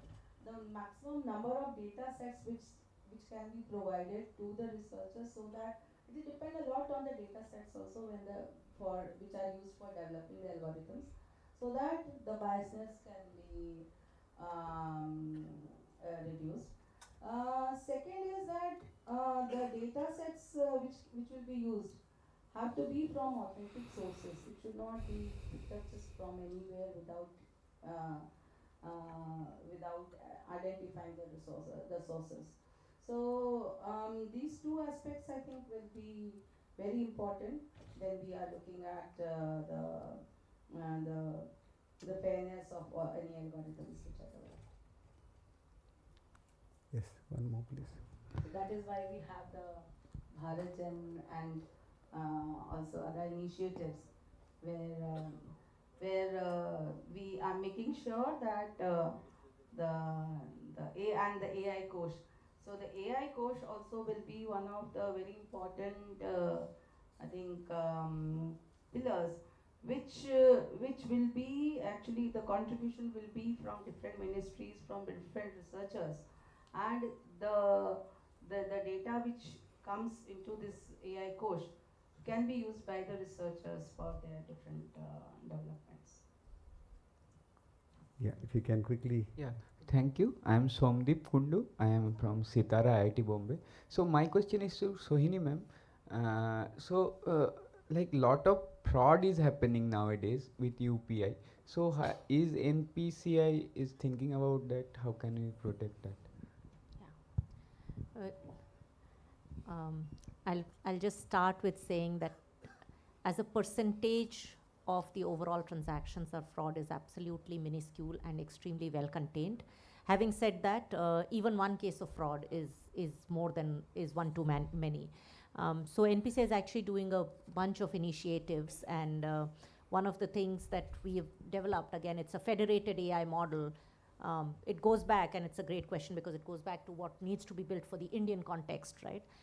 So NPCI and lots of all the banks and the various financial institutions obviously have their own risk models and monitoring models. But at NPCI, we've got, on top of that, 2 steps that we take. One is obviously building our own models, which we develop and deploy and give to the financial ecosystem absolutely free of cost, including the federated AI risk model, which basically takes all the bird's eye view of what is happening across the entire financial ecosystem. And it is federated in the sense that this is where the data ownership comes into play. So we actually give the information back to the banks. They run the models based on their own demographic data, and that actual data never flows back to NPCI. We only get the information about the kind of responses they've taken, and we keep bettering that data and making that model better to, again, for the financial ecosystem to use. Currently, about 3-4 banks have started using it. A bunch of other banks are now in the process of using that federated AI risk model, apart from all of the other mule and AI risk models that we share with the banks. And I think the second, which has got, I know we're talking about AI, but the most important thing is it is AI for humanity, right, for Indians. And that's where at NPCI we spend a lot of time, effort, and money on ensuring public awareness. Because finally, whatever we develop has to be for the benefit of the citizens. So again, in the fraud scenario, we keep looking at the new MOs or the modus operandis of fraud, like digital arrest became one of the modus operandi. And we've spent a lot of time doing our campaigns, whether they are on ground. In fact, even at the Kumbh, we had done like kind of nataks, nukkad nataks when Kumbh happened about, I think around a year and a half back, to our TV media campaigns, to what we do with the banks and all of the new users. So those are the two steps I would say NPCI takes. Thank you. I think we'll just quickly go to round 2 and follow up on that question. I did hear from Ms. Rajula that it's going to be a reality that AI can make payments on your behalf, on behalf of a user. The question that naturally follows up is what public AI investment can ensure that when AI makes a payment on a user's behalf, the security and liability frameworks remain as robust as they are for a manual UPI transaction, because that's really the proof of the pudding, if you will. Yeah. No, and that is extremely critical. And I think, again, we have to be cognizant of the steps that are already taken. I think, again, MeitY has unveiled the AI governance framework, and the Reserve Bank of India actually came up with the 7 sutras, which are, and I'm going to read these out here, which will be what will be followed by all financial institutions in all of the AI solutions that we come up with for our consumers. So those 7 sutras around safety, transparency, accountability, fairness, inclusivity, sustainability, and explainability. And now, we don't have the time to go through each one of them, but I think what is going to be required going forward. So the good part is that our institutions and organizations which are responsible for the welfare, whether it's at the government or the regulator level, have already started defining the frameworks of how we should, as AI develops, how that should be governed. I think the real journey is going to be these frameworks then become enforceable regulations. So this is good for us to keep in mind, as whether it is payment system operators or it is the financial institutions that come up with new products. And as we see more and more consumer adoption, there is going to be this element of how do you ensure that an agent, let's take that same example that we were talking about, an agent you can have trusted, verifiable inputs on whether or not a particular instruction was given, and the ability to authenticate if that was not the case, then who bears the liability and what are the liability shifts that happen. So I think that's the journey we are going to be on, but the frameworks are in place.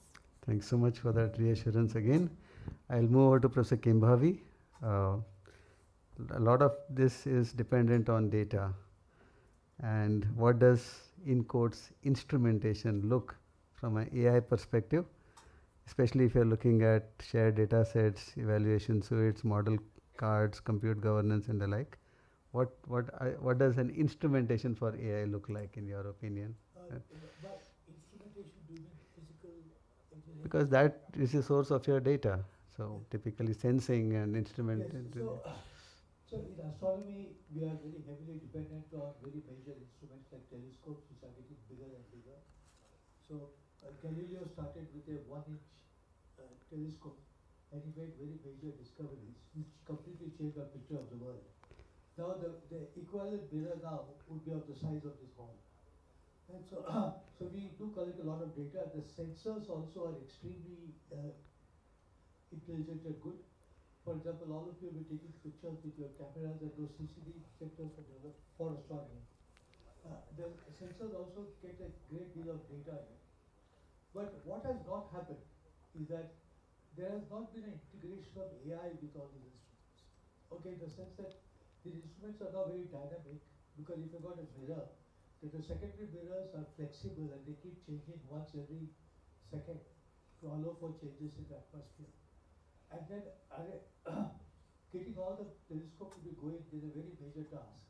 And only recently I've heard discussion about people wanting to use AI for controlling those instruments. But once we get on with it, we'll be very fast.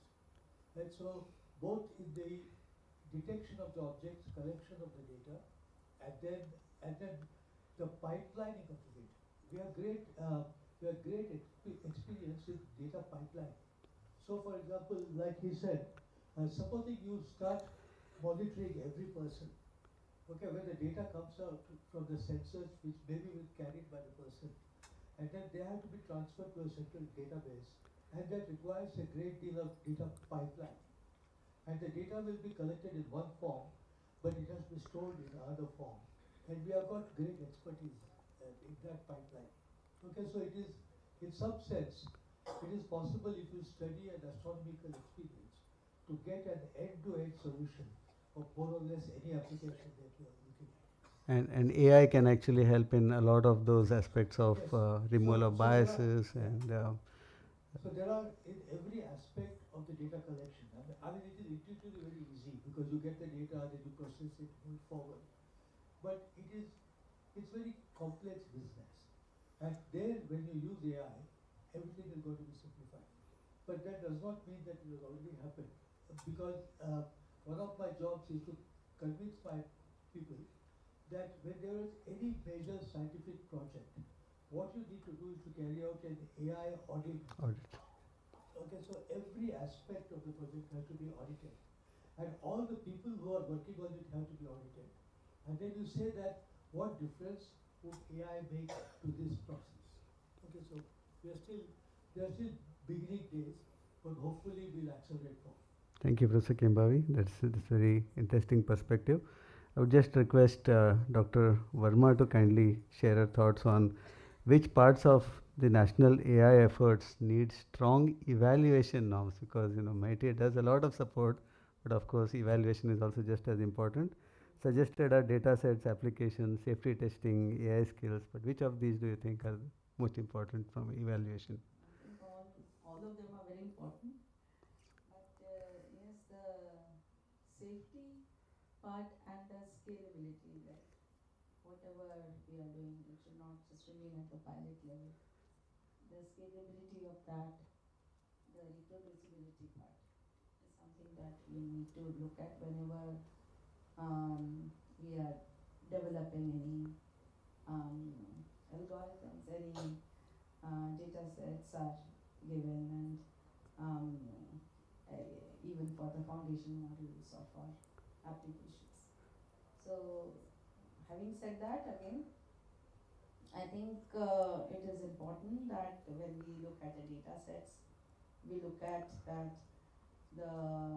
and especially when we are looking at the AI core, and also for other private data set repositories that will be developed, the versions or there should be mechanism for that there are some legacy data which is taken, and then when the new data comes in, maybe with a change in logo or some other changes, not only by virtue of numbering, that we know that okay, this is the new data set that is available, so that when the developers know, they know which version they had used and which one is now available. So those type of mechanisms or the SOPs need to be there in place and followed.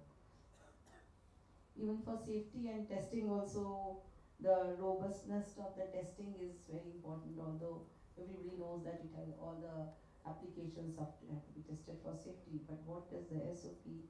What are the complete procedure which needs to be taken up, how detailed it has to be. So though that is very important to be taken care of. Then also there is always a drift in predictability, and also with the change scenarios, the testing and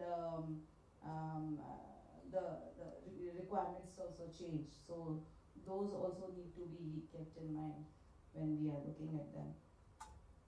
Skilling, especially, I'll say in the government aspect, to the government agencies is very important, I feel, because at the decision making level, they should know the importance of what procurements are to be made, especially somebody talked about biased algorithms, so the biased applications, so that should not come into the government or any other large deployments that we are looking at.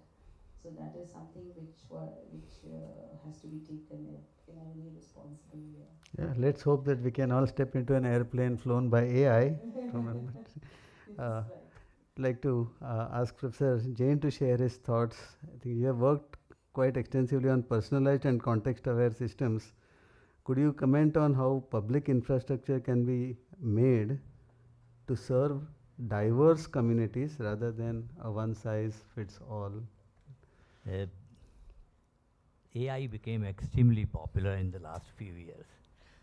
And one of the common things that we all hear is that AI is different technology than anything else that we have seen in humanity so far. But when we start talking about the issues, we keep on talking about the similar kind of things, because most of the time the AI technology that has been developed for reasonably homogeneous group of people. You mentioned the diversity and the diverse aspect. India has one of the most diversity in every dimension that you may want to consider, every dimension of this thing. Will the current AI, which is purely based on the language-based models, going to serve us? The answer is obviously no. Everybody who studies AI and based on all the keynote talks that you heard this morning, you saw that the future is taking away from this language models to others. Now, you can talk in terms of the technology, what it is going to be, or you can talk in terms of the needs of people. What people need is that the technology should be their partner. They should be very much personalized, very, very strongly personalized. Second thing, they should be able to communicate with the technology. Now, think about Indian diversity. So many languages, so many education levels, and all these things. Why did WhatsApp university became dominant university in India? Only one reason. You can look only at the icons, or you can communicate through audio, video, and all these kind of things. If we keep on thinking only in terms of the traditional language models and traditional technology, we are not going to be able to leapfrog China and US. If we want to build on our diversity, let's start thinking about multimodal, personalized, contextual AI, where everything is in the context.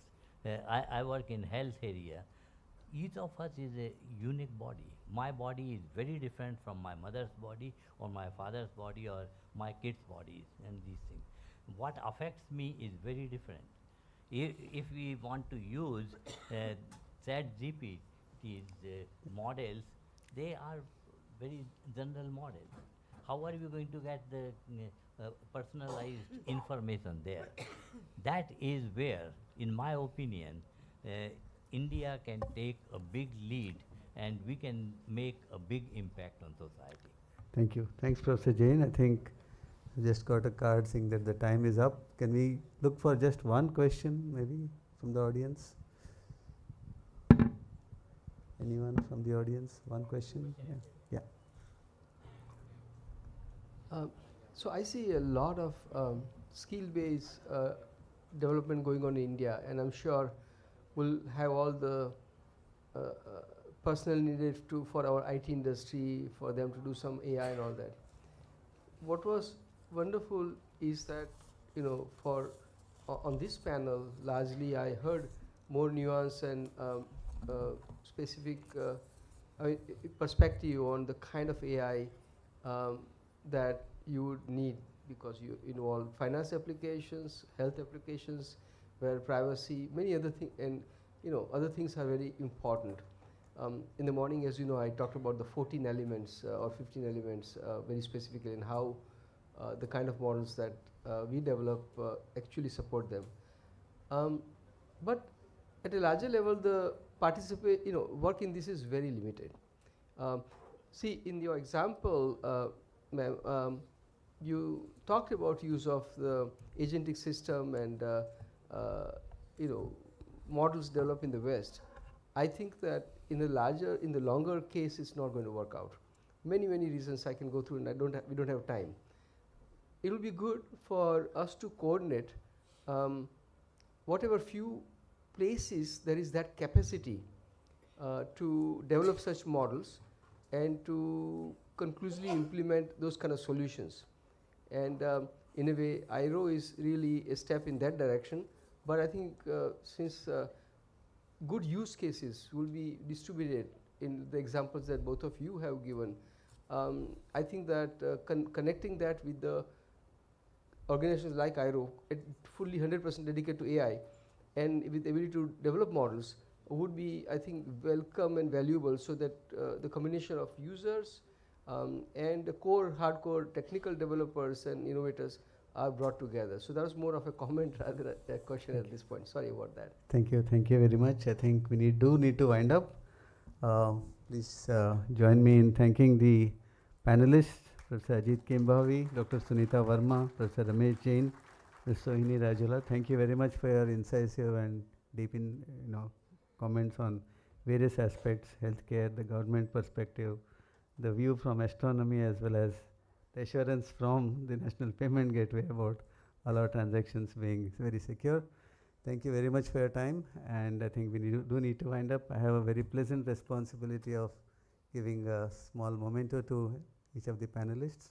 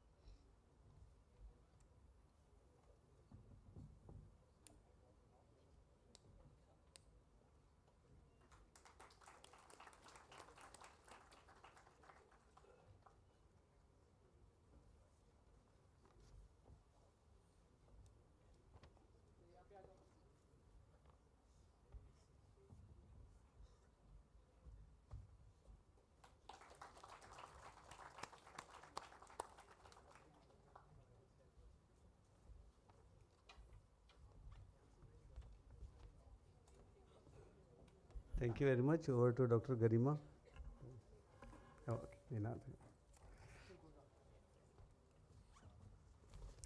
Oh, okay. So this brings us to the final session of our event today. First up, I would like to invite Shri Vikas Rastogi to give his closing remarks.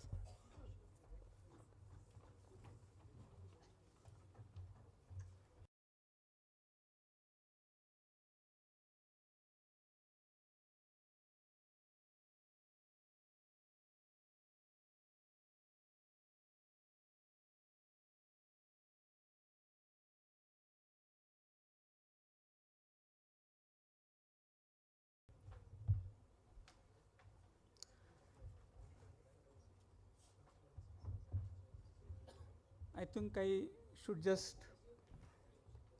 express my heartfelt thanks to the organizers, the MeitY, IIT Bombay, all the partners who have taken efforts over last 3 months to bring this conclave into a reality.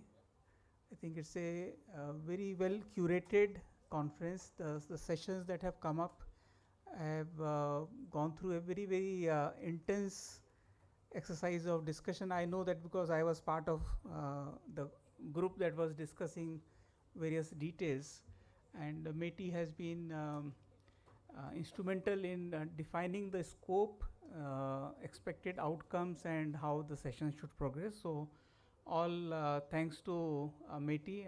Mr. Safirullah is here. Let's give him a big hand. The idea for these conferences, these conclaves across the country, is basically to generate an interest in the upcoming AI Impact Summit on 19th and 20th February in Delhi. And that summit is of 2 days.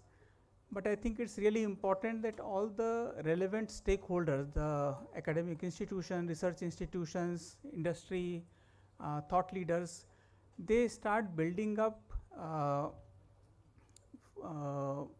kind of discussion and generate curiosity for the upcoming summit. As all of you are aware, it's a global conference being attended by, I think, more than 100 countries across the globe, and India has the honor of organizing it. It is something like G20, which we had, all of you are aware that when we had G20, we had similar kind of thematic discussions across the country to create a kind of buzz, to create interest, and also to bring together various partners on the same platform. So that going forward, as a country, we are able to claim our rightful place in this important area of AI.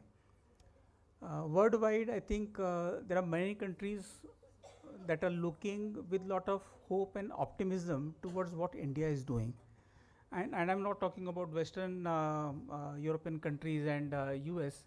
There are a lot of countries who have similar complexities, similar kind of systems which are diverse, various languages, and they want to understand how AI would be able to make any meaningful difference in various sectors, which India has been doing and attempting in many, many areas.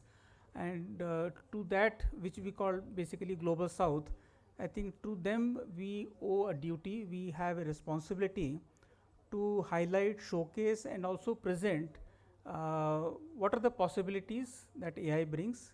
How do we prepare for bringing the transition? How do we ensure that each and every strata of society feels empowered, is benefited by what solutions AI bring?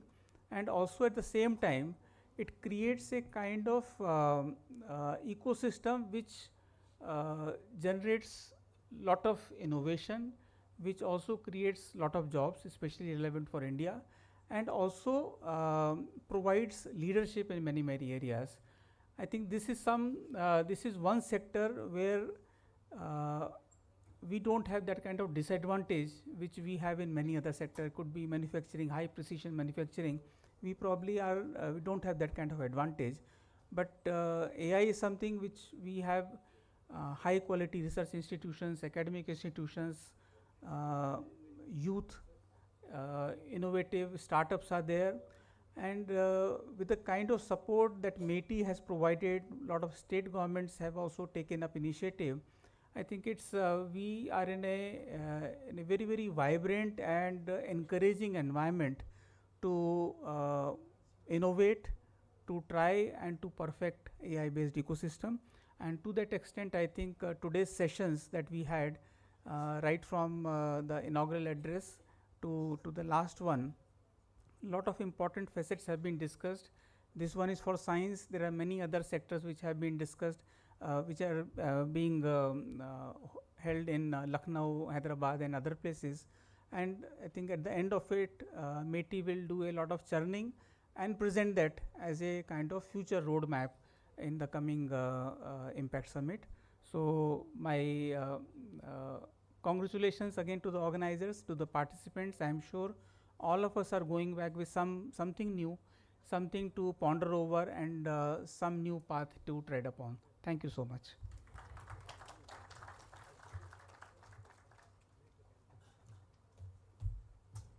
Thank you, sir. Now I invite Ms. Kavita Bhatia, Chief Operating Officer, IndiaAI Mission, for her remarks.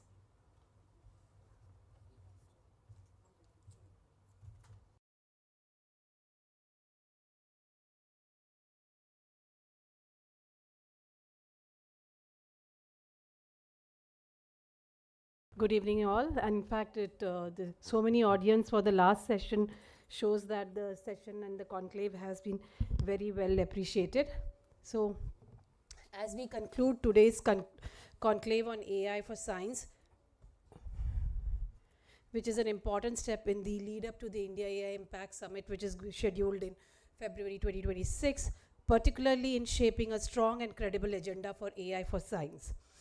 I would like to begin thanking the Maharashtra state government, Shri Rajesh Agarwal, Chief Secretary of the Government of Maharashtra, Professor Karandikar, Secretary DST and Chair of the Science Working Group, for concluding the conclave in a very timely and a nicely manner.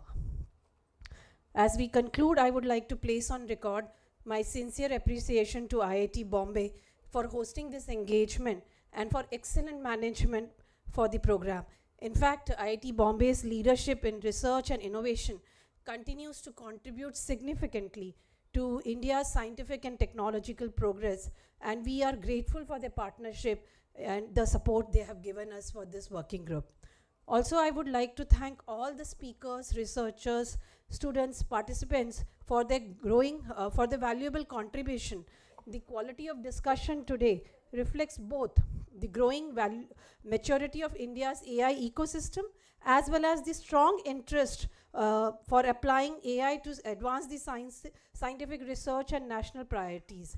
AI is increasingly becoming an enabling capability across all domains, including science. In this context, the science has a potential to accelerate discovery, improve research productivity, and strengthen translation of research into application with a measurable public value.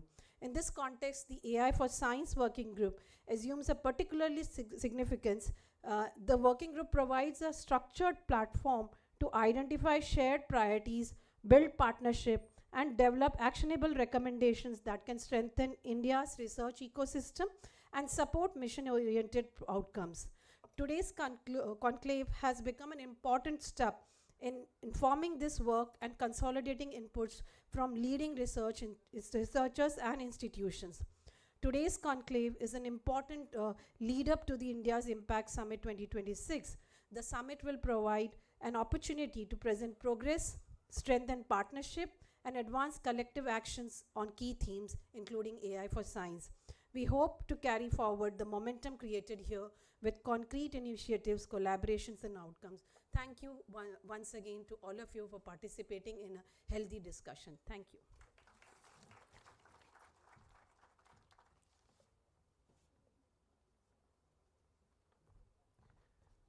Thank you, ma'am. So finally, I will request Professor Raghavan B. Sunosh for his concluding remarks.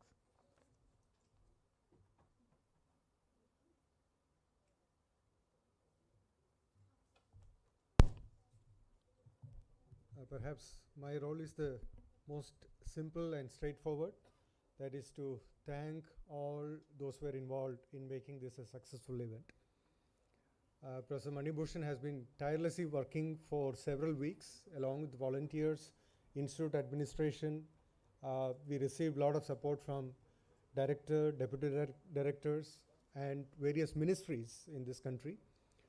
In particular, we wish to thank DST, MeitY, Government of Maharashtra for their unconditional support to make this event a successful gathering of experts in various dimensions of AI. We listened wonderful talks during the day, and students have put in a lot of effort in bringing up their work in the form of posters. Still, we have a couple of hours to look through those posters. You would see the diversity of AI activities happening in IIT Bombay. So I came with a lookup table. Usually I don't do that so that I don't miss anyone from the list. We also wish to thank CDAC for their active involvement, participation, and guiding us through some of the processes. We also wish to thank all the speakers and panelists who helped us make this event a successful one. And we also wish to thank the event management team who had organized a lot of pre-event and during the event activities, both inside and outside the auditorium. We want to thank all the student volunteers who have really spent a lot of time. And I think people like Garima and others have become experienced in handling such big events. Thanks to all of them. And finally, I wish to thank our own institute for providing us all the infrastructure and helping us in making this event a grand success. And let me thank all who have attended this meeting, students, people from industry, people from various walks of life who have taken the pain to come here and participate in this great deliberation. Thank you all.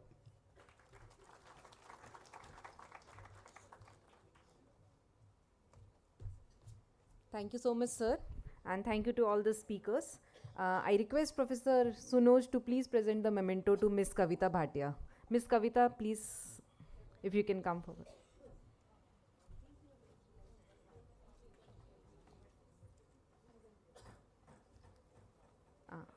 Yeah.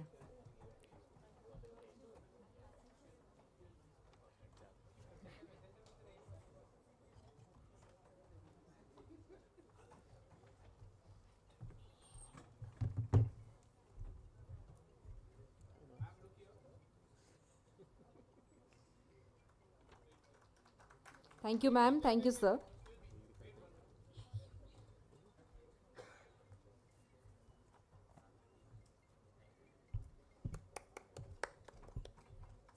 No worry.